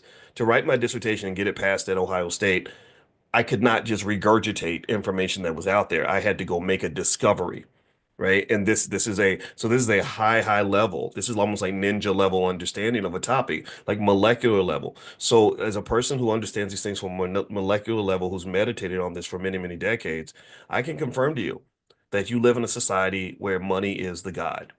Money is the god. Capitalism is the Wizard of Oz. That's the big hungry beast to which sacrifices are made. And if you don't understand how this thing works, that beast will eat you alive. Or like my friend Andre C. Hatchett likes to say, he says, "Own or be owned." When I went on the Breakfast Club, I wore his shirt because I love that statement. In this society, you must own something, or someone will own you. It's definitely a food chain, and you got people at the top of the food chain, and then you got people that are that are at the bottom. And I don't want you at the bottom. Okay. All right. So anyway, let me move on. Let me one thing I want to mention. We did our financial slumber party last week, and if you wanted to get a recording of what we did, we went through a training called Stock Market Decoded. You can go to financialslumberparty.com. That's financialslumberparty.com. Also, my wife, the therapist, tonight she's doing, for those of you that are interested in what she does with relationship therapy, she understands all the tools for healthy relationships. She's doing her book club meeting tonight, where she's covering a book related to high romance, like how to have the kinds of relationships that you really want to have. And then tomorrow she's doing a session on a mental health Monday with some other Black therapists on dealing with your stuff, getting all of your crap out of your system as you go into 2025, how to be a new you, how to be the best version of yourself. So if you'd like to receive a link to join these sessions, pull out your phone, text the word love to the phone number 87948. So text love to the number 87948. Now, with that said, let me jump in. I want to share something with you guys. There was I saw this video that was on my Instagram, and I think Tiara KJ Williams might have shown it to me or something. But I really want y'all to watch this, and it's a conversation amongst three women. My Instagram is Dr. Boyce Finance, so it's on Dr. Boyce Finance. And so there are these three women having a conversation about money, and I thought it was really fascinating and just really interesting and honest about like their expectations when it comes to money. And I'd like to get your take on how you feel about this. If you feel that these women are gold diggers, or if you feel that they are just honest women that have meaningful, realistic expectations. I'm not here to judge that. I just want to get your opinion on that. So let me share my sound real quick, and I'm gonna play this video for you right now. And let's see here. Those who can't see the screen, you can just hear it. So here we go. Let me turn it up. All right, here we go. Knows I'm going to lunch. He knows you're He going to knows lunch. my vibe. He knows how I like to move, and he only sent $30. I'm not gonna bend over backward for a man that is just sending whatever he can. But if I'm talking to him next time I'm out, and he says, "Oh, you need something for lunch," I'm gonna tell him it's okay. Somebody already sent me $100. Okay. If we're being completely honest, right here, right now, we've all eaten lunch for $30. Yes. Let's start 100%. Wait, Cute little cafe spot, baby. I'm You getting know, lunch for $17.90 to snap us and get something popping, but we're not saying that we're ungrateful. Right. Food is food on the table. However, you know what the standard is. Correct. Me in that situation, handling it with grace. Thank you so much, baby. I'm so appreciative. I'm gonna still take a picture of that bill and I'm gonna send it to him. Thank you for the 30. That was the tip. Also, men, if you know that you cannot give $30, or if it's hard for you to give, then you need to date within Don't your. date.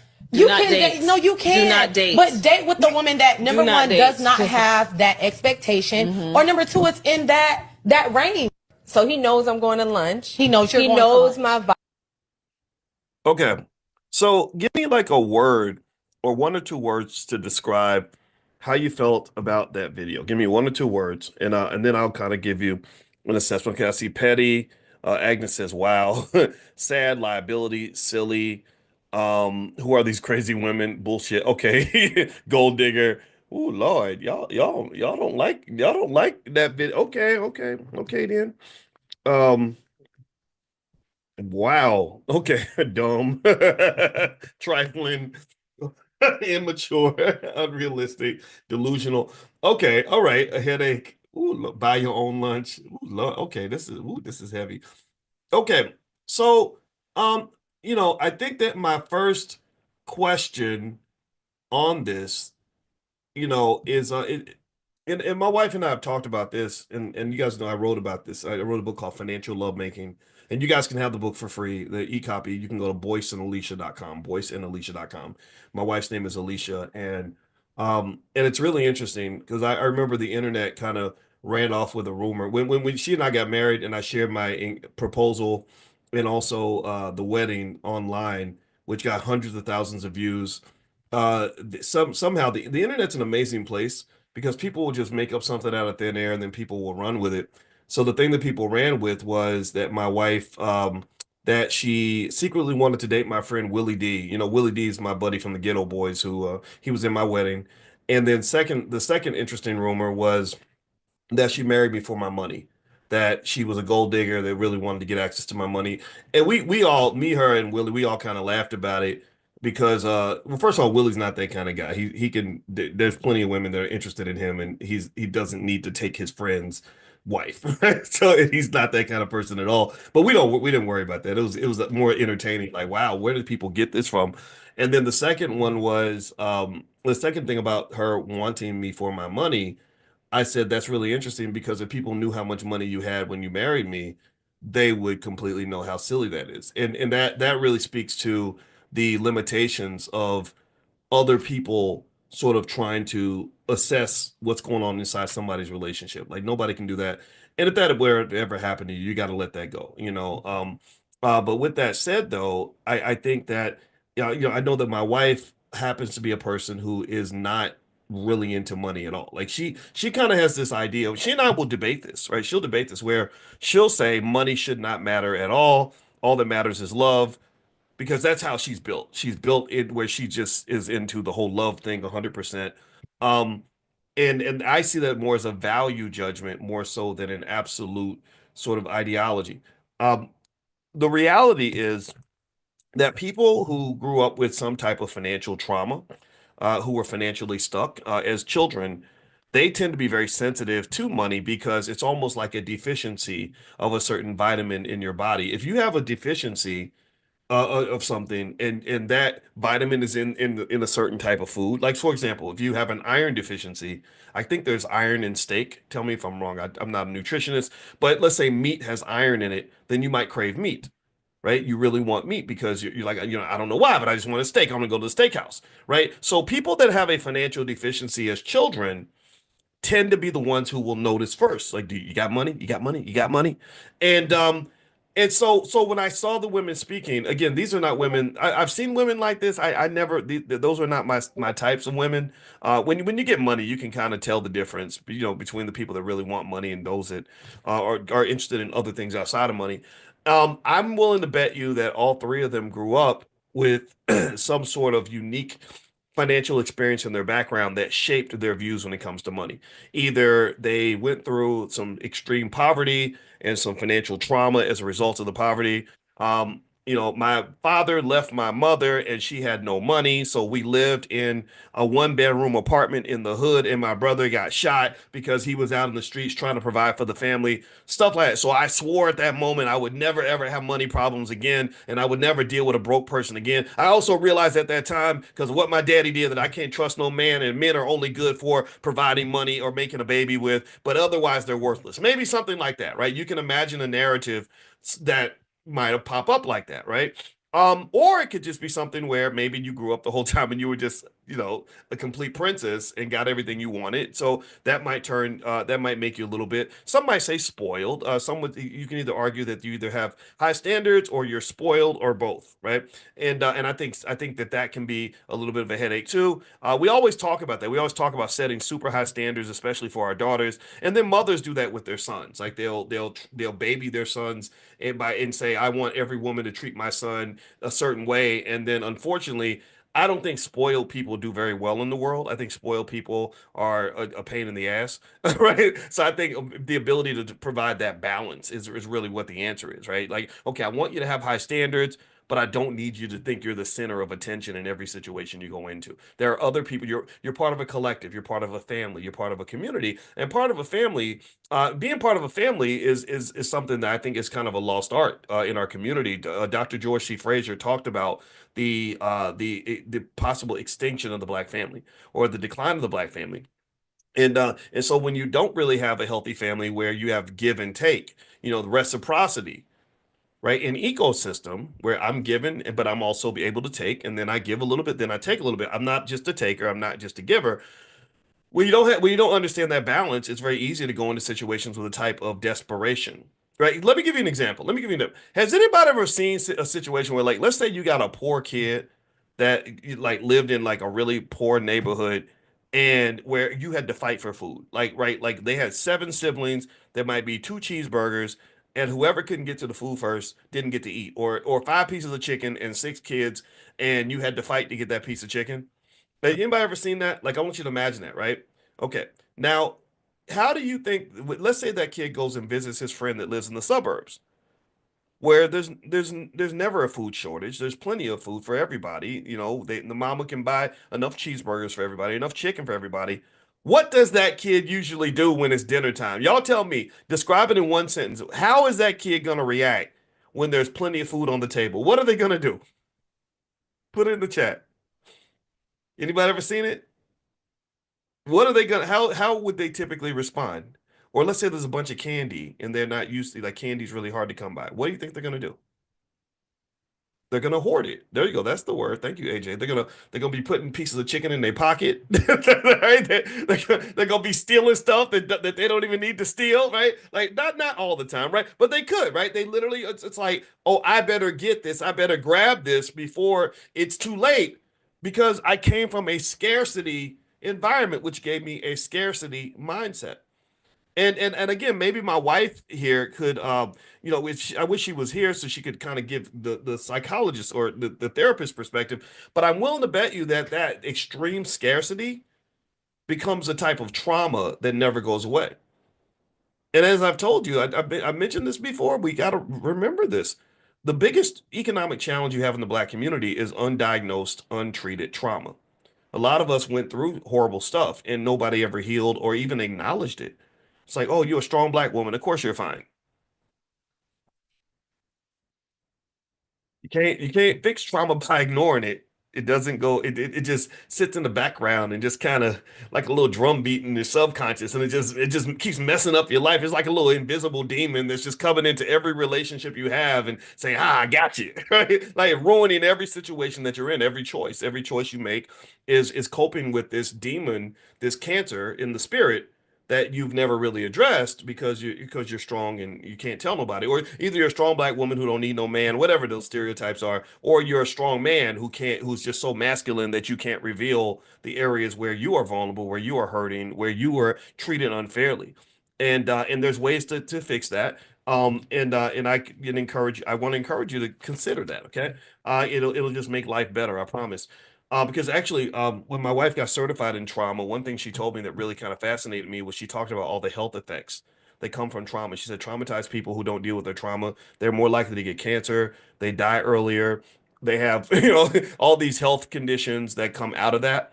And not so it's not just the relationships, not just the mental health. It literally manifests itself in your body, like you die from this. It's crazy. It's unbelievable. So anyway, with this particular video, and I want to play it one more time because I want to kind of make a couple more remarks on this, sort of based on financial theory and financial psychology to kind of understand this. Let me play it one more time. So I'll just be quiet and play it. Here we go.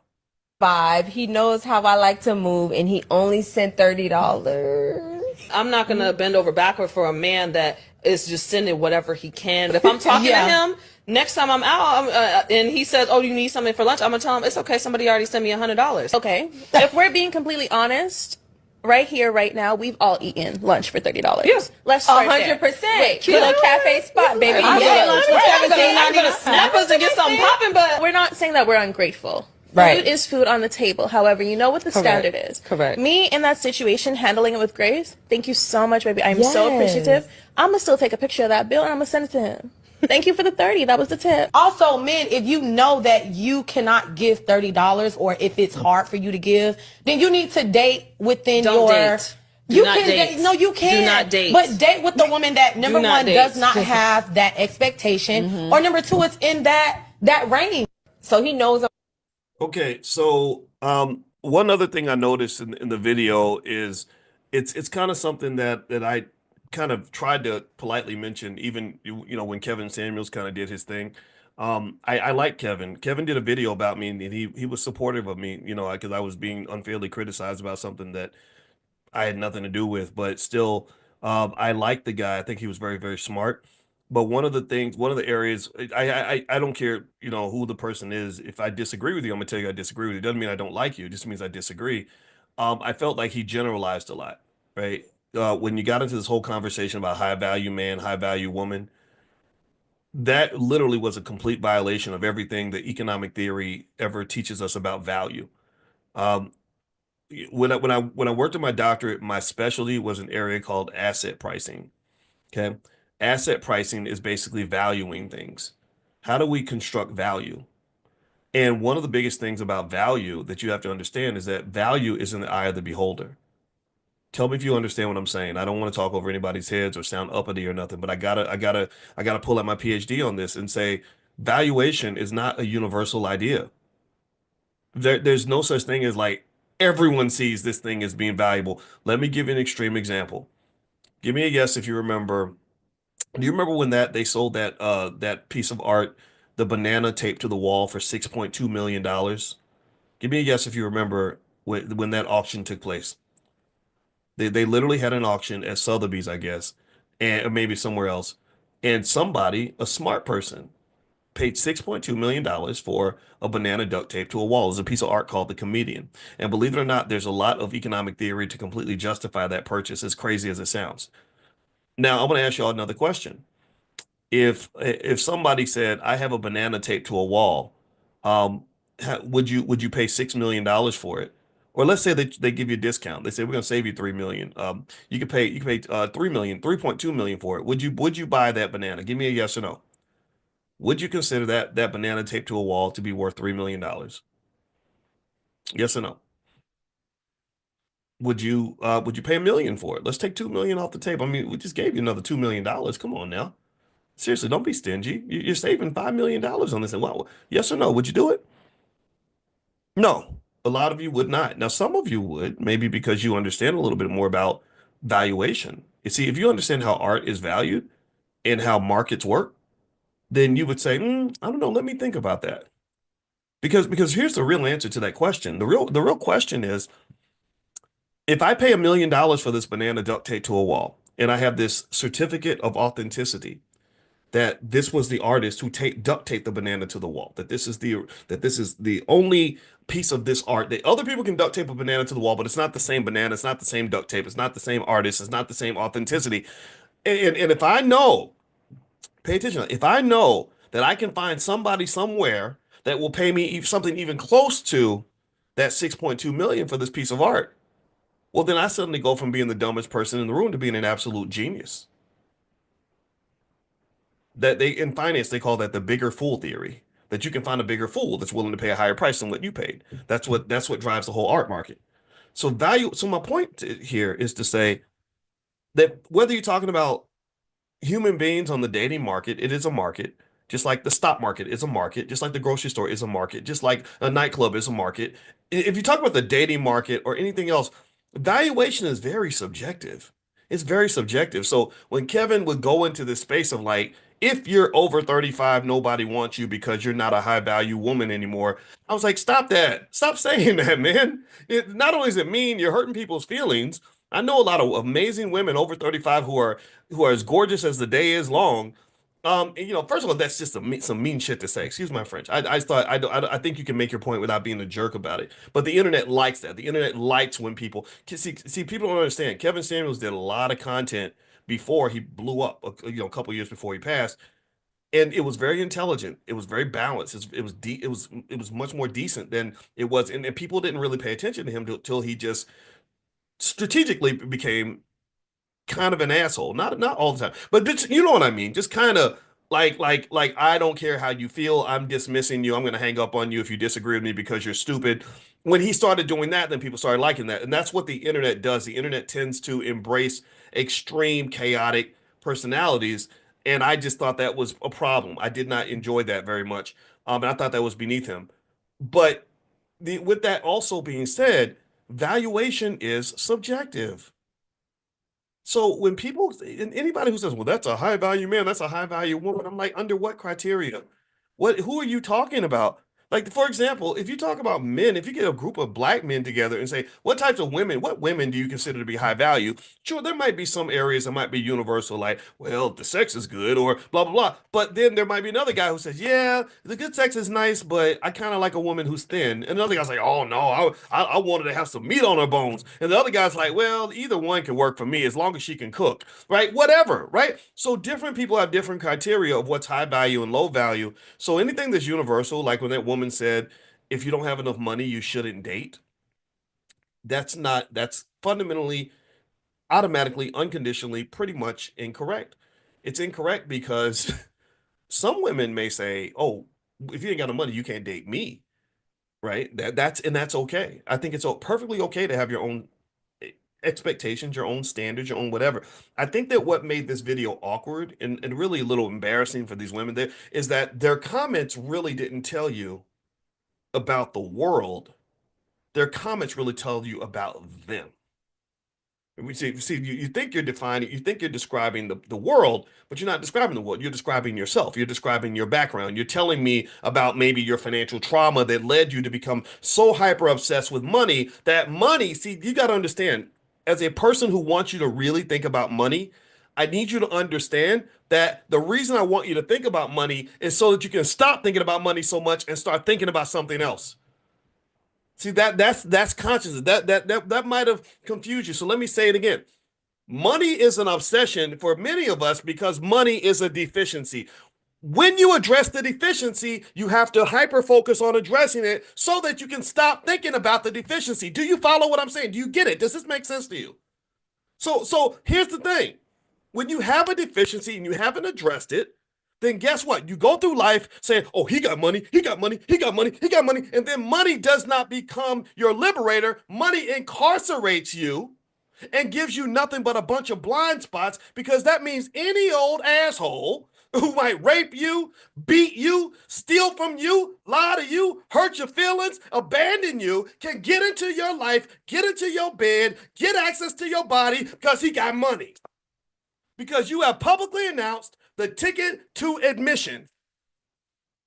And I say this as a man who has always had money. I have had money for a very long time. When I was 31, my first job, I made 6 figures, and it's been upward ever since. So one of the things that I used to process and think about, because I think about things and I'm an observer and I'm a thinker, is I was really fascinated by how often I would run into women who were willing to give me the keys to the whole kingdom just because I could send you an extra $500 for rent. And I'm like, you don't understand. $500, that's not a lot of money to a person that has money. You mean you're willing to let me come in your house and do only God knows what? If I buy you like a $500 gift, that's what moves me automatically to the front of the line? That's a very dangerous way to view the world. Because there are a lot of rich men who have STDs that you can't get back. There are a lot of rich men who will destroy your life. There are rich men who will embarrass you in front of your friends, hurt your feelings, and possibly even kill you. You know, Phil Spector, you don't know, remember Phil Spector? He was a really big music guy back in the 60s. And because all these women were attracted to him because he was rich and famous, he would like beat the hell out of them because he knew that you ain't gonna do nothing. You don't keep letting me beat you I'll just write you a check every time I beat your ass. And it's not a lot of money to me. It's like, oh, $1,000. Okay, here you go. Right. but Phil Spector would spend $1,000 on, on toilet paper or something. Right? So the point of the matter is that you gotta be real careful when you bring money into the conversation, because you have to be able to process the nuances of it. I believe that your goal should be able to look at things in a what is called a multivariate kind of standpoint. That's consciousness, the ability to see all things. Like, and here's the point. Here's another point I want to drill into on this. There's not really anything wrong, in my opinion. This is my perspective. You feel free to disagree. There's nothing wrong with those women having a financial preference. I told you every book on evolution says that generally speaking, women are attracted to various forms of security. Financial security is one type of security. I told you about that. When I wrote my book, Financial Lovemaking, I was fascinated with the women I talked to and how offended and how hurt they would be if the financial security was undermined, which goes back to this evolutionary belief that women want to just protect their babies. And if you can't protect the babies by providing and protecting and all this other stuff, then they're going to be very upset with you and maybe not even attracted to you. Their bodies, not in all cases, but in many cases, it seems like their bodies are almost wired to not want to reproduce with you, which is weird in the Black community. Almost like it's flipped on his head. Because sometimes, I go lie, sometimes women will have a baby with a guy where I'm like, wow, why was that man even in your bedroom? But I'm not judging. I'm not judging. Let me just stop there. But generally speaking, they have a right to have that preference. I think that what makes it awkward is that they're stating their preference publicly, and they're stating it as some sort of unconditional truth that everybody has to abide by. Like the one lady who said, you shouldn't date if you don't have enough money.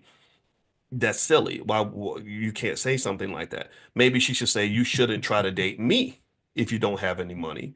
Because to me, that's no different from a man saying, you shouldn't try to date me if you don't cook, or you shouldn't try to date me if you don't have any hair. You shouldn't try to date me if your booty ain't, the right size, whatever. And I think that people have a right to have those preferences. I think that what makes it easier is when you keep it to yourself. Like we've all, everybody should have preferences. Everyone should have standards. I had, my wife, I thought my wife was the most beautiful woman I'd ever seen. I loved her body. I love her. I love smart women. I really don't know if I could have married a woman who wasn't that smart, right? So there's preferences are okay. But I think that when you get to the point where you state your preferences and in a way that is dismissive and rude to people who don't meet that standard, I think that that's when you kind of gone over the line a little bit and really revealed yourself in a negative way. So if I say all women over the age of 35, that I'll never forget. That was the last thing that was so bad for Kevin, to say that as the last part of his legacy. Because I was like, man, now you're forcing me to disagree with you again. He's like, all women over 35, you're the leftovers, nobody wants you. And I'm like, I was probably upset about it because right before I married my wife, I'd made a personal decision to say that I don't want to date a woman under the age of 35 because I'm a grown ass man. I'm 45 years old. I don't want to date a woman. I don't want to date a woman in her 20s. That's like dating a kid. So like I like the women over 35 because you're young enough where you still look amazing, but you're old enough where I can talk to you about a cartoon that came on in the 1980s and you're not going to look at me like I'm your grandpa, or whatever, right? So really, I kind of think that these conversations are really important conversations because what I want you to realize is that here, let's look at the big picture perspective of what's happening in the world. Has anybody, give me a yes if you've heard all the studies about global population decline? Has anybody heard about that? Especially in countries like Japan, mostly places where non-black people live, their populations are dropping. African people, God bless them, they didn't listen to Bill Gates when he was telling them to stop having babies. They just kept doing it. So Africa's going to be in a power position in the next century because they kept having babies, even when the rest of all the white people were saying, stop having babies because you got too many people. Even the Asian people fell for that. China used to have too many people, so they implemented the one child policy. Now they're like trying to hurry up and get people to reproduce again. But sorry, you've already created a culture where in some Asian countries, it's really crazy. The men and the women can't stand each other collectively. There's like there's like the feminist movement, but then there's like the anti-feminist movement. And in South Korea, the men, my son was telling me about this. In South Korea, the men are like protesting and there are these like pink seats on the buses that you're supposed to give to the women when they get on the bus. And the men are literally sitting in the pink seats and saying, we're not giving you a seat. F you, right? And I said, oh, so they hate their women as much as some black people do. So we're not the only ones. So anyway, when you create that culture where the men and the women just are divided and don't want to deal with each other and are irritated with each other, don't want to sacrifice, don't want to, that's the key word, sacrifice for things like family and longevity and commitment and relationships. Well, then, yeah, you're going to have a reproduction problem. In fact, a lot of the studies say that since the pandemic, I want to say like over 70% of young men under the age of 25 haven't slept with a woman in over a year, which that means, see, and that's the thing. People think sex is just about pleasure. No, people have plenty of pleasure in the world, but sex is ultimately for reproduction. Dating, mating, how you approach each other plays a big role in whether you have families, whether your genetics even survive in the next generation. See, we always keep thinking about like, oh, is he cute? And that it starts there, but it's supposed to turn into marriage and kids and all that. My mother and my father had a great story about how they met, and my father saw my mother in the library. He said he turned to his buddy. He said, "I'm going to marry that woman right there." And his buddy laughed, but my father was serious. He had just got back from Vietnam. He went up to another guy that was talking to my mother, and he said to the guy, he said, if I see you talking to her again, I'm gonna kick your ass. He literally did this. This is the kind of man my father is. So he knew what he wanted. And when you ask him, you say, well, what made you approach her in that way? He said, I knew what I wanted. I wanted your mother. And they literally they had their 50th wedding anniversary a month ago. 50 years. They did 50 years, 50, 5 decades together. And then a month later, my mother graduated and went to heaven. And the attitude that was required for that to even occur was an attitude that you don't often see with a lot of young people now, and it really concerns me. It really does, right? So right now, if you look at the big picture, you have a global population decline. Even Elon Musk is concerned about it, right? Which is interesting. And then within that, you have kind of the breakdown of families and stuff like that. And people, it really in our community, you have a scenario where most families are not whole and complete. Biological mother, biological father, 4 or 5 kids. It's sort of disheveled sometimes, a little bit chaotic, and that becomes very confusing for the children. By the way, has anybody? How many of y'all? Give me a yes if you have been sort of the victim of a Rolling Stone or somebody that wasn't thinking about the future, that where the kids are just splattered everywhere, and you got siblings all across town, and so or somebody dies and there's kids that nobody knew about, and or you were maybe the family secret, or you were, and that was a little bit of my life. My father had a couple other kids, besides the one he had with my mother, which was me, and it made it awkward, like when we were all trying to coordinate all this, and it is kind of messy. And what that speaks to some extent, is a lack of strategy, a lack of discipline, a lack of commitment in terms of really, and leadership. Really, it's leadership, right? If I don't see myself as a leader, if I'm a young man and I don't see myself as a leader, or I see myself as a victim, or I see myself just as somebody who's just going to go whichever direction the wind blows, then guess what? Then that's going to create a very unsturdy foundation for the thing that's supposed to become my legacy and supposed to become my family. Right? When you're not thinking long term, like when I talk to young guys, I'm like, look, you got to realize the things that you choose to do now are going to affect people that are not yet born. My grandfather made decisions in World War II that led to 60 years later having 50 people around the dinner table at Thanksgiving, all of whom knew exactly who their cousins were, who their siblings were, who the family was. And so ultimately, this sort of, so these dating, mating conversations, where people are making these major decisions based on whether or not somebody can take them to the Cheesecake Factory, I think are very, very dangerous, actually. And it really is very damaging to legacy. And this is why I pay very close attention to how Black people are talking about their relationships right now, because I see us going in a direction where it's only going to be more chaotic, because we tend to think about sex as something, okay, I'm going to have sex with you because it's going to be pleasurable.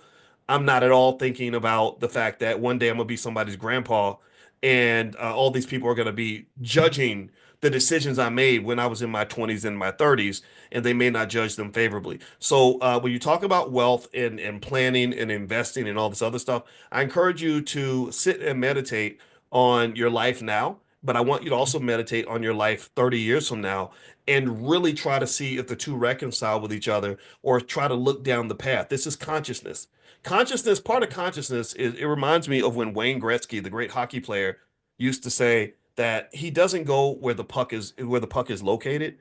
He goes where the puck is gonna be. He goes where the puck is going, right? So when you look at your life, I encourage you to say, well, where is the puck going? If I keep living like this, if I keep smoking and drinking every day, where's that going? What am I becoming? Oh, you're becoming an alcoholic. You're becoming a drug addict. If I keep womanizing and run around just doing whatever, what am I becoming? Well, you're not really becoming a husband and father necessarily. You might just becoming the guy who's like the old player, where you're 45, 50 years old, and then you're looking back at all the times that you just had all these worthless experiences and never accumulated to anything. So sometimes wasting your relationships a little bit is like wasting money, right? When think about this. If you look at your financial life and you look at the last 20 years of your financial life, for a lot of us, unfortunately, we were trapped in the moment. We were thinking about what we were going to do right then. We were thinking about things we were going to buy right away.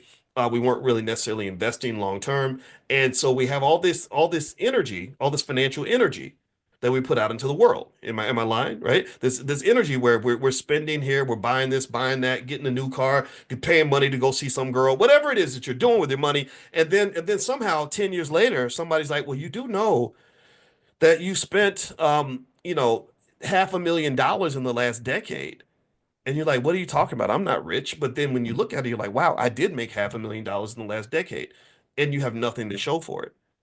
You have nothing to show for it. You're like, man, gosh. And then when somebody like me comes along and I say something like, well, you do know if you just taken $1,800 and bought some Apple stock in 1997, you'd have between $2 and $3 million right now. You do know that, right? And it makes you, it's like a kick in the stomach. It's like, holy crap. So the thing is that building something doesn't require that you put everything into building. It doesn't mean that you didn't waste something. It doesn't mean that you didn't throw some money away every now and then and enjoy your life. It just meant that you had some little part of your brain where you were thinking about the future. Some part of your brain where you were just saying, okay, this too shall pass. This is not all that there is. 2024 is part of a bigger puzzle. It's part of a collective of years. 2025, 26, 27, 28, 30, 35, 40, 45, 50. I need to look at I need to look at the whole forest. I can't just keep responding to every tree, because if you do that and you're always living in the moment, then what'll happen is that you'll look back at your life, you'll have a series of worthless moments that never accounted for that never amounted to anything. You know, and that is what we see financially, right? We spend, spend, spend, spend, spend. Nobody invests anything at all. Next thing you know, you're looking back, you're like, damn, why am I still poor? And I've been working for 30 or 40 years. Or health. I'm. It's not like I'm planning to get diabetes and heart disease and die at the age of 55 from a heart attack. It's like no. Right now, I just want to enjoy this fried chicken. Or right now, I know I don't want to go to the gym because I don't feel like it. Right. So by not doing those little things, then it ends up amounting to big waste, gigantic amounts of waste. So if you're again, and so to just expanding and to extrapolate and kind of finish the point there, if I'm thinking about even my sex and my interactions with women and or the opposite gender or whatever, the same gender, I'm not judging. I don't care about that. And everything's down to like who I think is attractive in the moment, who's going to give me pleasure in the moment, what's going to give me a good experience in the moment. Then all those moments end up amounting to nothing. And you can't, and then 30 years later, you have nothing that's sort of compiled from that, except for a bunch of worthless experiences. And in fact, when I listened to this old guy who was talking to a young guy, and he said, "Well, what's your biggest regret as a senior citizen?" He said that I spent too much time chasing women. That's all I was doing was chasing women the whole time, and I didn't build anything. I didn't build a legacy. I didn't sort of make a decision. And I encourage you to kind of think about these things as you go about making investments in your life. So we're not just talking about the financial investments. The financial is very important, but also we're talking about the other investments in terms of relationships, mental and physical health, because that interacts with your financial situation. It's very, very hard to be financially stable if you don't have a stable family, if you don't have stable mental health, or if you don't have stable physical health or good, healthy relationships. It's also, when you are financially stable, it does help to enhance your ability to pursue the relationships that you want and to have the mental and physical health, because people that struggle financially have a hard time being mentally stable and mentally balanced. That's why, for example, when these ladies say, "Hey, I really kind of want a man that has the ability to provide financially," I think that's very natural. I think that actually makes sense. I personally don't want my daughters just with men that don't even try. They won't even get up and go to work. They won't even do their best. Won't even make a plan. Right? I don't want my daughters with a man like that, because men like that have a hard time running families. They have a hard time leading any type of organization. They probably couldn't even manage a Wendy's, right? So that's okay to have that preference, but I think when you make money your alpha and your omega, and and you make it into the be all end all, then at that point, money becomes a blind spot and money becomes a liability to your ability to pursue healthy relationships. When I wrote that book, Financial Lovemaking, I'd never forget some of the crazy stories I heard. There was one lady that married a really rich guy, and they were so rich they lived next door to Bob Costas.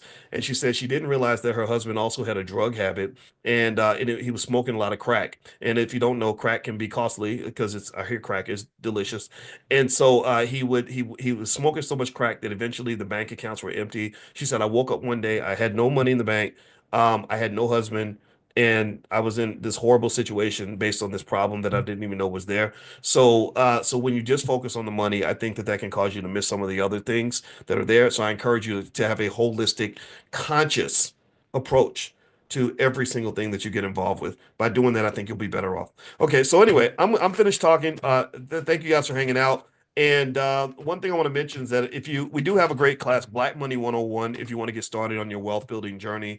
It's called An Introduction to the Power of Money. So if you want to take a look, go to blackmoney101.com. That's blackmoney101.com. If you want to be on the text list for this class, we meet every single day, 7 days a week at 10 a.m. Eastern. There are a few thousand of you in here, so I'd love to make it 1 million people. I just love talking to my people about wealth. But even if you're not Black, you're still welcome here, as long as you don't come in here with that anti-Black nonsense. Well, you're one of us. You're cool. So if you'd like to be on the text list to join this class, text the word morning, MORNING, to the phone number 87948. Text morning to 87948. And also my wife, Dr. Alicia Watkins, she's a relationship therapist, a trauma expert, stuff like that. She's going to do her book club tonight and her mental health Mondays on Monday night. If you'd like to be notified, then text the word love to the number 87948. So text love to 87948 and she will reach out to you.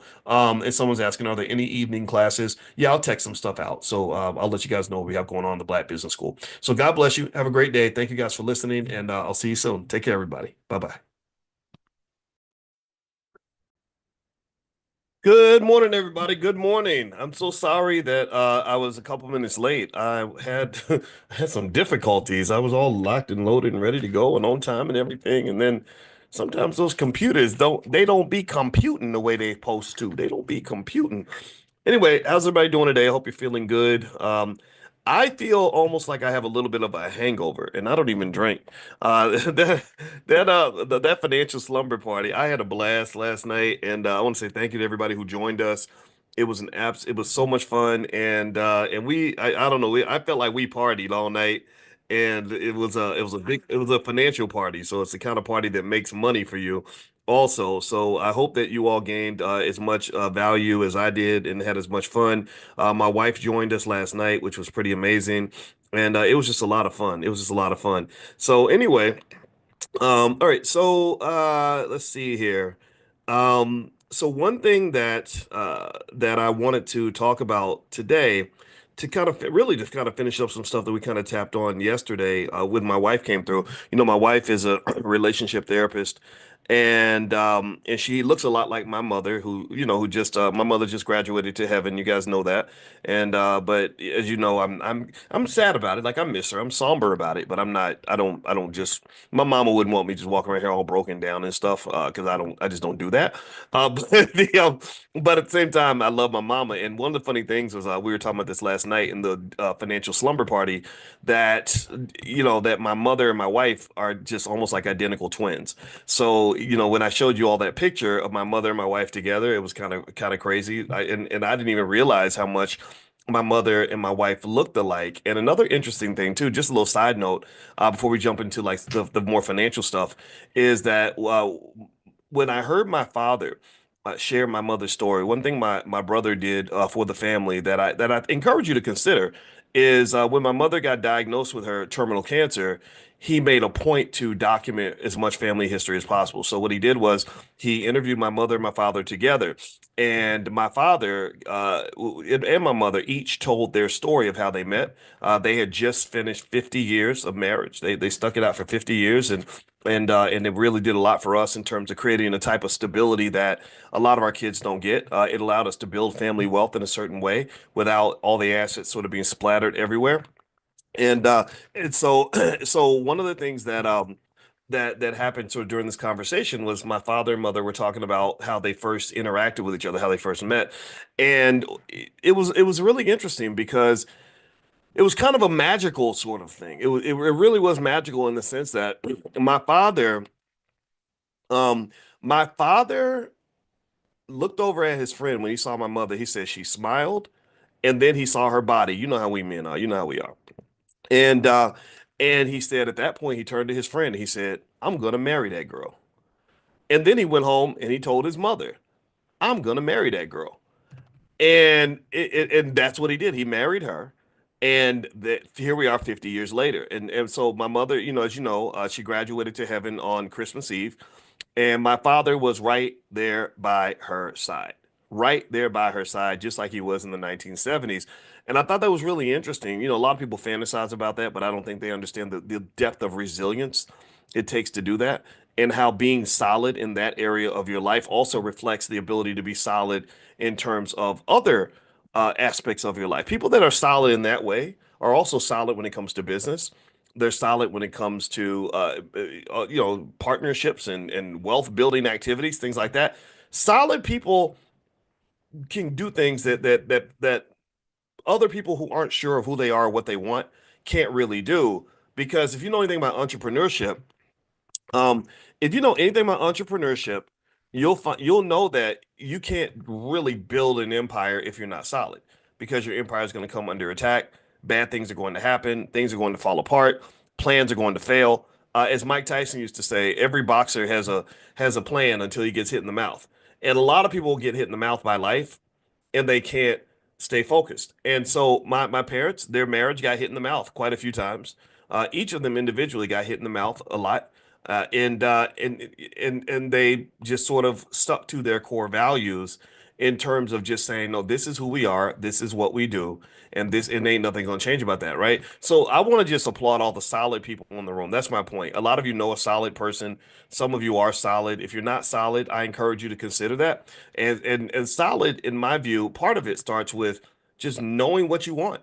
And one thing my father talked about when he talks about my mother is he says, my brother asked him, he said, how did you know that was a woman you wanted to marry? He said, because I know what I want and I go get what I want. And I thought about that and I said, that's so interesting. And I think young women that are picking a man, I think that picking a man who knows what he wants gives you a lot more certainty than picking a man who changes his opinion the way he changes his draws. I don't think that men who change their opinions a lot and are sort of flimsy and inconsistent are typically as successful, nor are they as reliable. But the same thing can be true for women as well, right? So I think women also have to have a type of solid nature to them, and this is how you build healthy relationships and institutions, which also are key indicators for the ability to build wealth.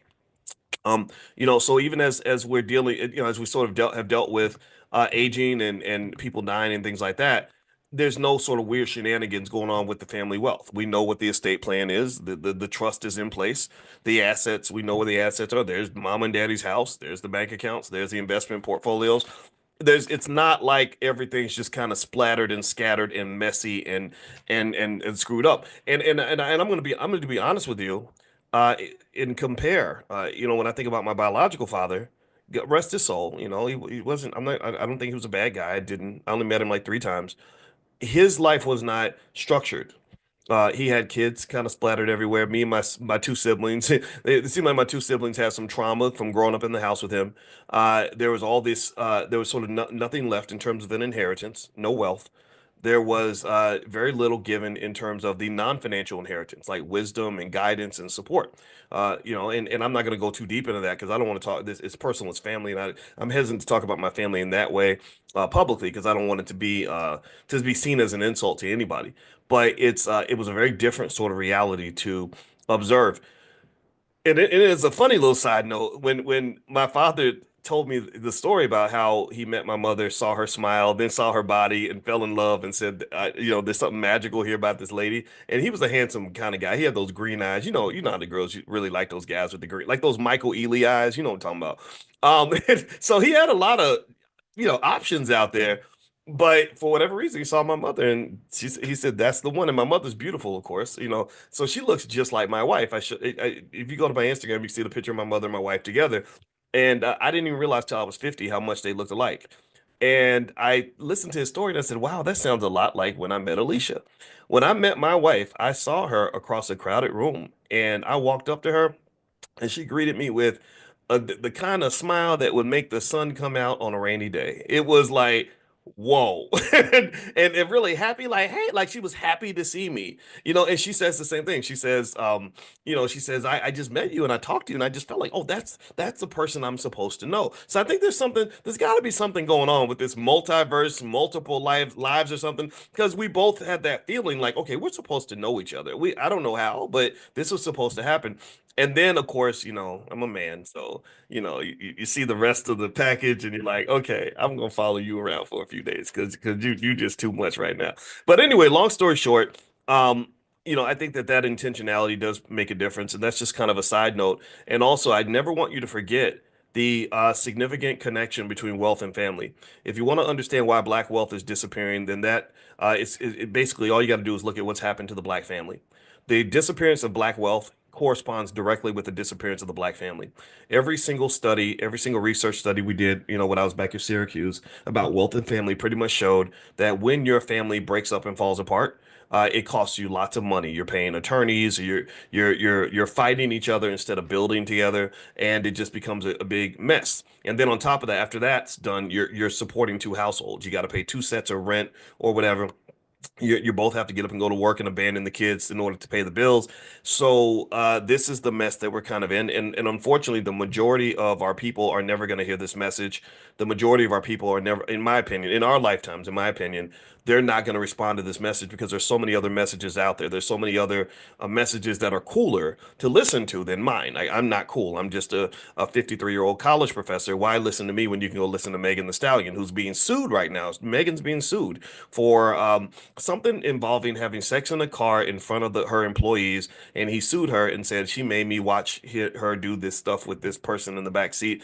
And it's just kind of like, well, and it makes sense to me. It's like, yeah, well, nobody ever trained you to understand that some of the shenanigans that they promote in hip hop, some of the goofball stuff that they get you doing in this in the corrupt part of hip hop. I'm not talking about the good rap. I'm talking about the crap rap, whatever that is. That stuff will lead to workplace violations. When you have workplace violations, you can easily be sued by an employee. And the same person who was cheering you on when you were in the back seat getting it on with that lady, I think it was like girl on girl type stuff, that same person can go back and file a lawsuit and say, "Oh, I was so traumatized. You made me watch, and it was horrible. Now I need therapy and $10 million. And I need to take sleeping pills to be able to sleep. And every time I see a person wearing green socks, I start to go into a panic attack because they were wearing green socks when she was in the." Come on, man, give me a break. We get out of here with that stuff. We know what it is, right? This is somebody who became disgruntled and said, "Oh, wait, you're not supposed to be licking on another woman in the back seat of a car during work hours. You're not supposed to be doing that on a job. Like, UPS employees don't do that kind of thing." So if that were to happen at UPS or Ford or IBM, they would fully expect to be sued if they had these kind of shenanigans going on in the office. So long story short, I personally think that if our young people got more of this advice and information early instead of just being trained to follow what's cool and what's trendy, I think they'd be in much better shape. But instead, even if you get the bag, you're gonna blow the bag. I talked to a person who I really respect 2 days ago. He called me, gave me condolences about my mama transitioning on, and I appreciated that. And we were talking for a minute. I heard from a few people in the entertainment industry. Ice Cube sent me a text, and I thought that was very nice of him. And we were talking, about the stuff with Jay-Z and Diddy and all this stuff. And he said, "Oh, this is about a much bigger picture. This is a wealth issue. This is a wealth transfer issue. It's not as if anybody's surprised about the crazy stuff going on in hip hop. They've known about this stuff. They knew about the Diddy parties. They probably went to some. But it's a matter of positioning things in a certain way where they can come get your money and they can come get your power. And if you're not smart enough to understand that, if you're not strategic about it, then yeah, you all the hard work you put in, all you was doing was collecting wealth for somebody else. That's it. You're collecting wealth for somebody else. So anyway, let me move on. I'm going to move into another topic I kind of wanted to hit on today. Just a reminder, if you missed the financial slumber party, it was an absolute blast. I don't know how many of y'all were there last night. I bet some of y'all probably couldn't get up this morning because we were doing financial stuff and playing music and having fun. My wife came in from 11. I planned to go from like 11 Eastern to like 12:30 Eastern. We went from 11 Eastern to 2:30 a.m. and we just partied all night and it was a blast. And that's what I like. I used to think when I used to be in school, I would think of studying and partying as something you could do together. Like studying doesn't have to be boring. Partying doesn't have to be boring. Partying, going to did anybody notice like when maybe you were in college and everybody would go to the club and everybody would go to the parties and all they would do is just stand around and try to be seen or something and be bored to death. Like you can't have a conversation because the music's too damn loud. You're just standing there and you're seeing the same people you see every day and nothing interesting happens that night. That's very depressing for me. I was like, I'm not doing this goofy stuff. So to me, I think having fun should be done on terms that actually really works for you. And part of being, I think, a leader in life means do the stuff that works for you. Don't do stuff because everybody else is doing it. Do it because that's what you want. All right. So anyway, if you want to see the recording of the digital slumber party that we had last night, where we went through my training, Stock Market Decoded, and we also brought in my wife, who's a licensed therapist and a full professor of social work, and she talked about financial psychology on a real deep level. We link trauma and how that affects your wealth. That if you went through bad stuff when you were a kid or bad economic relationships as a child, that's going to reflect itself in your life today. A lot of people don't have money because they don't have a money mindset. And they don't have a money mindset because that curse was given to them when they were a child and they never ever grew out of that. And if you want to grow out of that, she's a therapist. She helps people grow out of things all the time. So anyway, if you want to get a recording, you can go to financialslumberparty.com. That's financialslumberparty.com. Also, if you want to hear more from Dr. Alicia, pull out your phone and text the word love to the number 87948. So text love to 87948.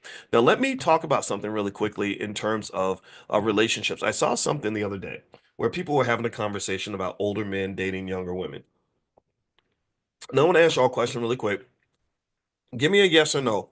Do you think that it's okay when older men date younger women? Like, and then when I say that, let's say you're talking about, say, a 45-year-old and a 25-year-old, 20 years apart. Do you all think that that's okay if both people can consent to it, or do you think it's just like, oh hell no, that's just bad? It's pretty much unconditionally bad. Okay, I see some yeses and nos. Okay, Quinita and Elizabeth. All right, and all right, so yeah, so this is interesting, right? This is something that I was interested in terms of the conversation. I was also interested in it in terms of just sort of what might draw a younger person to an older man in the first place, right? So let me ask you all this. If I was to ask you, what what reasons do you think that younger women might have for preferring an older man? Right? We can't always write these situations off as just sort of manipulation of some dumb little girl who doesn't know what's going on. Sometimes women specifically will target and want to be with that older man instead of the younger man. So what do you think are the driving causes? And I'm gonna give you the answer based on the research in a second. But I want to ask you all, what do you all think are some driving factors? Okay, I see stability. Okay, the word stability and security pops up a lot. Mentorship, maturity. Okay, security and stability, financial security, money. Yeah. Okay. Somebody said daddy issues. Let's talk about the healthy reasons, right? And then we'll get to the unhealthy reasons, right? Because we know that there's a little bit of both. Right. Okay. I see fertility. Old men don't have as much fertility as young men, though. I don't know if I mean, for the women, the fertility would matter, but for the, okay. All right. Control. Okay. Somebody say control. Ooh, uh-oh. Sound like you've been through some things. All right. So here are 5 healthy reasons younger women might be attracted to older men. One, according to the research, is emotional maturity. Older men often bring stability and emotional intelligence to relationships, which can be appealing compared to the drama or immaturity sometimes found in younger counterparts. That's true. I think I saw a study that said that men fully mature emotionally at 43. For women, it's about 32. And so ultimately I will say this too. Even as myself, I was single for a while. I didn't really decide to truly commit to something that was going to lead to marriage until I was in my 40s. I'd actually tried to, I thought about I got close to getting married in my 30s. I did propose to a girl. I actually proposed to her on the Whitney Williams show. And she was a wonderful lady. It just didn't work out. So I was supposed to get married in my mid 30s. But then the funny thing about life is that sometimes you have a plan and your plan doesn't match God's plan. And so you make a plan and then the plan doesn't work out. Then you're like, okay, now what? And I remember feeling like that with my life. I said, whoa, I thought that by my late 30s, I'd be bogged down with like a spouse and kids, but I've got all this freedom and I had a lot of freedom and a lot of money, which is a very dangerous thing. I had plenty of money to travel around the world and do whatever I wanted, and I had plenty of free time. I didn't have anybody calling to say like, where were you last night? None of that stuff. And I've always known though that idle time is the devil's playground, the devil's workshop. And I kind of felt like if I didn't find some sense of purpose, something to connect myself to, I would end up in all kinds of shenanigans or be pulled into tough situations. So even though I dated and it was an interesting experience and it was very easy to date, it's very easy to date when you're a public figure because women will come to you. They will already know you, they identify you, they will spot you. And there's some really pretty black women out there, and I think that's great. But I always knew anything that you do in excess is going to be bad for you. Anytime whether you're talking about food or drugs or anything, if you abuse it, I believe it's going to come back to you. I believe that karma is very real. And I think that gluttonous behavior, and you see this a lot. You'll see somebody who says, I'm going to sleep with every pretty girl I see. And next thing you know, something bad happens. Maybe they catch a disease or they end up being accused of something or somebody ends up taking their wealth. And so my belief was always in moderation, just the same way I talk about economics. That's how I talk about life. because because economics is not nearly as important as life, and most wealth is not in your bank account. Most of your wealth is in your life. Your life, you have relationships that are of infinite value to you. If I could give every penny that I have to get my mother back for another 20 years, I'd do that in a second, right? So my relationship with my mother was a massive loss. For just so many reasons I won't go into. So same thing is true with health. How much money would it require for you to want to have somebody give you a bad heart, right? Most people wouldn't want a bad heart, no matter how much money you got offered, right? So really, I would say that experience, was kind of interesting. I was like, I didn't expect to be single when I was in my 40s, but what I was learning at that time was I was learning how challenged and damaged the Black community is, and not including me, right? And I sort of I noticed at that time, that's when I started noticing little things like 3/4 of all Black women don't even have a father in the house, right? And I thought, well, what kind of person would I be if I had no mother in the house? If my and we act like it's no big deal, but I think it's a very big deal. If I had no mother, my mother just passed. That's devastating, right? If I had no mother growing up, I'd be a completely different person, right? Because my daddy's different from my mama. My mama is the nurturer. Imagine me with no nurturing at all. I'm already rough around the edges, but imagine if I never had any nurturing. And so, anyway, my point is to say that I think that there's just sort of this weird imbalance, and I think that also relationships are something that does require some degree of training, right? You can't just wing it. That's one thing I know for sure is that building an institution of any type, whether you're talking about a business, a family, or anything else, or a house, it's hard to do it if you're just sort of guessing along the way, right? If I say I'm gonna go build me a corporate office, I'm gonna go build a building in downtown Chicago, but I don't know what I'm doing. I've never done this before. I have nobody in my family that's ever done it. I know nothing about construction. Am I gonna be successful? Yes or no? Am I gonna be able to easily figure it out? What do y'all think? No, I'm not. I can't do that. It's impossible, right? Or pretty much not I don't say impossible, but very difficult. I'd probably fail. So I think that when you're talking about building an institution like a family, and I think about my mother and father making it through 50 years of marriage, they had to have some type of guideline. And I know that for my father, his guideline was his parents. His parents were married 70 years. And so that kind of created like a sort of rigidity in the thinking or a specific way of approaching relationships where even though he was a very good looking man and he had those Michael Ealy eyes and all the girls were chasing him, he said, no, that's nice and that's fun for me while I'm a kid, but that's not something I want to grow old with. I don't want to be 55 years old still living the lifestyle of a 25-year-old or a 20-year-old. And that shaped his values. If he'd had a father who was a Rolling Stone, who never got married or maybe got divorced and lived the single life forever, or a mother that had no man around, he might have said, I'm going to go a different direction because this lady she has a kid. I was the kid, and why in the hell would I want to be dumb enough to take care of some other guy's kid? Like some people think like that too, right? So his upbringing shaped his value system. So really, generally speaking, when you're talking about building any kind of institution, again, whether it's family or economic, if you don't have the background, like if you're trying to be an entrepreneur and you have no entrepreneurs in your family, you got to get some entrepreneurs in your family, if you know what I mean. You got to go find some people who think like you do because entrepreneurs have to take risks. Entrepreneurs have a lot of ups and downs. Entrepreneurs have to find a way to make a way. Entrepreneurs have to have a certain type of resilience that regular people don't have. So if you're trying to do that in your first generation, well, get around some other people that can really give you a culture that's going to match your objective. Do you follow me? Same thing would be true just generally if you're a wealth builder. I mean, think about this. In fact, let me ask y'all, let's do this experiment. How many of you have families that don't build shit? I don't mean to cuss on a Saturday, but I just did. How many of y'all got families that can't build a damn thing? Ain't saved nothing, can't invest nothing, don't know what a stock is. If you hit them in the face, you say the word stock, they think you're talking about buying some socks. No, I got some socks yesterday at Target. Hey, how many of y'all got families like that? I literally ain't never thought about economics further than let's get a job and let's go spend our money. Anybody grow up in a family like that? Give me a yes. Well, a lot of us do. So if you're trying to break that generational curse and do something different, you're gonna have to really be very intentional about that.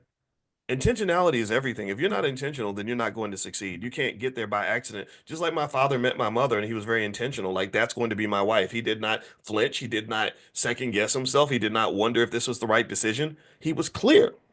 He put his eye on the he laser targeted his objective and he went for his objective. And that's, again, that's my, when I talk to young ladies, whenever they want to ask me about guys and whatever, I'm like, find a man who knows who he is and knows what he wants. If you don't know what he wants, that's very risky for you. That in literally in mathematical terms, from an investing standpoint, you're investing in a volatile, risky asset when you invest in someone who ain't clear about who they are or what they're going to do. Same thing is true on the other side, though. When you're picking a partner for anything important for you, you need to pick people that are solid. You need to pick people that are solid. You need to pick people that are solid. And if you're picking somebody who's solid, then damn it, you better be solid too. Because you're gonna attract what you are. Right. So if you flimsy, like, oh, you ever see that? Like, where people be like, oh yeah, we're gonna do it, man. We're gonna do it. Yeah, let's call. Okay, I'm gonna call you tomorrow. Okay, we're gonna get on the phone tomorrow. Talk about, okay, all right, sounds good. Okay. And then nothing happens. How many times have you seen that? How many times have you seen that? Happens all the freaking time. All the freaking time. You can't build nothing like that. You can't. You need people that are solid as a rock. Ashford and Simpson. I saw that in the chat. You need, if you are gonna be solid, you need to get solid people around you. If you get solid people around you, you must be solid for them. Because there are some people who will just match your energy. I'm one of those people. If I can smell flimsy people in a second. I can tell. I can smell a flimsy Negro. One young lady that I used to mentor, she wanted me to meet her boyfriend, and I met this guy, and I'm like, hey, how you doing? He's looking at the ground. He gives me this little whimsy little girl, like, gave me a handshake like a 9-year-old girl, and looking away. And she asked me, she said, so what do you think? What's your honest opinion? I said, do not ever have a baby with this man. This man will never take care of his kids. He probably does not have a father, because everything that I saw reeked of the exact opposite of determined and intentional masculinity. I did not pick up any of that. And then she started telling me more of the story. She said, yeah, well, he's got 2 babies mamas and blah, blah, blah, blah. And I'm like, yeah, of course he does. Because he doesn't commit to shit, right? He's not, because commitment is hard. Commitment is very, very hard. Most people, I believe, again, I'm old school. I'm kind of extreme about this. I believe most people don't know a damn thing about commitment. They don't, because we base everything on feelings. Well, I was gonna do it, but then I started to feel bad, and then it started to get hard, and then I started to feel like it wasn't, and then they're just like, so then I did something else, and I get it, because life provides lots of excuses for you to fail, for you to give up. Which, in my view, means that if you're one of those people that can get past that, they can say, no, I'm going to finish because that's what I started. I'm going to do it because that's what I said is going to happen. Like my father, I'm going to marry that lady because that's what I just said is going to happen. And ain't nothing going to get in the way of that. Oh, and I didn't tell y'all this. This is funny. This is how gangster my daddy is. He said there was another guy sitting next to my mother, and he had just come back from Vietnam. And he said, if you talk to her again, I'm going to kick your ass. He literally said, now that's toxic as hell. Don't get me wrong. Very toxic. But it got him a full family and a couple of kids out of it, right? It got him me, and I think I've been a pretty good asset to my dad. I bought him a car and helped him pay off his house, all that stuff. So he got his assets in life, financial, emotional, and otherwise, because he had intentionality. He had clarity, a purpose. So I ask you this question. I say to you, in what areas of your life do you have clarity of purpose? What areas are you intentional? What areas of your life are just non-negotiable? And that's something you're gonna have to ask yourself about. Because if you let a situation or a person or a barrier knock you off your perch easily, it's gonna be very hard for you to do anything or build anything solid, because you're not even approaching things from a solid perspective. And this principle applies to business. This principle applies to relationships. This principle applies to socioeconomic politics, every single issue. The world doesn't really give you much if you're not consistent and intentional and solid about what the objective is. Now let me move on. Let's get back to this topic of older men and younger women. So let's get some healthy reasons why younger women might be attracted to older men. According to the research, the emotional maturity piece, I've seen that to be very important because women like I think the emotional vulnerability and ability to connect and understanding your being in touch with your emotions seems to be very important to women. Life experiences and wisdom. Some women want a man that they can learn from, right? Tell me if you agree. Tell me if you've seen this or felt this. Established careers and stability. Every single study, when I wrote my book, Financial Lovemaking, back when I was on the faculty at Syracuse, I became absolutely intrigued with the innate, million year evolutionary connection that women have to things that indicate security.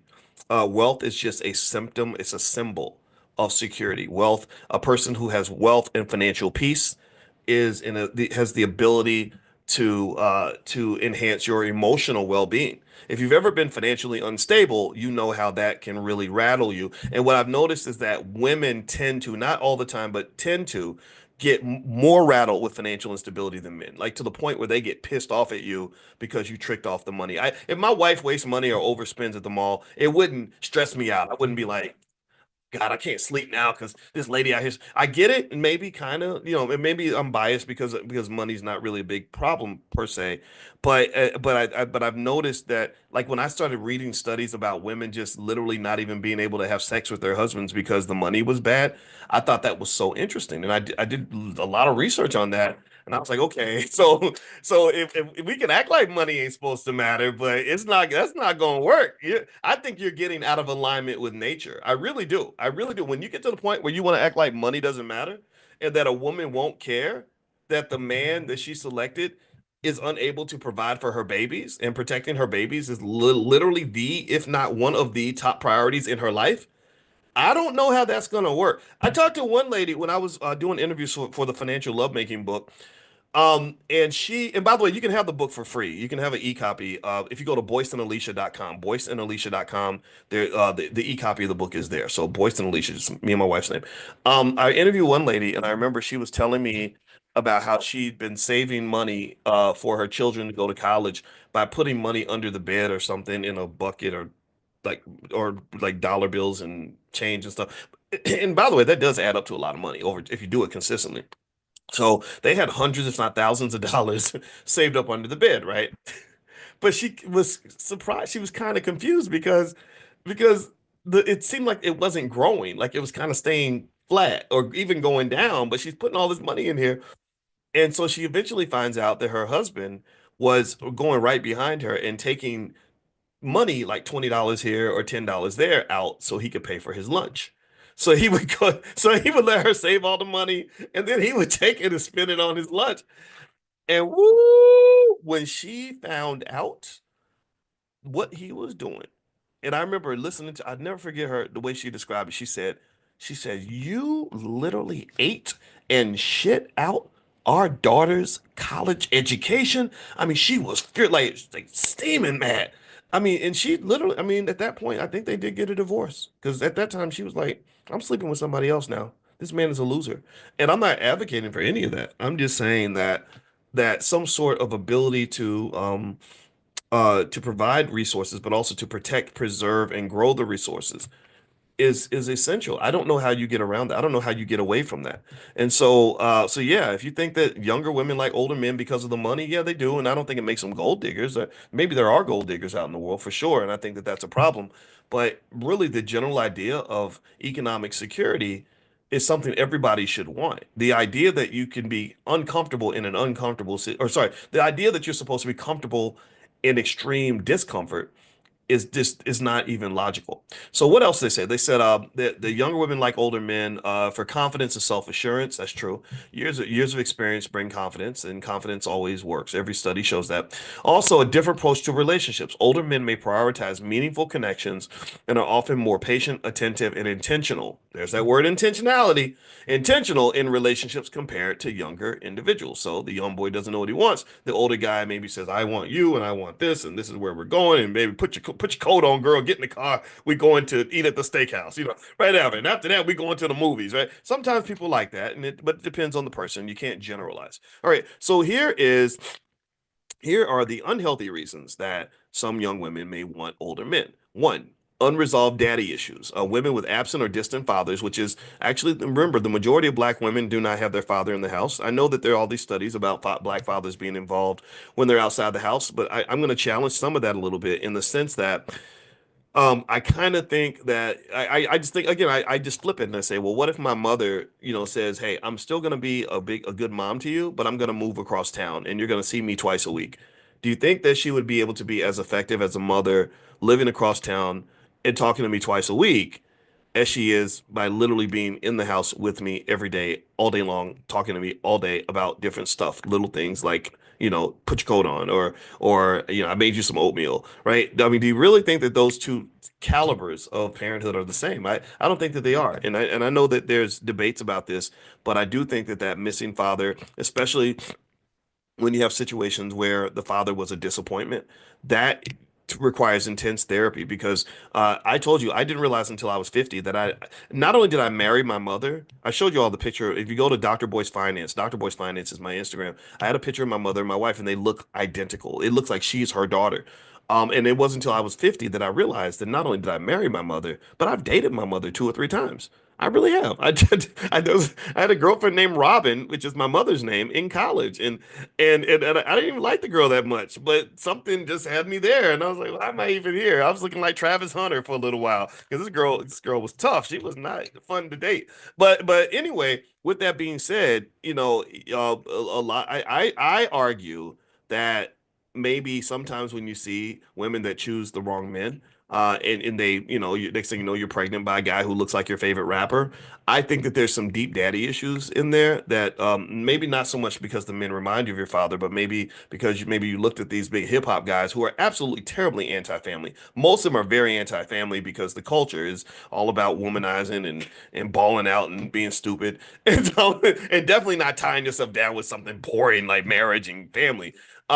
I don't know. I kind of think that these rappers kind of become like these father figures in the black community, these men that we end up looking up to, and some of them, I know some of these guys personally, and I'm like, some of these guys are just complete total degenerates, like this absolute degenerates. It's unfortunate. It's kind of strange to me that we have, and I'm not saying all of them are. That's obviously not true. I told you Ice Cube is my friend. He texted me yesterday, and he's been married to his wife for 30 years, something like that.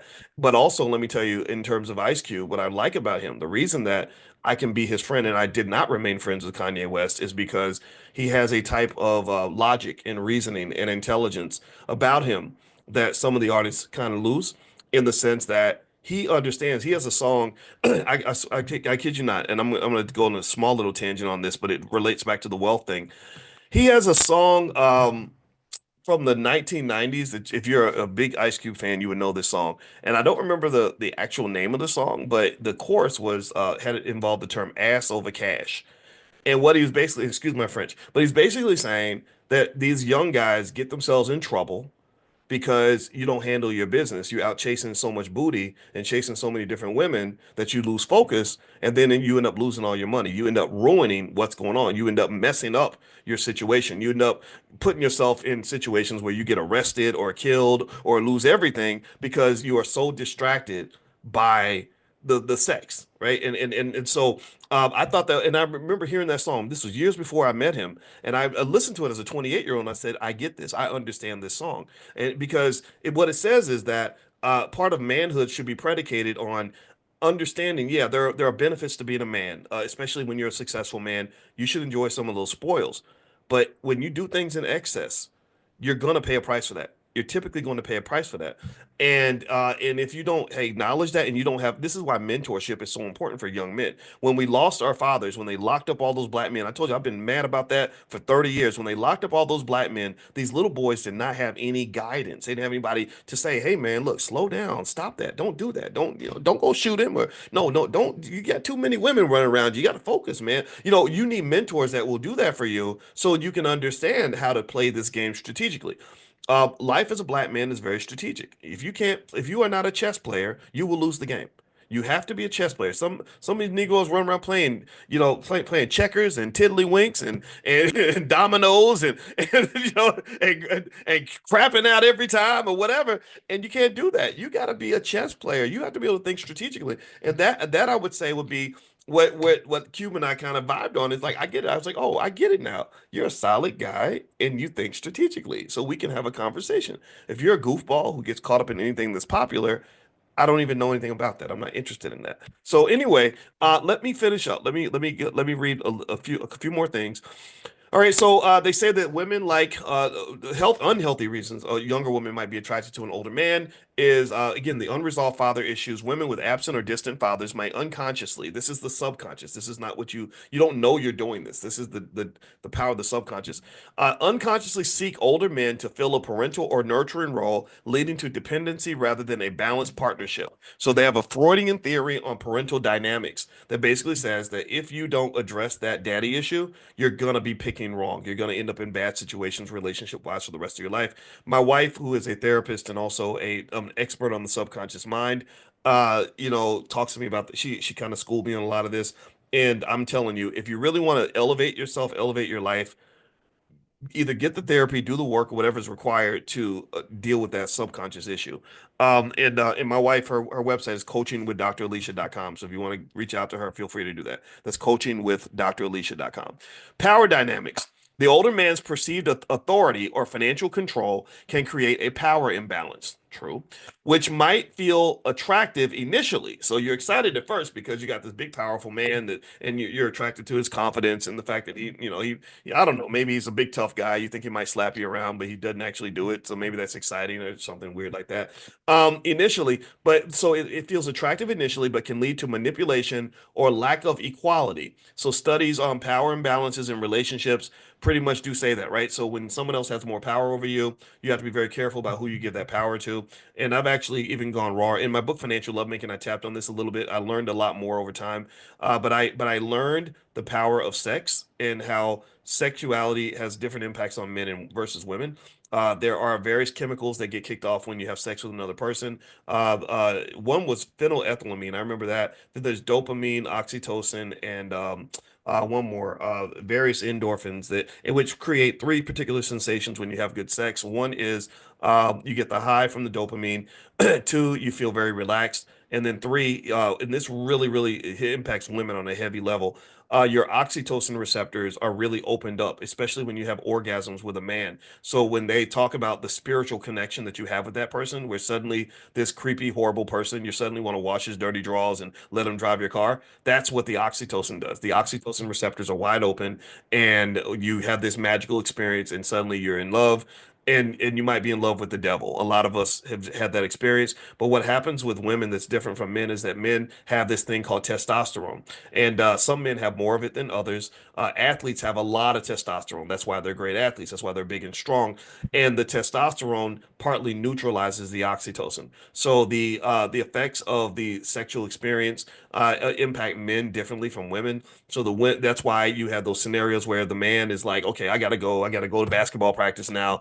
And then I'm gonna go see my two or three other girlfriends later on. And the woman's like, oh, I hope he calls me today. And I'm not saying that happens all the time. Obviously, you can't stereotype. And there are some women that I guess are working to engineer themselves to have that same sort of detachment. But I think it comes with a greater price. Comes with a greater amount of pain, to the point where it almost seems like sometimes I've seen cases where women are pretending like they don't care, but then there's like something that just happens where the soul feels empty because you've given yourself to so many different guys and stuff like that. So honestly, long story short, I think that I can tell you this: when I started understanding that, a lot of things made sense, and when I started understanding the power of sex, it really made me think about why things happen the way that they do. For example, Black people have a high amount of trauma from things that we've gone through. So my wife should be here explaining this better. She can explain it better than I can because she also teaches a class on addiction, a university class. So she's a lot of addictions are an outpouring from trauma. You have unresolved, unhealed trauma, which it's all over the Black community. It's like the biggest STD in the Black community, if you will, the biggest virus that's out there. And so the result of undiagnosed, unhealed trauma might mean leaning toward various addictions, which might be a sexual addiction. And we don't think of it as an addiction, but it can happen that way, and it just creates a lot of chaos. That's unwanted pregnancies, STDs are like through the roof. And if you watch like the Shade Room, you'll notice every other post is something sexual, right? Sex, sex, sex, sex, sex, right? So I would encourage you to, in your own journey, if you're trying to accomplish goals, financial or otherwise, uh understand yourself, figure out like the areas where you're making mistakes and why those things are happening, and that a lot of times will come through a therapeutic process. And then not only will you understand the world better and understand yourself better, you'll be able to position yourself where you want to be, like, right, like you won't make a plan to go over here and then end up over there. Or like New Year's is coming, how many people do y'all see every year that have these big New Year's resolutions of all these things they want to accomplish this year because 2025 is new and fresh? This is what I'm going to do. I'm going to be a different person. 96% of all people do not fulfill their New Year's resolution. 96%. So you're not going to fulfill the resolution if you just do what everybody else does. You'll be like the 96%. So the question to ask at that point is, if you're serious enough about it, is how do I become part of the 4%? Like what do I need to do to make sure I don't end up continuously making promises to myself? Oh, I'm not gonna mess with this type of girl, or I'm gonna leave this relationship, or I'm gonna build this business, or I'm gonna quit this job. What are you gonna do to make yourself part of the 4%? What are you gonna do? And I can't answer that for you. I'm just encouraging you to ask yourself that question. So let's keep going. Other reasons they say that young women might be attracted to older men. These are the unhealthy reasons. Low self-esteem. They say younger women with low self-worth might gravitate toward older men who they perceive as out of their league, relying on their approval for validation. And again, this is where the whole daddy thing comes, right? Because the daddy is supposed to validate you. The daddy is supposed to tell you that you're beautiful and smart and capable and everything else. And at least where I come from, I'm thinking old school here. Maybe you feel free to disagree with me, but I remember even hearing my mother talk about when she met my father. And she said, I thought he was too attractive for me because all the girls were swooning over him because he had those green eyes. And my father said, though, I thought your mother was beautiful. She was the most beautiful thing I'd ever seen. But my mother did not see that in herself. So my brother asked a really hard question for her. He says, so why did you feel like why do you think you felt that way about yourself? Why was your self-esteem low? And she said, well, because we had so many kids around growing up. Like, my mother's sister had 10 kids and we had five, and then her other sister had another 6 or 7 kids. So kids never got one-on-one attention. There was not, and I can add this part. To my knowledge, there was no older man around to validate and love them without eventually meeting grown men who are like, yeah, girl, I think you're great, and I also want to sleep with you, right? That's what unfortunately a lot of girls go through. So that missing father is really part of the missing wealth in the Black community, because it's not just financial wealth, it's also emotional wealth, cultural wealth, social wealth, it's and political wealth, right? So ultimately, this is a big thing. This can happen a lot. So the daddy issues can lead to dating the older men, because everybody needs a daddy at some point. So moving on. Um, Avoidance of peers competition. Some younger women might feel intimidated by competition with peers and seek older men, believing that there's less pressure to compete or meet certain social expectations. Interesting. And this comes from studies on social hierarchies and romantic preferences. So it seems like what they're saying here is that if I'm a young girl and I'm tired of trying to compete for the young guys around me by trying to have the nicest body or, perform the best in the bedroom, maybe an older man who's more settled might put me in a space where I don't feel like I have to be as competitive. And that might be true, right? I don't know. I mean, if you date an older guy who's a little more settled, who's kind of like, look, I'm not looking for a million women. I got stuff to do. I just want one good one. Then maybe that creates a less pressure driven situation than try to date the guy in the dorm that every girl's trying to get with, and you're under this constant threat of competition. I'm not sure. And then the last thing they mentioned here is escape from uncertainty. They say younger women may be drawn to the perceived stability of older men as a way to avoid dealing with their own life transitions or uncertainties, which can hinder their personal growth. This is connected to attachment theory and fear of independence. Interesting. So you have, so maybe you're uncertain because you moved out of the house and you're afraid, or maybe you have these other areas where there's uncertainty, and you have this other older figure that's kind of like this pillar in your life that can provide the certainty that you're seeking. But unfortunately, I guess they're saying that in a toxic case, you're never going to develop independence because you are depending on someone else. So maybe it becomes a codependent situation. I'm not sure.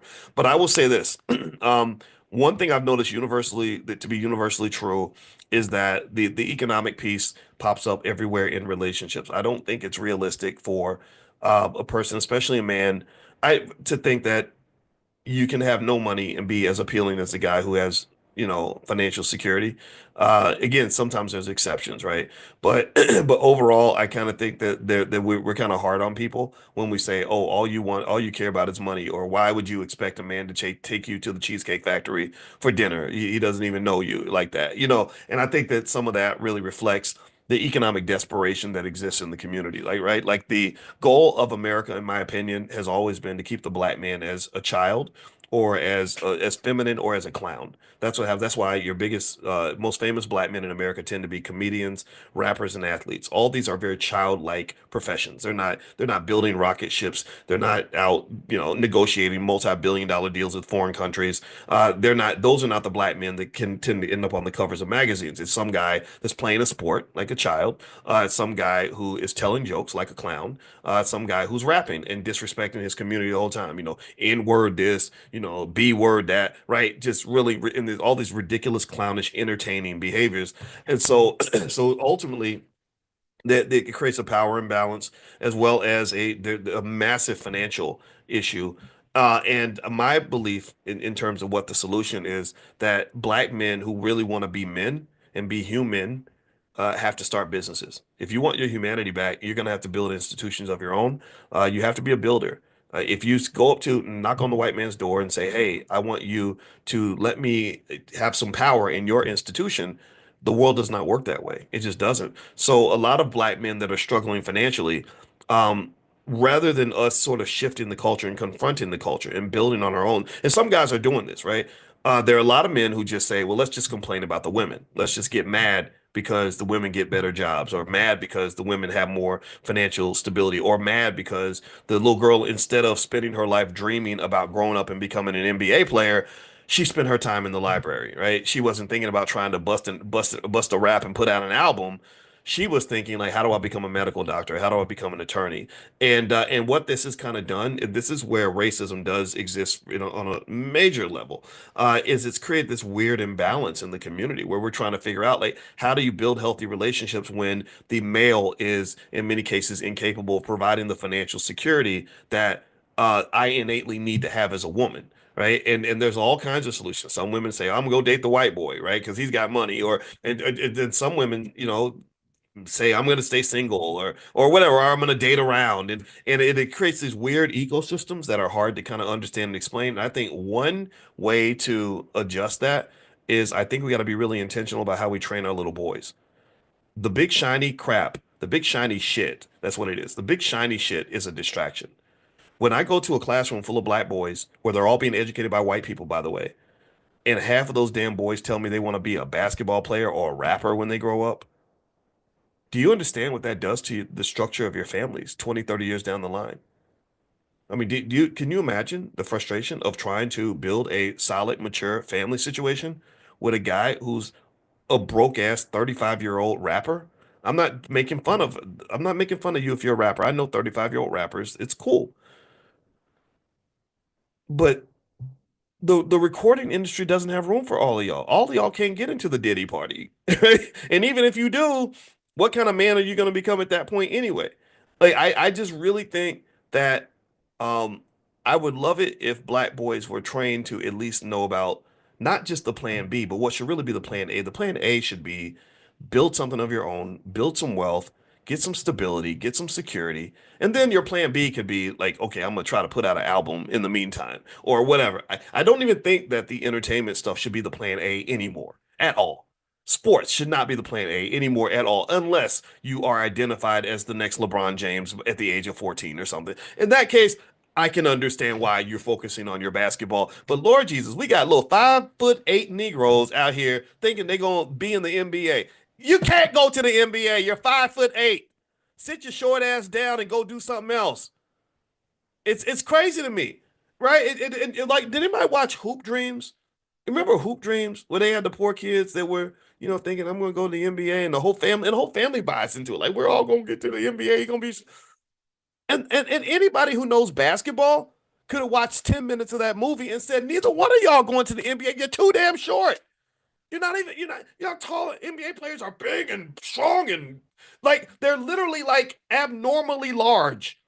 I got a guy in the house upstairs. I'm his bonus dad. I got a guy upstairs right now who's 6'9". He could have had a hoop dream, and I would have been like, you know what?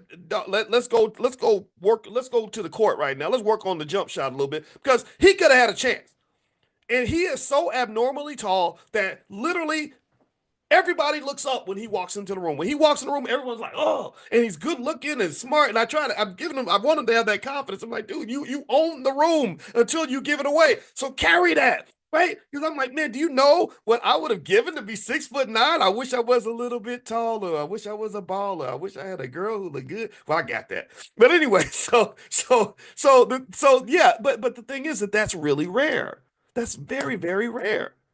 So really, the thing that drives me crazy about the stupid hoop dream that they sell us when we're kids is that, number one, that's not even the best way really to make money in general, in my opinion. But then number two, even to have a chance to win the basketball lottery, you got to win the genetic lottery. The genetic lottery means you got to be part of the point one. I think that the 6'9", I think that less than 0.1% of the population is as tall as our son upstairs. Like literally one in every 1,000 people or something ridiculous like that is that tall. So it makes no sense um to to even talk about that. I would encourage you to make sure that your son understands these things. And I don't care if he feels like you are a dream killer. Travis, please stop putting your phone number in the chat, man. That's something we don't like for we unless we specifically ask for that. Let's try not to do that for security reasons. I don't want people, we don't want that kind of stuff. Just sort of like, so if you want to do some marketing or something, you could talk to our team. But I see you putting the phone number in there repeatedly. So please, I'm just asking you politely to not do that. All right. So the long story short here is to say that when we have these dreams that our children bring to us, I think we got to give them the right dreams.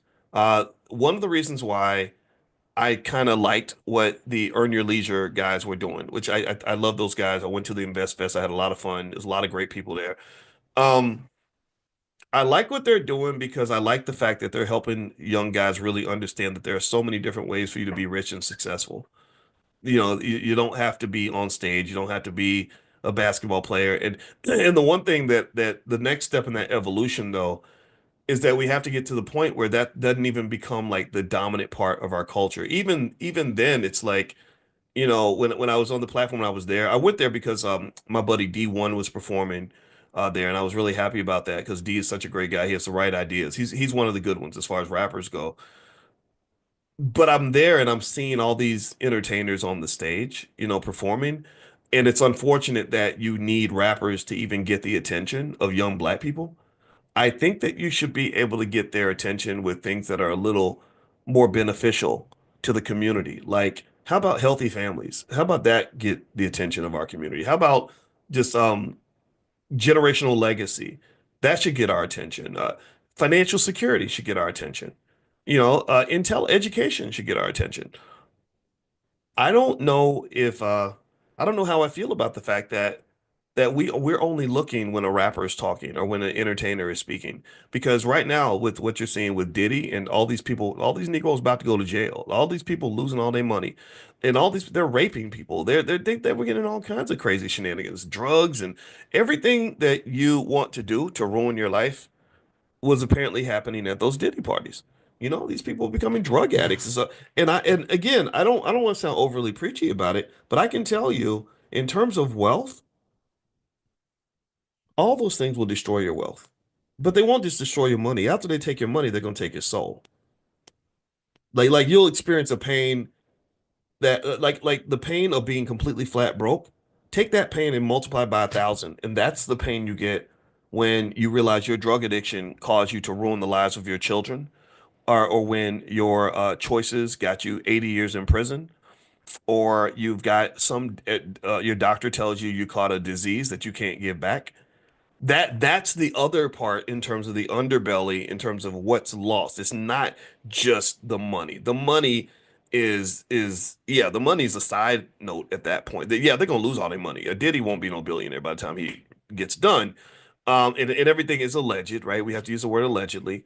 But come on now, you know what I'm talking about. You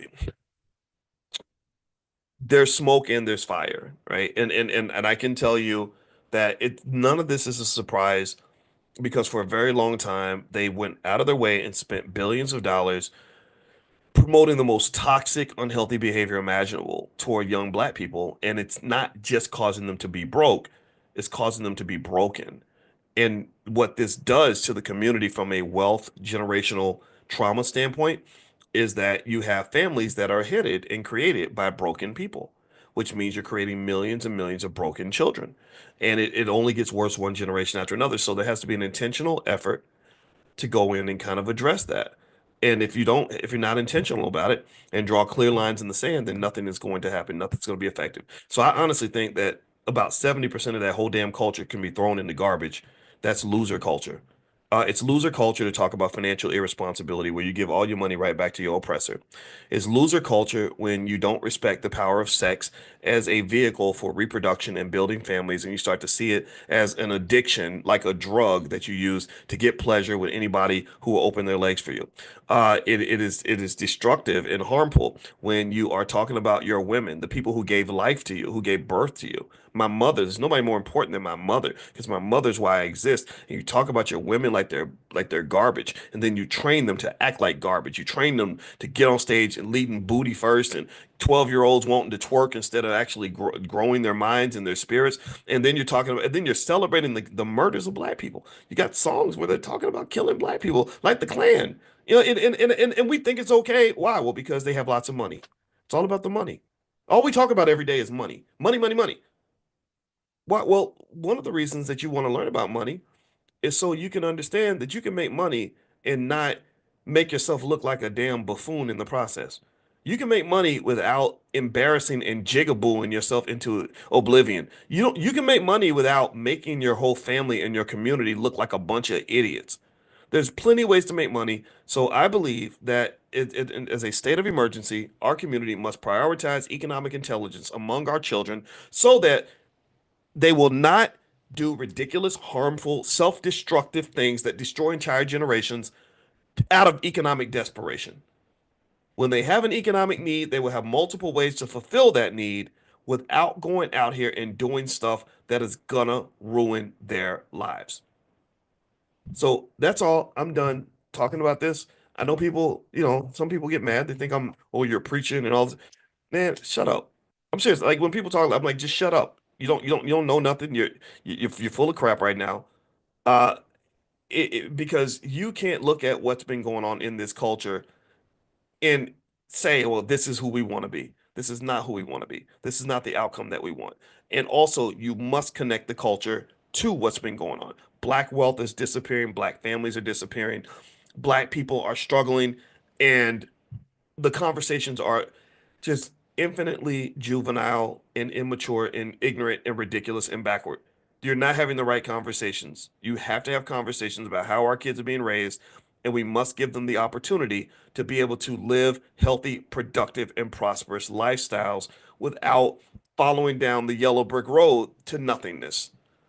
In fact, I went now up to the point where when I hear about somebody becoming a successful rapper, I feel sorry for them. I really do. I say, wow, not only are you going to probably have some sort of miserable failure at the end of the day, but it's going to be even worse because you think you're successful. Like you're 22 years old telling everybody, that they can be like you and how great that is, but you're rapping about murdering black people and putting yourself in all these dangerous situations where at some point somebody ends up dead or in prison, and then you lose all your wealth, and they move on to the next Negro in line. That's how this stuff works. So anyway, I'm done talking. Let me stop before I just keep on preaching too much. And I apologize if I sounded preachy, but I really, really feel this way, and I cannot hold that back because I worry too much about our people. And for those of you that are trying to shift that, I encourage you to go back to the three key areas of success in life: health, wealth, and relationships. health, mental and physical health. Are you working on your mental health? Are you getting the therapy? Are you healing the trauma? Or are you just swimming in the ignorance and the trauma and the self-destruction that's being so heavily marketed to you? When it comes to physical health, are you looking at the food that we're eating? You know that they're poisoning us. The FDA has been asleep on the job for a very long time, and corporations are putting dyes and chemicals and all kinds of crap in your food. Everybody's getting cancer. My mother just died from cancer. My father has cancer. A lot of you have relatives who've had cancer. That's because about half of all Americans at some point are going to get cancer because they are poisoning you. They're killing you, right? So are you going to address that, or are you going to just ignore it? Going to the gym, eating better makes a big difference because health is wealth. If you lose your health trying to go get wealth, then guess what? They're going to take all your wealth to give you a little bit of your health back. That's what they do. They hold your health for ransom by poisoning you and then charging you money to help deal and manage the poison, the effects of the poison. When it comes to relationships, are you having healthy relationships with yourself and other people, or are you attracted to toxic situations, or do you end up in similar toxic situations over and over again, and don't know why? Well, again, that goes back to the healing, that goes back to fixing. Relationships have a toolkit. There are ways, there are specific skills, specific people that can say, this is how you manage a relationship, especially with two traumatized people. It's very hard to build a business together. Two traumatized people have a hard time building families together. I heard the rapper 50 Cent, he said something really insightful one time. I heard him talk about his relationship with Big Meech. Big Meech was his big drug dealer up north, and Big Meech just got out of prison. And 50 said something like, he said, "Yeah, when I first saw those guys in the club back 20 years ago, I stayed away from them." And they said, "Well, why did you stay away from them?" He said, "Because I know who I am, and I know what I've gone through, and the kind of person I am, and I know what they are." And he knew that those chemicals, when they mix, when you mix traumatized people together, trauma will lead to drama.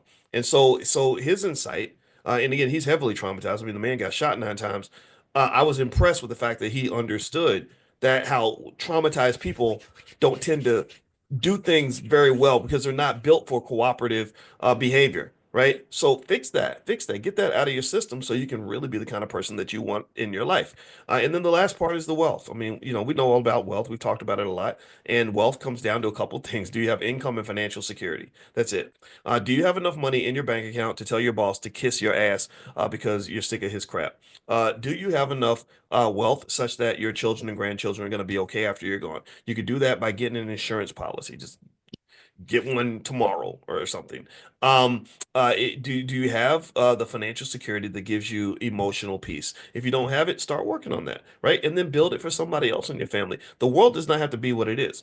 We are trained to expect that we're going to grow up and eventually have some horrible job and have to show up and work every day for somebody who cares nothing about us and then work until we die and all this other nonsense. That's BS. We've talked about the economy enough, and I can dissect that for you and explain to you that everyone should invest. If everyone invests consistently, and that makes that a core value of their family, then you can really have children that never have to work for anyone. We talked the other day about how if you just bought $1,800 worth of Apple stock one time in 1997, that would be over $2 million today. There's no person on earth that has $2 million in the bank that has to get up and go to work tomorrow. No person anywhere. So if you go back, a lot of us spent $1,800 that year, but most of us did not spend $1,800 on Apple stock. And imagine if you instead put 1,800 every year, right? Then you'd be incredibly wealthy. You'd be perfectly fine. If your parents had done that for you, you wouldn't have financial problems. So unless you create them. So I would encourage you to do those little things, and that's going to make the difference for you. So anyway, I'm done talking. Thank you guys for listening. Quick reminder, if you want to be on the text list to be notified when we meet for class every morning, pull out your phone, text the word morning, MORNING, to the phone number 87948. So text morning to 87948. Also, if you want a copy of that book, Financial Lovemaking, I mentioned earlier, you can get a free e-copy. You just go to boyceandalicia.com, and at boyceandalicia.com, there's not only the book there, but my wife, who's a therapist, she also does stuff for couples and families and stuff like that. She has a 5-day Black Love Challenge, so she believes in Black love. And then thirdly, if you wanted to get the recording from the financial slumber party that we did last night, and because you couldn't make it, it's yours for life. Your family can have it. You can share it with whoever you want to in your family. And you can go to financialslumberparty.com, financialslumberparty.com. and you can get a copy of the recording. And if you guys like it, I'm gonna send you all a survey via text. And so if you all liked it enough and you thought that it was worthwhile and fun, which it seemed like you did, then we can do another one. And so I'm just gonna ask you guys like how you felt, what we can do more of, less of, and then also ideas on other financial slumber parties we can do. Because I had a blast. We were there from 11 p.m. until 2:30 a.m. and I went to sleep. And I told my wife I woke up this morning to go to the gym. I said, "Oh my gosh, I feel like I was drinking all night." But I had a lot of fun, and thank you guys for hanging out with us. All right, so have a good night, everybody, or good day, and I hope you have a great weekend. And I'll talk to you soon. Take care. Bye bye.